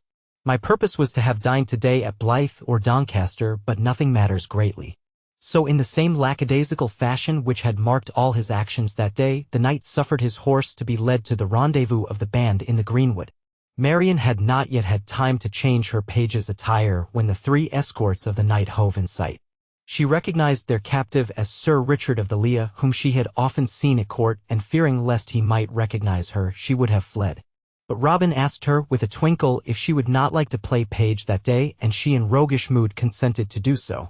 "Welcome, Sir Knight," said Robin courteously.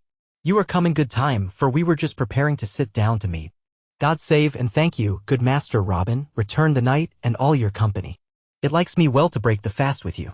So while his horse was cared for, the knight laid aside his own heavy gear, and laved his face and hands, and sat down with Robin and all his men to a most plentiful repast of venison, swans, pheasants, various small birds, cake and ale.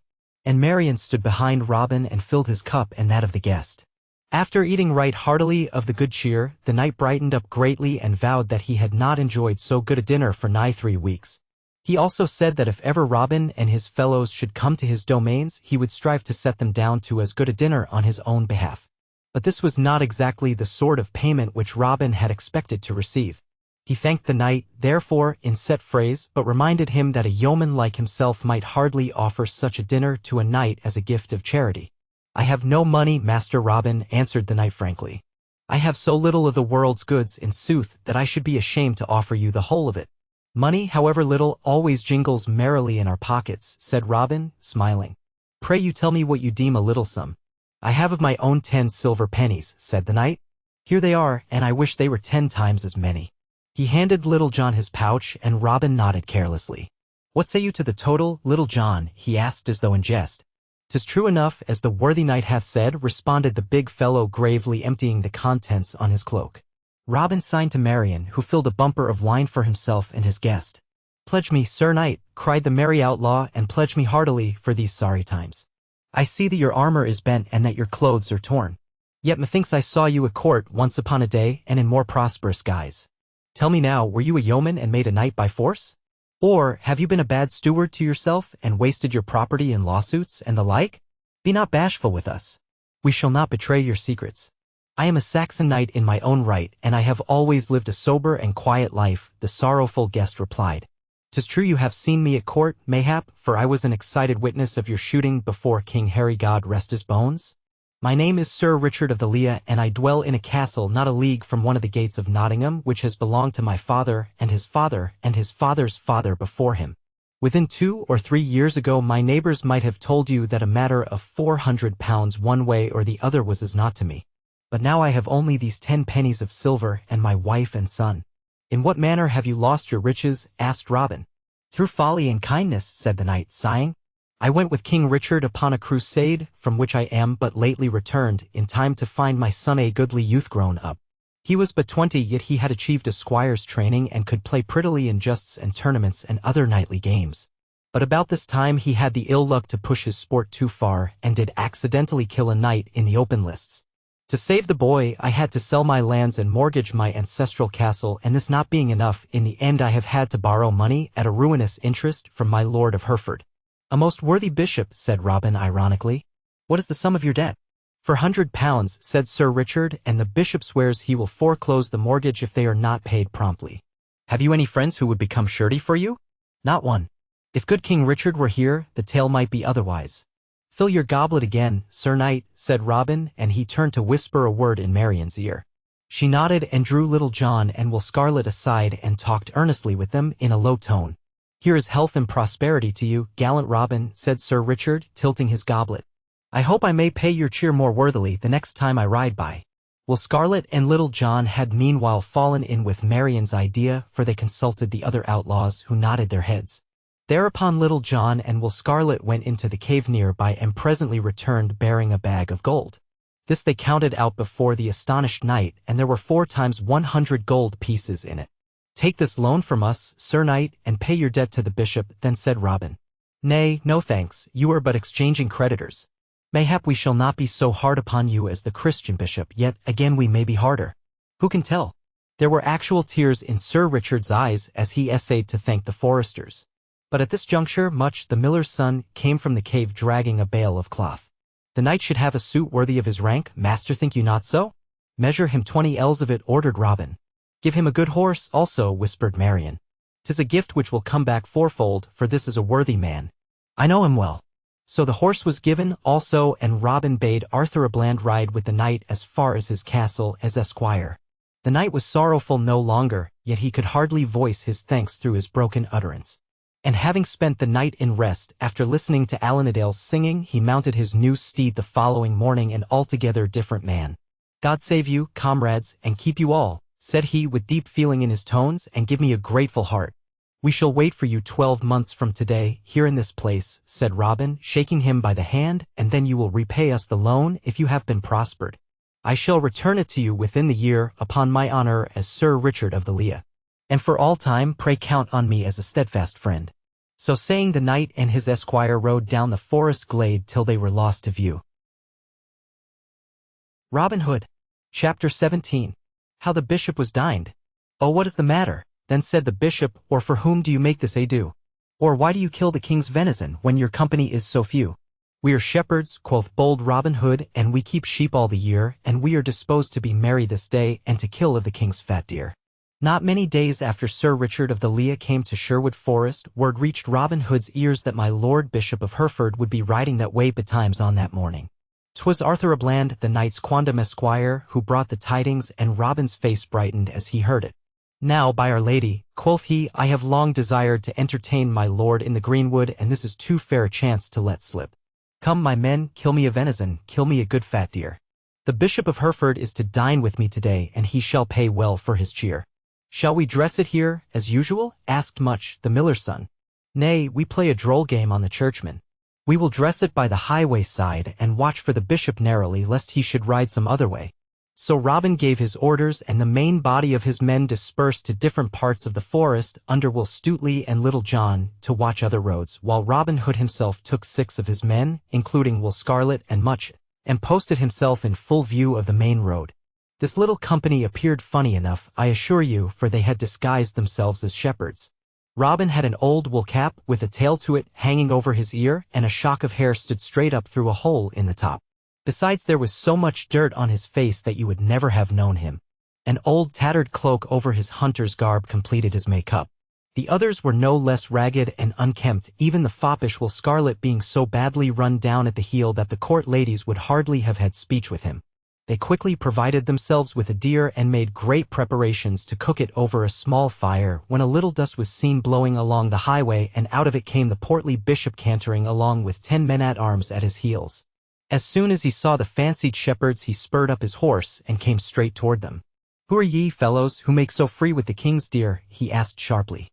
We are shepherds, answered Robin Hood, pulling at his forelock awkwardly. Heaven have mercy!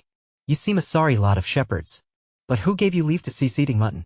'Tis one of our feast days, lording, and we were disposed to be merry this day, and make free with a deer, out here where they are so many. By me faith, the king shall hear of this. Who killed yon beast? Give me first your name, excellence, so that I may speak where 'tis fitting, replied Robin stubbornly. 'Tis my Lord Bishop of Hereford, fellow, interposed one of the guards fiercely. See that you keep a civil tongue in your head. If 'tis a churchman, retorted Will Scarlet, he would do better to mind his own flocks rather than concern himself with ours. Ye are saucy fellows, in sooth, cried the bishop, and we will see if your heads will pay for your manners. Come, quit your stolen roast and march along with me, for you shall be brought before the sheriff of Nottingham forthwith. Pardon, excellence, said Robin, dropping on his knees. Pardon, I pray you. It becomes not your lordship's coat to take so many lives away. Faith, I'll pardon you, said the bishop. I'll pardon you when I see you hanged. Seize upon them, my men. But Robin had already sprung away with his back against a tree. And from underneath his ragged cloak he drew his trusty horn and winded the piercing notes which were wont to summon the band. The bishop no sooner saw this action than he knew his man, and that there was a trap set, and being an arrant coward, he wheeled his horse sharply and would have made off down the road, but his own men, spurred on the charge, blocked his way. At almost the same instant the bushes round about seemed literally to become alive with outlaws. Little John's men came from one side and Will Stutely's from the other. In less time than it takes to tell it, the worthy bishop found himself a prisoner and began to crave mercy from the men he had so lately been ready to sentence. Oh pardon, said the bishop, oh pardon, I you pray. For if I had known it had been you, I'd have gone some other way. "I owe you no pardon," retorted Robin, "but I will e'en treat you better than you would have treated me. Come, make haste, and go along with me. I have already planned that you shall dine with me this day." So the unwilling prelate was dragged away, cheek by jowl, with the half-cooked venison upon the back of his own horse, and Robin and his band took charge of the whole company and led them through the forest glades till they came to an open space near Barnesdale. Here they rested, and Robin gave the bishop a seat full courteously. Much the miller's son fell to roasting the deer afresh, while another and fatter beast was set to frizzle on the other side of the fire. Presently the appetizing odor of the cooking reached the bishop's nostrils, and he sniffed it eagerly. The morning's ride had made him hungry, and he was nothing loath when they bade him come to the dinner. Robin gave him the best place beside himself, and the bishop prepared to fall to. "Nay, my lord, craving your pardon, but we are accustomed to have grace before meat," said Robin decorously. "And as our own chaplain is not with us today, will you be good enough to say it for us?" The bishop reddened, but pronounced grace in the Latin tongue hastily, and then settled himself to make the best of his lot. Red wines and ale were brought forth and poured out, each man having a horn tankard from which to drink. Laughter bubbled among the diners, and the bishop caught himself smiling at more than one jest. But who, in sooth, could resist a freshly broiled venison streak eaten out in the open air to the tune of jest and good fellowship? Stutely filled the bishop's beaker with wine each time he emptied it, and the bishop got mellower and mellower as the afternoon shades lengthened on toward sunset. Then the approaching dusk warned him of his position. "I wish, mine host," quoth he gravely to Robin, who had soberly drunk but 1 cup of ale, "that you would now call a reckoning. 'Tis late, and I fear the cost of this entertainment may be more than my poor purse can stand." For he bethought himself of his friend, the sheriff's former experience. "Verily, your lordship," said Robin, scratching his head, "I have enjoyed your company so much that I scarce know how to charge for it." "Lend me your purse, my lord," said Little John, interposing, "and I'll give you the reckoning by and by." The bishop shuddered. He had collected Sir Richard's debt only that morning, and was even then carrying it home. "I have but a few silver pennies of my own," he whined, "and as for the gold in my saddlebags, 'tis for the church. You surely would not levy upon the church, good friends." But Little John was already gone to the saddlebags, and returning he laid the bishop's cloak upon the ground, and poured out of the portmanteau a matter of 400 glittering gold pieces. 'Twas the identical money which Robin had lent Sir Richard a short while before. "Ah," said Robin, as though an idea had but just then come to him. "The church is always willing to aid in charity. And seeing this goodly sum reminds me that I have a friend who is indebted to a churchman for this exact amount. Now we shall charge you nothing on our own account, but suffer us to make use of this in aiding my good friend." "Nay, nay," began the bishop with a wry face, "this is requiting me ill indeed. Was this not the king's meat, after all, that we feasted upon? Furthermore, I am a poor man." "Poor forsooth," answered Robin in scorn. "You are the Bishop of Hereford, and does not the whole countryside speak of your oppression? Who does not know of your cruelty to the poor and ignorant, you who should use your great office to aid them instead of oppress? Have you not been guilty of far greater robbery than this, even though less open? Of myself, and how you have pursued me, I say nothing, nor of your unjust enmity against my father. But on account of those you have despoiled and oppressed, I take this money and will use it far more worthily than you would. God be my witness in this. There is an end of the matter unless you will lead us in a song or dance to show that your body had a better spirit than your mind. Come, strike up the harp, Alan." "Neither the one nor the other will I do," snarled the bishop. "Faith, then we must help you," said Little John, and he and Arthur à Bland seized the fat struggling churchman and commenced to hop up and down. The bishop, being shorter, must perforce accompany them in their gyrations, while the whole company sat and rolled about over the ground and roared to see my lord of Hereford's queer capers. At last he sank in a heap, fuddled with wine and quite exhausted. Little John picked him up as though he were a log of wood, and carrying him to his horse, set him astride facing the animal's tail, and thus fastened him, leading the animal toward the high road and, starting the bishop, more dead than alive, toward Nottingham. Robin Hood. Chapter 18. How the bishop went outlaw hunting. The bishop he came to the old woman's house, and called with furious mood, "Come, let me soon see, and bring unto me that traitor, Robin Hood." The easy success with which they had got the better of the good bishop led Robin to be a little careless. He thought that his guest was too great a coward to venture back into the greenwood for many a long day, and so after lying quiet for one day, the outlaw ventured boldly upon the highway the morning of the second. But he had gone only half a mile when, turning a sharp bend in the road, he plunged full upon the prelate himself. My lord of Hereford had been so deeply smitten in his pride that he had lost no time in summoning a considerable body of the sheriff's men, offering to double the reward if Robin Hood could be come upon. This company was now at his heels, and after the first shock of mutual surprise, the bishop gave an exultant shout and spurred upon the outlaw. It was too late for Robin to retreat by the way he had come, but quick as a flash he sprang to one side of the road, dodged under some bushes, and disappeared so suddenly that his pursuers thought he had truly been swallowed up by magic. "After him!" yelled the bishop. "Some of you beat up the woods around him, while the rest of us will keep on the main road and head him off on the other side." For, truth to tell, the bishop did not care to trust his bones away from the highroad. About a mile away, on the other side of this neck of woods wherein Robin had been trapped, was a little tumble-down cottage. 'Twas where the widow lived whose 3 sons had been rescued. Robin remembered the cottage and saw his one chance to escape. Doubling in and out among the underbrush and heather with the agility of a hare, he soon came out of the wood in the rear of the cottage and thrust his head through a tiny window. The widow, who had been at her spinning wheel, rose up with a cry of alarm. "Quiet, good mother! 'Tis I, Robin Hood. Where are your 3 sons? They should be with you, Robin." "Well, do you know that? Do they not owe their lives to you?" "If that be so, I come to seek payment of the debt," said Robin in a breath. "The bishop is on my heels with many of his men." "I'll cheat the bishop and all," cried the woman quickly. "Here, Robin, change your raiment with me, and we will see if my lord knows an old woman when he sees her." "Good," said Robin. "Pass your gray cloak out the window, and also your spindle and twine, and I will give you my green mantle and everything else down to my bow and arrows." While they were talking, Robin had been nimbly changing clothes with the old woman through the window, and in a jiffy he stood forth complete even to the spindle and twine. Presently up dashed the bishop and his men, and, at sight of the cottage and the old woman, gave pause. The crone was hobbling along with difficulty, leaning heavily upon a gnarled stick and bearing the spindle on her other arm. She would have gone by the bishop's company while muttering to herself, but the bishop ordered one of his men to question her. The soldier laid his hand upon her shoulder. "Mind your business," croaked the woman, "or I'll curse ye." "Come, come, my good woman," said the soldier, who really was afraid of her curses. "I'll not molest you. But my lord bishop of Hereford wants to know if you have seen aught of the outlaw, Robin Hood." "And why shouldn't I see him?" she whined.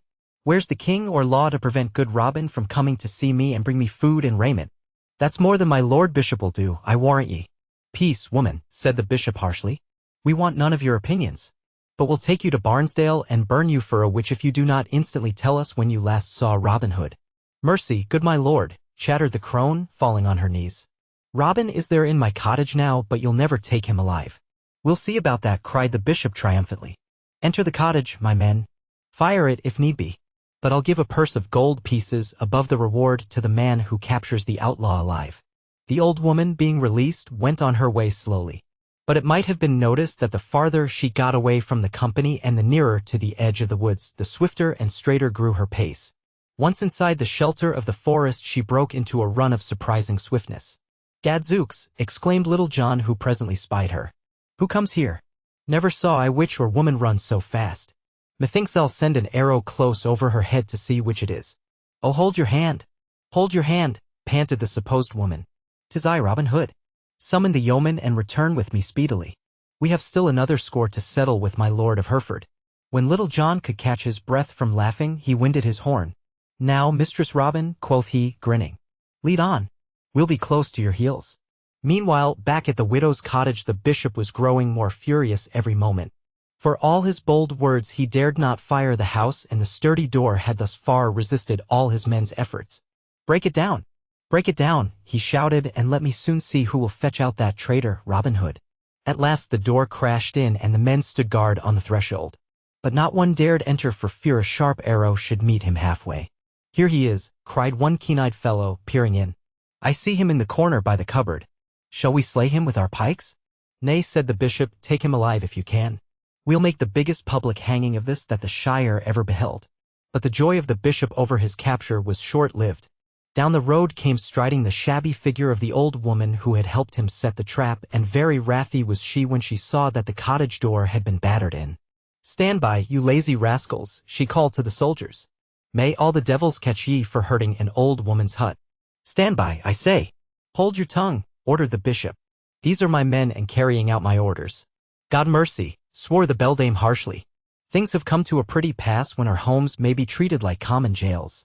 Couldn't all your men catch one poor forester without this ado? Come, clear out, you and your robber, on the instant, or I'll curse every mother's son of ye, eating and drinking and sleeping. Seize on the hag, shouted the bishop as soon as he could get in a word. We'll see about a witch's cursing. Back to town she shall go alongside of Robin Hood. Not so fast, your worship, she retorted, clapping her hands. And at the signal a goodly array of greenwood men sprang forth from all sides of the cottage, with bows drawn back threateningly. The bishop saw that his men were trapped again, for they dared not stir. Nathless, he determined to make a fight for it. If one of you but budge an inch toward me, you rascals, he cried, it shall sound the death of your master, Robin Hood. My men have him here under their pikes, and I shall command them to kill him without mercy. Faith, I should like to see the Robin you have caught, said a clear voice from under the widow's cape, and the outlaw chief stood forth with bared head, smilingly. Here am I, my lord, in no wise imperiled by your men's fierce pikes. So let us see whom you have been guarding so well. The old woman who, in the garb of Robin Hood, had been lying quiet in the cottage through all the uproar, jumped up nimbly at this. In the bald absurdity of her disguise she came to the doorway and bowed to the bishop. Give you good den, my lord bishop, she piped in a shrill voice, and what does your grace at my humble door? Do you come to bless me and give me alms? Aye, that does he, answered Robin. We shall see if his saddlebags contain enough to pay you for that battered door. Now by all the saints, began the bishop. Take care, they are all watching you, interrupted Robin, so name them not upon your unchurchly lips. But I will trouble you to hand over that purse of gold you had saved to pay for my head. I'll see you hanged first, raged the bishop, stating no more than what would have been so if he could do the ordering of things. Have at them, my men, and HW them down in their tracks. Hold, retorted Robin. See how we have you at our mercy. And aiming a sudden shaft he shot so close to the bishop's head that it carried away both his hat and the skullcap which he always wore, leaving him quite bald. The prelate turned as white as his shiny head and clutched wildly at his ears. He thought himself dead almost. Help! Murder! He gasped. Do not shoot again. Here's your purse of gold. And without waiting for further parley he fairly bolted down the road. His men being left leaderless had nothing for it but to retreat after him, which they did in sullen order, covered by the bows of the yeomen. And thus ended the Bishop of Hereford's great outlaw hunt in the forest. Robin Hood. Chapter 19. How the Sheriff held another shooting match. To tell the truth, I'm well informed yon match it is a while. The Sheriff, I know, devises this us archers to beguile. Now the Sheriff was so greatly troubled in heart over the growing power of Robin Hood, that he did a very foolish thing. He went to London town to lay his troubles before the king and get another force of troops to cope with the outlaws. King Richard was not yet returned from the Holy Land, but Prince John heard him with scorn. Pooh! Said he, shrugging his shoulders. What have I to do with all this? Art thou not sheriff for me? The law is in force to take thy course of them that injure thee. Go, get thee gone, and by thyself devise some tricking game to trap these rebels, and never let me see thy face at court again until thou hast a better tale to tell. So away went the sheriff in sorrier pass than ever, and cudgelled his brain, on the way home, for some plan of action. His daughter met him on his return, and saw at once that he had been on a poor mission. She was minded to upbraid him when she learned what he had told the prince. But the words of the latter started her to thinking afresh. I have it, she exclaimed at length. Why should we not hold another shooting match? 'Tis fair year, as you know, and another tourney will be expected. Now we will proclaim a general amnesty, as did King Harry himself, and say that the field is open and unmolested to all comers. Belike Robin Hood's men will be tempted to twang the bow, and then, said the sheriff, jumping up with alacrity, we shall see on which side of the gate they stop overnight. So the sheriff lost no time in proclaiming a tourney, to be held that same fall at the fair. It was open to all comers, said the proclamation, and none should be molested in their going and coming. Furthermore, an arrow with a golden head and shaft of silver white should be given to the winner, who would be heralded abroad as the finest archer in all the North Country. Also, many rich prizes were to be given to other clever archers. These tidings came in due course to Robin Hood, under the greenwood tree, and fired his impetuous spirit. Come, prepare ye, my merry men all, quoth he, and we'll go to the fair and take some part in this sport. With that stepped forth the merry cobbler, David of Doncaster. Master, quoth he, be ruled by me and stir not from the greenwood. To tell the truth, I'm well informed yon match is naught but a trap. I know the sheriff has devised it to beguile us archers into some treachery. That word savours of the coward, replied Robin, and pleases me not. Let come what will, I'll try my skill at that same archery. Then up spoke Little John and said, Come, listen to me how it shall be that we will not be discovered. Our mantles all of Lincoln green behind us we will leave. We'll dress us also several, they shall not us perceive. One shall wear white, another red, one yellow, another blue. Thus in disguise to the exercise we'll go, whatever ensue. This advice met with general favor from the adventurous fellows, and they lost no time in putting it into practice. Maid Marian and Mistress Dale, assisted by Friar Tuck, prepared some varicolored costumes, and gainst the fair day had fitted out the 70 men till you would never have taken them for other than villagers decked for the holiday. And forth went they from the greenwood, with hearts all firm and stout, resolved to meet the sheriff's men and have a merry bout. Along the highway they fell in with many other bold fellows from the countryside, going with their ruddy-cheeked lasses toward the wide-open gates of Nottingham. So in through the gates trooped the whole gay company, Robin's men behaving as awkwardly and laughing and talking as noisily as the rest, while the sheriff's scowling men-at-arms stood round about and sought to find one who looked like a forester, but without avail. The herald now set forth the terms of the contest, as on former occasions, and the shooting presently began. Robin had chosen 5 of his men to shoot with him, and the rest were to mingle with the crowd and also watch the gates. These 5 were Little John, Will Scarlet, Will Stutely, Much, and Allan a Dale. The other competitors made a brave showing on the first round, especially Gilbert of the White Hand, who was present and never shot better. The contest later narrowed down between Gilbert and Robin. But at the first lead, when the butts were struck so truly by various well-known archers, the sheriff was in doubt whether to feel glad or sorry. He was glad to see such skill, but sorry that the outlaws were not in it. Some said, if Robin Hood were here and all his men to boot, sure none of them could pass these men, so bravely do they shoot. I, quoth the sheriff, and scratched his head. I thought he would be here. I thought he would, but though he's bold, he durst not now appear. This word was privately brought to Robin by David of Doncaster, and the saying vexed him sorely. But he bit his lip in silence. Ere long, he thought to himself, we shall see whether Robin Hood be here or not.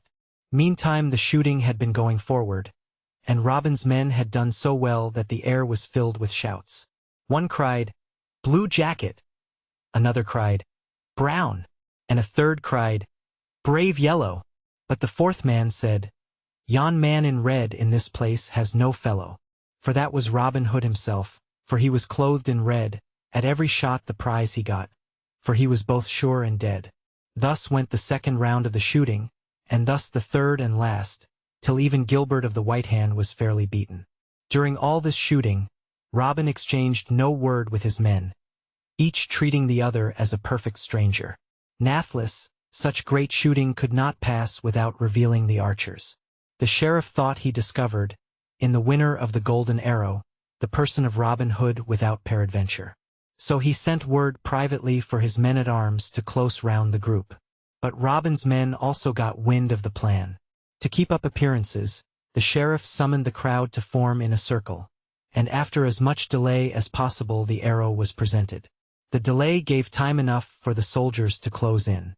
As Robin received his prize, bowed awkwardly, and turned away, the sheriff, letting his zeal get the better of his discretion, grasped him about the neck and called upon his men to arrest the traitor. But the moment the sheriff touched Robin, he received such a buffet on the side of his head that he let go instantly and fell back several paces. Turning to see who had struck him, he recognized Little John. Ah, rascal Greenleaf, I have you now, he exclaimed, springing at him. Just then, however, he met a new check.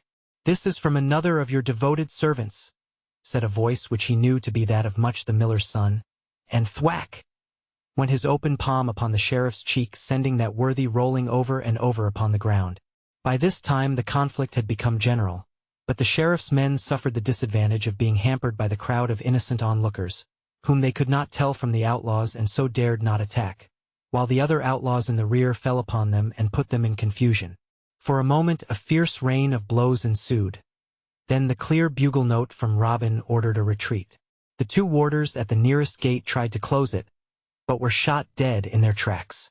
David of Doncaster threw a third soldier into the moat, and out through the gate went the foresters in good order, keeping a respectful distance between themselves and the advancing soldiery, by means of their well-directed shafts. But the fight was not to go easily this day, for the soldiery, smarting from their recent discomfiture at the widow's cottage, and knowing that the eyes of the whole shire were upon them, fought well and pressed closely after the retreating outlaws. More than one ugly wound was given and received. No less than 5 of the sheriff's men were killed outright, and a dozen others injured, while 4 of Robin's men were bleeding from severe flesh cuts. Then Little John, who had fought by the side of his chief, suddenly fell forward with a slight moan. An arrow had pierced his knee. Robin seized the big fellow with almost superhuman strength. Up he took him on his back, and bare him well a mile. Many a time he laid him down and shot another while. Meanwhile Little John grew weaker and closed his eyes. At last he sank to the ground, and feebly motioned Robin to let him lie. "Master Robin," said he, "have I not served you well, ever since we met upon the bridge?" "Truer servant never man had," answered Robin. "Then if ever you loved me, and for the sake of that service, draw your bright brown sword and strike off my head. Never let me fall alive into the hand of the Sheriff of Nottingham. Not for all the gold in England would I do either of the things you suggest." "God forbid!" cried Arthur a Bland, hurrying to the rescue, and packing his wounded kinsman upon his own broad shoulders. He soon brought him within the shelter of the forest. Once there, the sheriff's men did not follow, and Robin caused litters of boughs to be made for Little John and the other 4 wounded men. Quickly were they carried through the wood until the hermitage of Friar Tuck was reached, where their wounds were dressed. Little John's hurt was pronounced to be the most serious of any, but he was assured that in 2 or 3 weeks' time he could get about again, whereat the active giant groaned mightily. That evening consternation came upon the hearts of the band. A careful roll call was taken to see it all the yeomen had escaped, when it was found that Will Stutely was missing, and Maid Marian also was nowhere to be found. Robin was seized with dread. He knew that Marian had gone to the fair, but felt that she would hardly come to grief. Her absence, however, portended some danger, and he feared that it was connected with Will Stutely. The sheriff would hang him speedily and without mercy, if he were captured. The rest of the band shared their leader's uneasiness, though they said no word. They knew that if Will were captured, the battle must be fought over again the next day, and Will must be saved at any cost. But no man flinched from the prospect.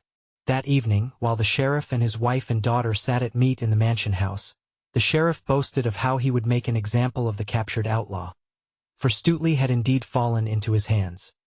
"He shall be strung high," he said in a loud voice, "and none shall dare lift a finger. I now have Robin Hood's men on the run, and we shall soon see who is master in the shire. I am only sorry that we let them have the golden arrow." As he spoke, a missive sped through a window and fell clattering upon his plate, causing him to spring back in alarm. It was the golden arrow, and on its feathered shaft was sewed a little note which read, "This from one who will take no gifts from liars, and who henceforth will show no mercy. Look well to yourself. R.H." Robin Hood. Chapter 20. How Will Stutely was rescued. Forth of the greenwood are they gone, yea, all courageously, resolving to bring Stutely home, or every man to die. The next day dawned bright and sunny. The whole face of nature seemed gay, as if in despite of the tragedy which was soon to take place in the walls of Nottingham town. The gates were not opened upon this day, for the sheriff was determined to carry through the hanging of Will Stutely undisturbed. No man, therefore, was to be allowed entrance from without all that morning and until after the fatal hour of noon, when Will's soul was to be launched into eternity. Early in the day Robin had drawn his men to a point as near as he dared in the wood where he could watch the road leading to the east gate. He himself was clad in a bright scarlet dress, while his men, a goodly array, wore their suits of sober Lincoln green. They were armed with broadswords, and each man carried his bow and a full quiver of new arrows, straightened and sharpened cunningly by Middle, the tinker. Over their greenwood dress, each man had thrown a rough mantle, making him look not unlike a friar. "I hold it good, comrades," then said Robin Hood, "to tarry here in hiding for a season while we sent some one forth to obtain tidings. For, in sooth, 'twill work no good to march upon the gates if they be closed." "Look, master," quoth one of the widow's sons. "There comes a palmer along the road from the town. Belike he can tell us how the land ties, and if Stutely be really in jeopardy. Shall I go out and engage him in speech?" "Go," answered Robin. So Stoutwell went out from the band while the others hid themselves and waited. When he had come close to the palmer, who seemed a slight, youngish man, he doffed his hat full courteously and said, "I crave your pardon, holy man, but can you tell me tidings of Nottingham town? Do they intend to put an outlaw to death this day?" "Yea," answered the palmer sadly. "'Tis true enough, sorry be the day. I have passed the very spot where the gallows tree is going up. 'Tis out upon the roadway near the sheriff's castle. One, Will Stutely, is to be hung thereon at noon, and I could not bear the sight, so came away." The palmer spoke in a muffled voice, and as his hood was pulled well over his head, Stoutwell could not discern what manner of man he was. Over his shoulder he carried a long staff, with the fashion of a little cross at one end, and he had sandaled feet like any monk. Stoutwell noticed idly that the feet were very small and white, but gave no second thought to the matter. "Who will shrive the poor wretch if you have come away from him?" he asked reproachfully. The question seemed to put a new idea into the palmer's head. He turned so quickly that he almost dropped his hood. "Do you think that I should undertake this holy office?" "By St. Peter and the Blessed Virgin, I do indeed. Else who will do it? The bishop and all his whining clerks may be there, but not one would say a prayer for his soul." "But I am only a poor palmer," the other began hesitatingly. "Nathless, your prayers are as good as any and better than some," replied Will. "Right gladly would I go," then said the palmer, "but I fear me I cannot get into the city. You may know that the gates are fast locked, for this morning, to all who would come in, although they let any pass out who will." "Come with me," said Stoutwell, "and my master will see that you pass through the gates." So the palmer pulled his cloak still closer about him and was brought before Robin Hood, to whom he told all he knew of the situation. He ended with, "If I may make so bold, I would not try to enter the city from this gate, as 'tis closely guarded since yesterday. But on the far side, no attack is looked for." "My thanks, gentle palmer," quoth Robin, "your suggestion is good, and we will deploy to the gate upon the far side." So the men marched silently but quickly until they were near to the western gate. Then Arthur à Bland asked leave to go ahead as a scout and quietly made his way to a point under the tower by the gate. The moat was dry on this side, as these were times of peace, and Arthur was further favored by a stout ivy vine which grew out from an upper window. Swinging himself up boldly by means of this friendly vine, he crept through the window and in a moment more had sprung upon the warder from behind and gripped him hard about the throat. The warder had no chance to utter the slightest sound and soon lay bound and gagged upon the floor, while Arthur à Bland slipped himself into his uniform and got hold of his keys. 'Twas the work of but a few moments more to open the gates, let down the bridge, and admit the rest of the band, and they lot inside the town so quietly that none knew of their coming. Fortune also favored them in the fact that just at this moment the prison doors had been opened for the march of the condemned man, and every soldier and idle lout in the market-place had trooped thither to see him pass along. Presently out came Will Stutely with firm step but dejected air. He looked eagerly to the right hand and to the left, but saw none of the band. And though more than one curious face betrayed friendship in it, he knew there could be no aid from such source. Will's hands were tied behind his back. He marched between rows of soldiery, and the sheriff and the bishop brought up the rear on horses, looking mightily puffed up and important over the whole proceeding. He would show these sturdy rebels with the sheriff whose word was law. He knew that the gates were tightly fastened, and further he believed that the outlaws would hardly venture again within the walls even if the gates were open. And as he looked around at the 50 archers and pikemen who lined the way to the gallows, he smiled with grim satisfaction. Seeing that no help was nigh, the prisoner paused at the foot of the scaffold and spoke in a firm tone to the sheriff. "My lord sheriff," quoth he, "since I must needs die, grant me one boon, for my noble master ne'er yet had a man that was hanged on a tree. Give me a sword all in my hand, and let me be unbound, and with thee and thy men will I fight till I lie dead on the ground." But the sheriff would by no means listen to his request, but swore that he should be hanged a shameful death and not die by the sword valiantly. "Oh no, no, no," the sheriff said, "thou shalt on the gallows die, aye, and so shall they master too, if ever it in me lie." "O dastard coward!" Stutely cried, "faint-hearted peasant slave! If ever my master do thee meet, thou shalt thy payment have. My noble master thee doth scorn, and all thy cowardly crew, such silly imps unable our bold Robin to subdue. This brave speech was not calculated to soothe the sheriff. To the gallows with him, he roared, giving a sign to the hangman, and Stuteley was pushed into the rude cart which was to bear him under the gallows until his neck was leashed. Then the cart would be drawn roughly away and the unhappy man would swing out over the tail of it into another world. But at this moment came a slight interruption. A boyish-looking palmer stepped forth and said, "Your Excellency, let me at least shrive this poor wretch's soul ere it be hurled into eternity." "No," shouted the sheriff, "let him die a dog's death." "Then his damnation will rest upon you," said the monk firmly. "You, my lord bishop, cannot stand by and see this wrong done." The bishop hesitated. Like the sheriff, he wanted no delay, but the people were beginning to mutter among themselves and move about uneasily. He said a few words to the sheriff, and the latter nodded to the monk ungraciously. "Perform your duty, sir priest," quoth he, "and be quick about it." Then turning to his soldiers, "Watch this palmer narrowly," he commanded. "Belike he is in league with those rascally outlaws." But the palmer paid no heed to his last words. He began to tell his beads quickly and to speak in a low voice to the condemned man. But he did not touch his bonds. Then came another stir in the crowd, and one came pushing through the press of people and soldiery to come near to the scaffold. "I pray you, Will, before you die, take leave of all your friends," cried out the well-known voice of Much, the miller's son. At the word the palmer stepped back suddenly and looked to one side. The sheriff also knew the speaker. "Seize him," he shouted. "'Tis another of the crew. He is the villain cook who once did rob me of my silver plate. We'll make a double hanging of this." "Not so fast, good master sheriff," retorted Much. "First catch your man and then hang him. But meanwhile I would like to borrow my friend of you a while." And with one stroke of his keen hunting knife he cut the bonds which fastened the prisoner's arms, and Stuteley leaped lightly from the cart. "Treason!" screamed the sheriff, getting black with rage. "Catch the varlets!" So saying he spurred his horse fiercely forward, and rising in his stirrups brought down his sword with might and main at Much's head. But his former cook dodged nimbly underneath the horse and came up on the other side, while the weapon whistled harmlessly in the air. "Nay, sir sheriff," he cried, "I must e'en borrow your sword for the friend I have borrowed." Thereupon he snatched the weapon deftly from the sheriff's hand. "Here, Stuteley," said he, "the sheriff has lent you his own sword.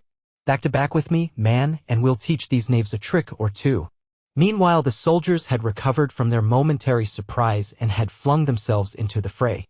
A clear bugle note had also sounded, the same which the soldiers had learned to dread.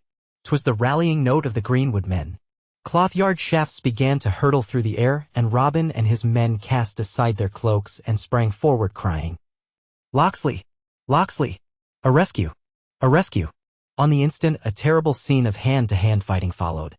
The sheriff's men, though once more taken by surprise, were determined to sell this rescue dearly. They packed in closely and stubbornly about the condemned man and Much in the palmer, and it was only by desperate rushes that the foresters made an opening in the square. Ugly cuts and bruises were exchanged freely, and lucky was the man who escaped with only these. Many of the onlookers, who had long hated the sheriff and felt sympathy for Robin's men, also plunged into the conflict, although they could not well keep out of it in sooth, and aided the rescuers no little. At last, with a mighty onrush, Robin cleaved a way through the press to the scaffold itself, and not a second too soon, for two men with pikes had leaped upon the cart and were in the act of thrusting down upon the palmer and Will Stuteley. A mighty upward blow from Robin's good blades sent the pike flying from the hand of one, while a well-directed arrow from the outskirt pierced the other fellow's throat. "God save you, master," cried Will Stuteley joyfully. "I had begun to fear that I would never see your face again." "A rescue!" shouted the outlaws afresh, and the soldiery became faint-hearted and gone to give back. But the field was not yet won, for they retreated in close order toward the east gate, resolved to hem the attackers within the city walls. Here again, however, they were in error, since the outlaws did not go out by their nearest gate. They made a sally in that direction in order to mislead the soldiery, then abruptly turned and headed for the west gate, which was still guarded by Arthur à Bland. The sheriff's men raised an exultant shout at this, thinking they had the enemy trapped. Down they charged after them, but the outlaws made good their lead and soon got through the gate and over the bridge which had been let down by Arthur à Bland. Close upon their heels came the soldiers, so close that Arthur had no time to close the gate again or raise the bridge. So he threw away his key and fell in with the yeomen, who now began their retreat up the long hill to the woods.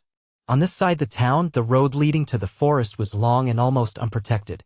The Greenwood men were therefore in some distress, for the archers shot at them from loopholes in the walls and the pikemen were reinforced by a company of mounted men from the castle. But the outlaws retreated stubbornly and now and again turned to hold their pursuers at bay by a volley of arrows.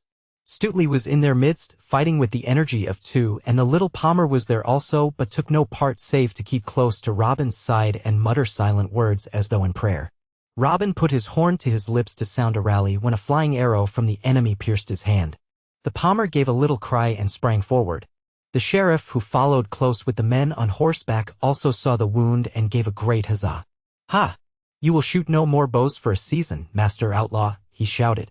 "You lie," retorted Robin fiercely, wrenching the shaft from his hand despite the streaming blood. "I have saved one shot for you all this day. Here, take it." And he fitted the same arrow which had wounded him upon the string of his bow and let it fly toward the sheriff's head. The sheriff fell forward upon his horse in mortal terror, but not so quickly as to escape unhurt. The sharp point laid bare a deep gash upon his scalp and must certainly have killed him if it had come closer. The fall of the sheriff discomfited his followers for the moment, and Robin's men took this chance to speed on up the hill. The Palmer had whipped out a small white handkerchief and tried to staunch Robin's wound as they went. At sight of the Palmer's hand, Robin turned with a start and pushed back the other's hood. "Marian," he exclaimed, "you here?" It was indeed Maid Marian, who had helped save Will and been in the stress of battle from the first. Now she hung her head as though caught in wrong. "I had to come, Robin," she said simply, "and I knew you would not let me come else." Their further talk was interrupted by an exclamation from Will Scarlet. "By the saints, we are trapped," he said, and pointed to the top of the hill toward which they were pressing. There from out a grey castle poured a troop of men, armed with pikes and axes, who shouted and came running down upon them. At the same instant, the sheriff's men also renewed the pursuit. "Alas," cried poor Marian, "we are undone. There is no way of escape." "Courage, dear heart," said Robin, drawing her close to him. But his own spirit sank as he looked about for some outlet. Then, oh, joyful sight, he recognized among the foremost of those coming from the castle the once doleful knight, Sir Richard of the Lea. He was smiling now and greatly excited. "A hood! A hood!" he cried. "A rescue! A rescue!" Never were there more welcome sights and sounds than these. With a great cheer the outlaws raced up the hill to meet their new friends, and soon the whole force had gained the shelter of the castle. Bang! Went the bridge as it swung back with great clanking of chains. Clash! Went one great door upon the other as they shut in the outlaw band and shut out the sheriff, who dashed up at the head of his men, his bandaged face streaked with blood and inflamed with rage. Robin Hood. Chapter 21. How Sir Richard of the Lea repaid his debt. The proud sheriff loud gone cry and said, "Thou traitor knight, thou keepest here the king's enemy against the laws and right." "Open the gate," shouted the sheriff hoarsely to the sentinel upon the walls. "Open, I say, in the king's name." "Why, who are you to come thus brawling upon my premises?" asked a haughty voice, and Sir Richard himself stepped forth upon the turret. "You know me well, traitor knight," said the sheriff. "Now give up into my hands the enemy of the king whom you have sheltered against the laws and right." "Fair and softly, sir," quoth the knight smoothly. "I well avow that I have done certain deeds this day. But I have done them upon mine own land, which you now trespass upon, and I shall answer only to the king whom God preserve, for my actions." "Thou soft-spoken villain," said the sheriff, still in a towering passion. "I also serve the king, and if these outlaws are not given up to me at once, I shall lay siege to the castle and burn it with fire." "First show me your warrants," said Sir Richard curtly. "My word is enough. Am I not sheriff of Nottingham?" "If you are, in sooth," retorted the knight, "you should know that you have no authority within my lands unless you bear the king's order. In the meantime, go mend your manners, lording." And Sir Richard snapped his fingers and disappeared from the walls. The sheriff, after lingering a few moments longer in hope of further parley, was forced to withdraw, swearing fiercely. "The king's order," muttered he. "That shall I have without delay, as well as this upstart knight's estates, for King Richard is lately returned, I hear, from the Holy Land." Meanwhile the knight had gone back to Robin Hood, and the two men greeted each other right gladly. "Well met, bold Robin," cried he, taking him in his arms. "Well met, indeed. The Lord has lately prospered me, and I was minded this day to ride forth and repay my debt to you." "And so you have," answered Robin gaily. "Nay, 'twas nothing the small service," said the knight. "I meant the monies coming to you." "They have all been repaid," said Robin. "My Lord of Hereford himself gave them to me." "The exact sum?" asked the knight. "The exact sum," answered Robin, winking solemnly. Sir Richard smiled, but said no more at the time. Robin was made to rest until dinner should be served. Meanwhile a leech bound up his hand with ointment, promising him that he should soon have its use again. Some half-score others of the yeomen had been hurt in the fight, but luckily none of grave moment. They were all bandaged and made happy by bumpers of ale. At dinner Sir Richard presented Robin to his wife and son. The lady was stately and gracious and made much of Marian, whom she had known as a little girl and who was now clothed more seemly for a dinner than in monkish garments. The young esquire was a goodly youth and bade fair to make as stout a knight as his father. The feast was a joyous event. There were 2 long tables, and 200 men sat down at them and ate and drank and afterward sang songs. 140 of these men wore Lincoln green and called Robin Hood their chief. Never, I ween, had there been a more gallant company at table in Lea Castle. That night the foresters tarried within the friendly walls and the next day took leave, though Sir Richard protested that they should have made a longer stay. And he took Robin aside to his strong room and pressed him again to take the 400 golden pounds. But his guest was firm. "Keep the money, for it is your own," said Robin. "I have but made the bishop return that which he extorted unjustly." Sir Richard thanked him in a few earnest words and asked him and all his men to visit the armory before they departed. And therein they saw, placed apart, 140 stout yew bows of cunning make, with fine waxen silk strings, and 140 sheaves of arrows. Every shaft was a just ell long, set with peacock's feathers and notched with silver. And Sir Richard's fair lady came forward and with her own hands gave each yeoman a bow and a sheaf. "In sooth, these are poor presents we have made you, good Robin Hood," said Sir Richard, "but they carry with them 1,000 times their weight in gratitude." The sheriff made good his threat to inform the king. Forth rode he to London town upon the week following, his scalp wound having healed sufficiently to permit him to travel. This time he did not seek out Prince John, but asked audience with King Richard of the Lion Heart himself. His Majesty had but lately returned from the Crusades and was just then looking into the state of his kingdom. So the sheriff found ready audience. Then to him the sheriff spoke at length concerning Robin Hood, how that for many months the outlaws had defied the king and slain the king's deer, how Robin had gathered about him the best archers in all the countryside, and finally, how the traitorous knight Sir Richard of the Lea had rescued the band when capture seemed certain and refused to deliver them up to justice. The king heard him through with attention, and quoth he, "Meseems I have heard of this same Robin Hood and his men, and also seen somewhat of their prowess. Did not these same outlaws shoot in a royal tourney at Finsbury Field?" "They did, your Majesty, under a royal amnesty." In this speech the sheriff erred, for the king asked quickly, "How came they last to the fair at Nottingham by stealth?" "Yes, your Majesty." "Did you forbid them to come?" "No, your Majesty." "That is?" "Speak out." "For the good of the shire," began the sheriff again, falteringly, "we did proclaim an amnesty, but 'twas because these men had proved a menace." "Now by my halidom," quoth the king, while his brow grew black, "such treachery would be unknown in the camp of the Saracen, and yet we call ourselves a Christian people." The sheriff kept silence through very fear and shame, then the king began speech again. "Nathless, my lord sheriff, we promise to look into this matter. Those outlaws must be taught that there is but one king in England and that he stands for the law." So the sheriff was dismissed with very mixed feelings and went his way home to Nottingham town. A fortnight later the king began to make good his word by riding with a small party of knights to Lea Castle. Sir Richard was advised of the cavalcade's approach and quickly recognized his royal master in the tall knight who rode in advance. Hasting to open wide his castle gates he went forth to meet the king and fell on one knee and kissed his stirrup. For Sir Richard also had been with the king to the Holy Land and they had gone on many adventurous quests together. The king bade him rise and dismounted from his own horse to greet him as a brother in arms, and arm in arm they went into the castle while bugles and trumpets sounded forth joyous welcome in honor of the great occasion. After the king had rested and supped, he turned upon the knight and with grave face inquired, "What is this I hear about your castles becoming a nest and harbor for outlaws?" The Sir Richard of the Lea, divining that the sheriff had been at the king's ear with his story, made a clean breast of all he knew. How that the outlaws had befriended him in sore need as they had befriended others, and how that he had given them only knightly protection in return. The king liked the story well, for his own soul was one of chivalry. And he asked other questions about Robin Hood and heard of the ancient wrong done his father before him and of Robin's own enemies and of his manner of living. "In sooth," cried King Richard, springing up, "I must see this bold fellow for myself.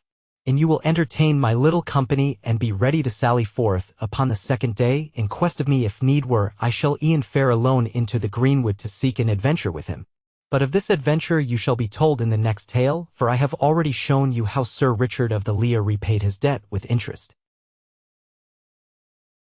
Robin Hood. Chapter 22. How King Richard Came to Sherwood Forest. King Richard, hearing of the pranks of Robin Hood and his men, he much admired and more desired to see both him and them. Then Robin takes a can of ale, come let us now begin, and every man shall have his can. Here's a health unto the king. Friar Tuck had nursed Little John's wounded knee so skillfully that it was now healed. In sooth, the last part of the nursing depended more upon strength than skill, for it consisted chiefly of holding down the patient by main force to his cot. Little John had felt so well that he had insisted upon getting up before the wound was healed, and he would have done so if the friar had not piled some holy books upon his legs and sat upon his stomach. Under this vigorous treatment Little John was constrained to lie quiet until the friar gave him leave to get up. At last he had this leave, and he and the friar went forth to join the rest of the band, who were right glad to see them, you may be sure. They sat around a big fire, for 'twas a chilly evening, and they feasted and made merry in great content. A cold rain set in later, but the friar wended his way back, nathless, to his little hermitage. There he made himself a cheerful blaze and changed his dripping robe, and had sat himself down with a sigh of satisfaction before a tankard of hot mulled wine and a pasty, when suddenly a voice was heard on the outside, demanding admission. His kennel of dogs set up furious uproar on the instant, by way of proving the fact of a stranger's presence.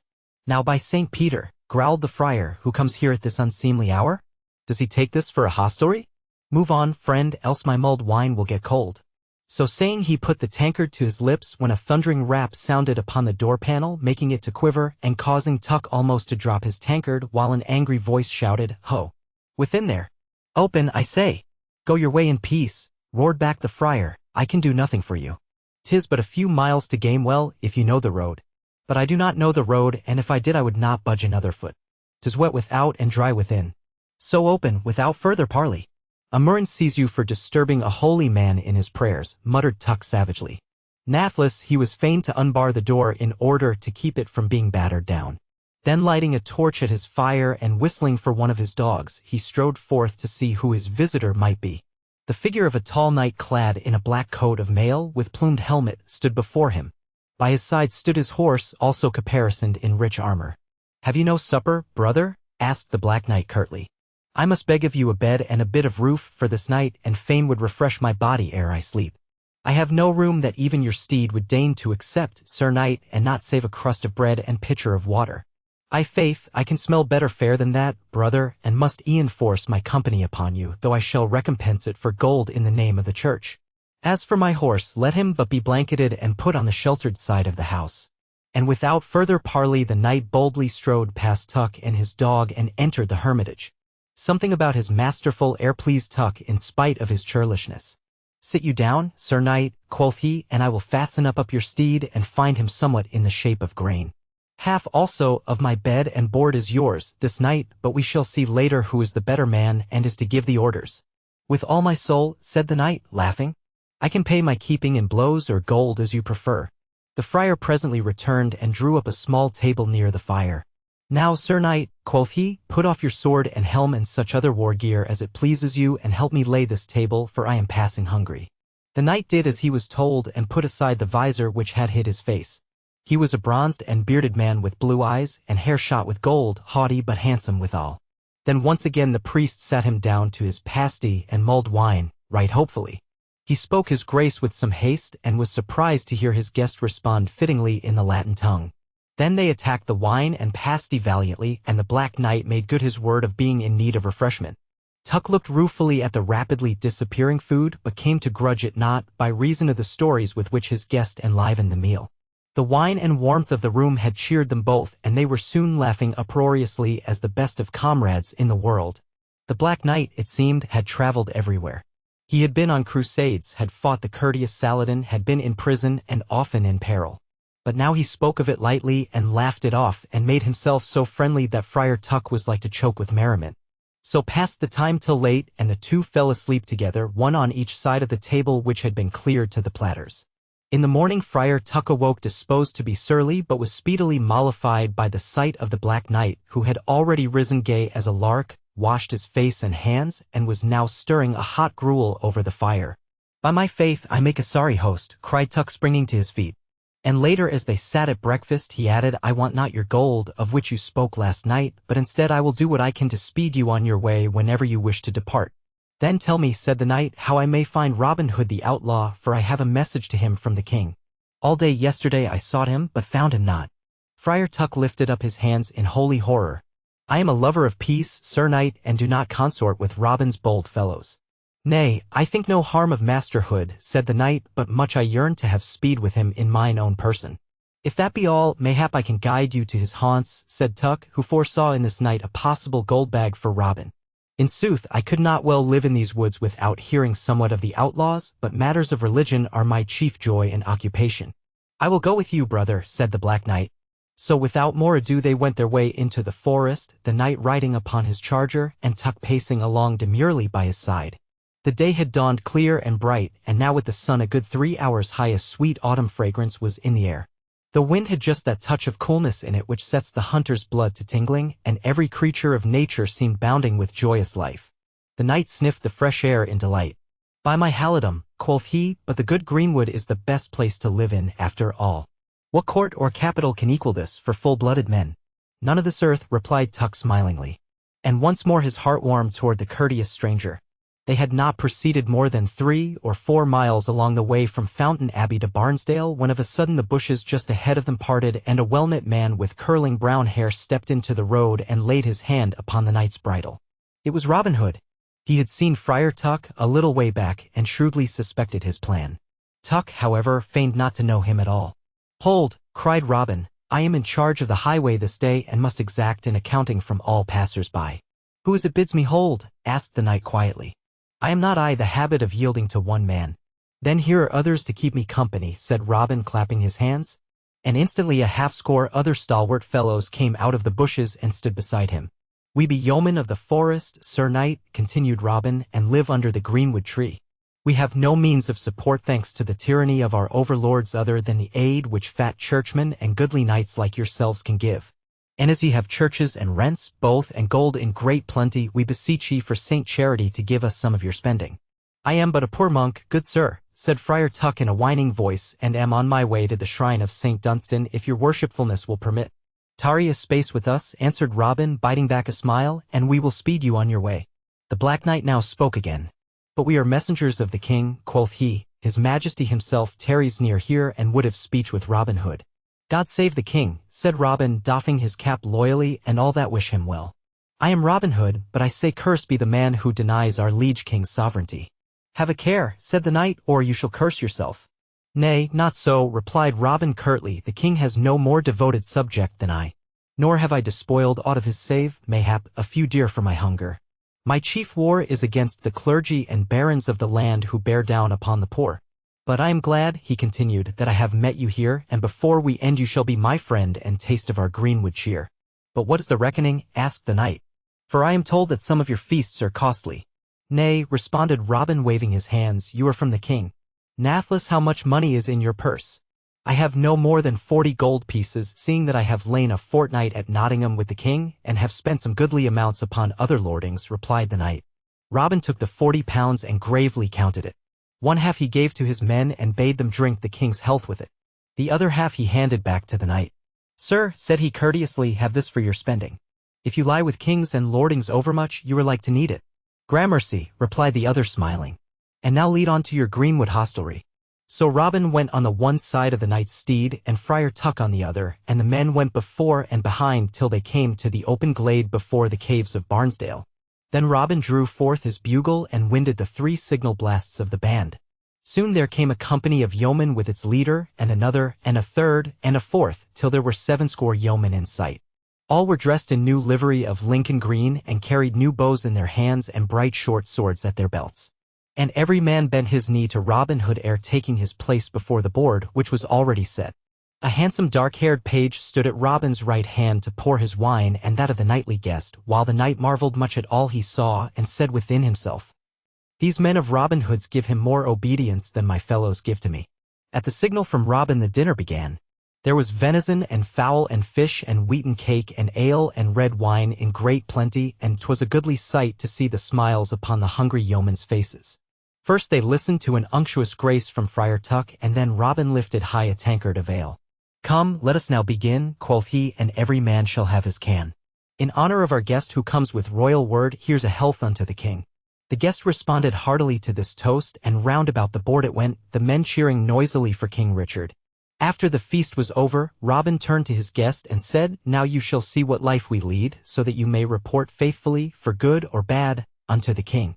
So at a signal from him, the men rose up and smartly bent their bows for practice, while the knight was greatly astonished at the smallness of their targets. A wand was set up, far down the glade, and thereon was balanced a garland of roses. Whosoever failed to speed his shaft through the garland without knocking it off the wand was to submit to a buffet from the hand of Friar Tuck. "Ho, ho!" cried the knight, as his late traveling companion rose up and bared his brawny arm ready for service. "So you, my friend, are Friar Tuck?"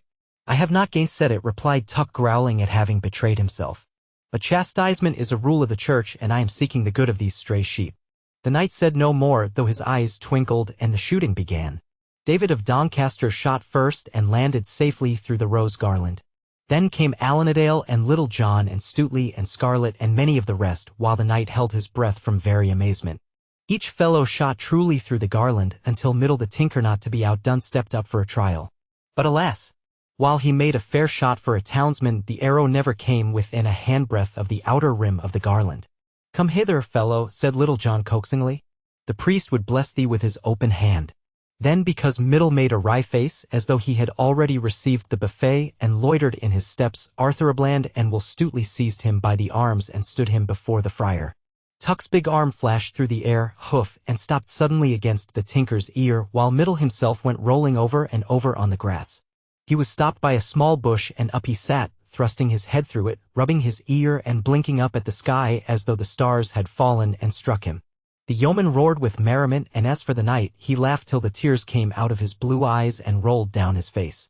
After Middle's mishap, others of the band seemed to lose their balance and fared in the same fashion. The garland would topple over in a most impish way at every breath, although the arrows went through it. So Middle gone to feel better when he saw this one and that one tumbling on the sward. At last came Robin's turn. He shot carefully, but as ill luck would have it, the shaft was ill-feathered and swerved sidewise, so that it missed the garland by full 3 fingers. Then a great roar went up from the whole company, for 'twas rare that they saw their leader miss his mark. Robin flung his bow upon the ground from very vexation. "Amarin, take it," quoth he. The arrow was sadly winged. I felt the poor feather upon it as it left my fingers. Then suddenly seizing his bow again, he sped 3 shafts as fast as he could send them, and every one went clean through the garland. "By St. George," muttered the knight, "never before saw I such shooting in all Christendom." The band cheered heartily at these last shots, but Will Scarlet came up gravely to Robin. "Pretty shooting, master," quoth he, "but 'twill not save you from paying for the bad arrow. So walk up and take your medicine." "Nay, that may not be," protested Robin. "The good friar belongs to my company and has no authority to lift hands against me. But you, Sir Knight, stand as it were for the king. I pray you serve out my blow." "Not so," said Friar Tuck. "My son, you forget I stand for the church, which is greater even than the king." "Not in merry England," said the knight in a deep voice. Then rising to his feet, he added, "I stand ready to serve you, Master Hood." "Now out upon ye for an upstart knight," cried Friar Tuck. "I told you last night, sirrah, that we should yet see who was the better man. So we will e'en prove it now, and thus settle who is to pay Robin Hood." "Good," said Robin, "for I want not to start a dispute between church and state." "Good," also said the knight. "'Tis an easy way to end prattling. Come, friar, strike an ye dare. I will give you first blow." "You have the advantage of an iron pot on your head and gloves on your hands," said the friar, "but have it ye. Down you shall go if you were Goliath of Gath." Once more the priest's brawny arm flashed through the air and struck with a hoof. But to the amazement of all, the knight did not budge from his tracks, though the upper half of his body swerved slightly to ease the force of the blow. A loud shout burst from the yeoman at this, for the friar's fist was proverbial, and few of those present had not felt the force of it in times past. "Now 'tis my turn," said his antagonist coolly, casting aside his gauntlet. And with one blow of his fist the knight sent the friar spinning to the ground. If there had been uproar and shouting before, it was as naught to the noise which now broke forth. Every fellow held his sides or rolled upon the ground from laughter, every fellow, save one, and that was Robin Hood.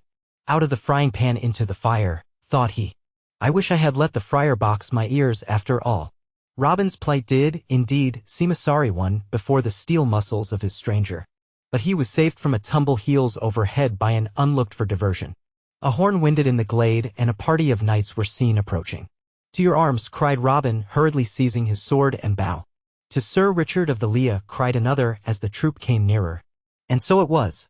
Sir Richard spurred forward his horse and dashed up to the camp while the outlaws stood at stiff attention. When he had come near the spot where the Black Knight stood, he dismounted and knelt before him.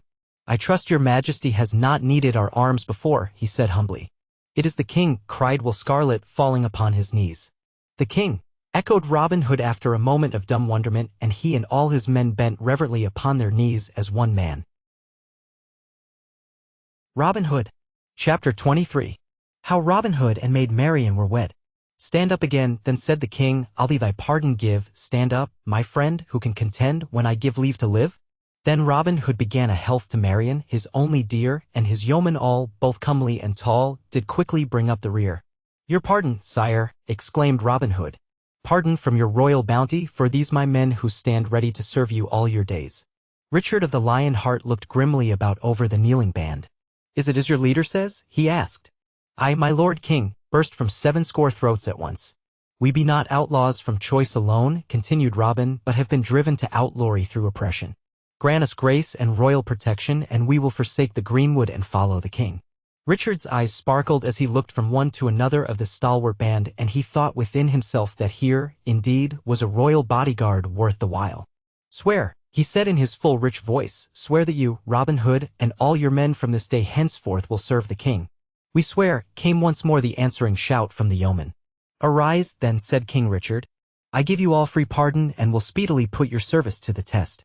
For I love such archers as you have shown yourselves to be, and it were a sad pity to decrease such men to death. England could not produce the like again for many a day. But in sooth I cannot allow you to roam in the forest and shoot my deer, nor to take the law of the land into your own hands. Therefore I now appoint you to be royal archers and mine own especial bodyguard. There be 1 or 2 civil matters to settle with certain Norman noblemen in which I crave your aid. Thereafter, the half of your number, as may later be determined, shall come back to these woodlands as royal foresters. Mayhap you will show as much zeal in protecting my preserves as you have formerly shown in hunting them. Where, now, is that outlaw known as Little John? Stand forth." "Here, sire," quoth the giant, doffing his cap. "Good master Little John," said the king, looking him over approvingly. "Could your weak sinews stand the strain of an office in the shire? If so, you are this day sheriff of Nottingham, and I trust you will make a better official than the man you relieve." "I shall do my best, sire," said Little John, great astonishment and gladness in his heart. "Master Scarlet, stand forth," said the king, and then addressing him, "I have heard somewhat of your tale," quoth he, "and that your father was the friend of my father. Now, therefore, accept the royal pardon and resume the care of your family estates, for your father must be growing old. And come you to London next court day, and we shall see if there be a knighthood vacant." Likewise the king called for Will Stutely and made him chief of the royal archers. Then he summoned Friar Tuck to draw near. "I crave my king's pardon," said the priest, humbly enough, "for who am I to lift my hand against the Lord's anointed?" "Nay, the Lord sent the smiter to thee without delay," returned Richard smiling, "and 'tis not for me to continue a quarrel between church and state. So what can I do for you in payment of last night's hospitality? Can I find some fat living where there are no wicked to chastise, and where the work is easy and comfortable?" "Not so, my lord," replied Tuck. "I wish only for peace in this life. Mine is a simple nature, and I care not for the fripperies and follies of court life. Give me a good meal and a cup of right brew, health, and enough for the day, and I ask no more." Richard sighed. "You ask the greatest thing in the world, brother Contentment. It is not mine to give or to deny. But ask your God for it, and if belike he grant it, then ask it also in behalf of your king." He glanced around once more at the foresters. "Which one of you is Allan a Dale?" he asked, and Allan came forward. "So," said the king with sober face, "you are that errant minstrel who stole a bride at Plympton despite her would-be groom and attending bishop. I heard something of this in former days. Now what excuse have you to make?" "Only that I loved her, sire, and she loved me," said Allan, simply, "and the Norman lord would have married her perforce because of her lands." "Which have since been forfeited by the Bishop of Hereford," added Richard. "But my lord bishop must disgorge them, and from tomorrow you and Mistress Dale are to return to them and live in peace and loyalty. And if ever I need your harp at court, stand ready to attend me and bring also the lady."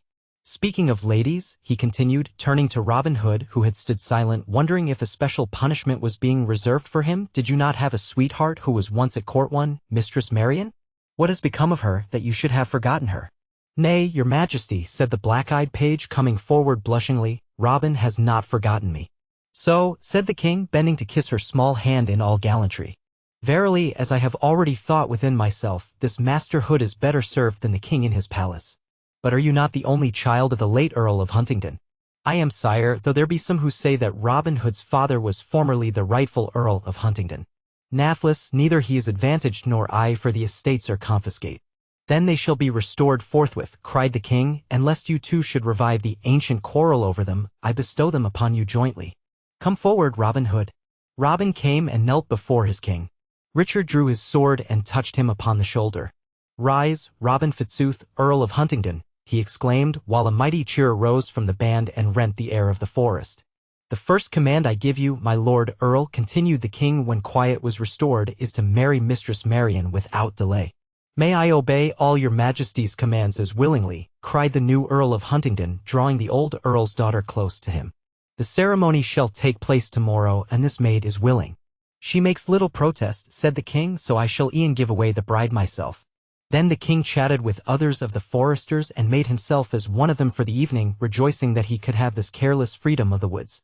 And Much, the miller's son, and Arthur a Bland, and Middle, and Stutely, and Scarlet, and Little John and others played at the quarterstaff, giving and getting many lusty blows.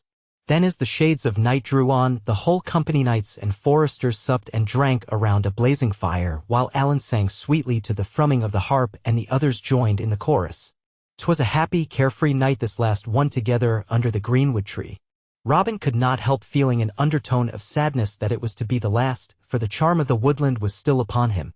But he knew 'twas better so, and that the new life with Marian and in the service of his king would bring its own joys. Then the night deepened, the fire sank, but was replenished, and the company lay down to rest. The king, at his own request, spent the night in the open. Thus they slept, king and subject alike, out under the stars, cared for lovingly by nature, kind mother of us all. In the morning the company was early astir and on their way to Nottingham. It was a goodly cavalcade. First rode King Richard of the Lion Heart, with his tall figure set forth by the black armor and waving plume in his helm. Then came Sir Richard of the Leah with 80 knights and men-at-arms. And after them came Robin Hood and Maid Marian riding upon milk-white steeds. Alanadale also escorted Mistress Dale on horseback, for she was to be matron of honor at the wedding. These were followed by 70 archers clad in their bravest Lincoln green and with their new bows unstrung in token of peace. Outside the gates of Nottingham town they were halted. "Who comes here?" asked the warder's surly voice. "Open to the King of England," came back the clear answer, and the gates were opened and the bridge let down without delay. Almost before the company had crossed the moat the news spread through the town like wildfire. "The king is here! The king is here, and hath taken Robin Hood!" From every corner flocked the people to see the company pass, and wildly did they cheer for the king, who rode smilingly with bared head down through the marketplace. At the far end of it he was met by the sheriff, who came up puffing in his haste to do the king honor. He fairly turned green with rage when he saw Sir Richard of the Leah and Robin Hood in the royal company, but made low obeisance to his master. "Sir Sheriff," quoth the king, "I have come to rid the shire of outlaws, according to my promise. There be none left, for all have now taken service with their king. And lest there should be further outbreak, I have determined to place in charge of this shire a man who fears no other man in it. Master Little John is hereby created Sheriff of Nottingham, and you will turn over the keys to him forthwith." The sheriff bowed, but dared utter no word. Then the king turned to the Bishop of Hereford, who had also come up to pay his respects. "Hark ye, my lord bishop," quoth he, "the stench of your evil actions had reached our nostrils. We shall demand strict accounting for certain seizures of the lands and certain acts of oppression which shall become a churchman. But of this later. This afternoon you must officiate at the wedding of 2 of our company in Nottingham church. So make you ready." The bishop also bowed and departed, glad to escape a severer censure for the time. The company then rode on to the mansion house, where the king held high levee through all the noon hours, and the whole town made a holiday.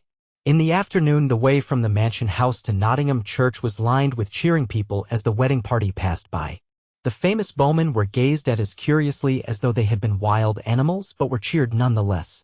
Robin, who had long been held in secret liking, was now doubly popular since he had the king's favor. Along the way ahead of the king and the smiling bride and groom-to-be ran little maids strewing flowers while streamers floated in greeting from the windows. I ween, the only hearts that were not glad this day were those of the old sheriff and of his proud daughter, who peered between the shutters of her window and was like to eat out her heart from envy and hatred.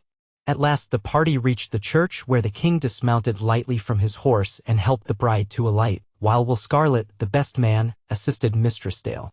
Within the church they found the bishop robed in state, and by his side Friar Tuck, who had been especially deputed to assist. The service was said in Latin while the organ pealed forth softly. The king gave away the bride as he had said, and afterwards claimed first kiss for his pains. Then the happy party dispersed, and Robin and Marian passed out again through the portal, man and wife. Out through the cheering streets they fared, while the greenwood men ran ahead and flung gold pennies right and left in their joy, and bade the people drink the health of the young couple and the king. Then the whole party took horse at Will Scarlet's earnest wish and went down to Gamewell Lodge, where the old Squire George wept for joy at seeing his son and the king and the wedding party. That night they spent there and feasted, and the next day Sir Richard of the Lea claimed them. And thus, amid feasting and rejoicing and kingly favor, Robin Hood, the new Earl of Huntingdon, and his bride began their wedded life. Robin Hood. Chapter 24. How Robin Hood met his death. Give me my bent bow in my hand, and a broad arrow I'll let flee, and where this arrow is taken up, there shall my grave digged be. Now by good rights the story should end with the wedding of Robin Hood and Maid Marian, for do not many pleasant tales end with a wedding and the saying, and they lived happy ever after.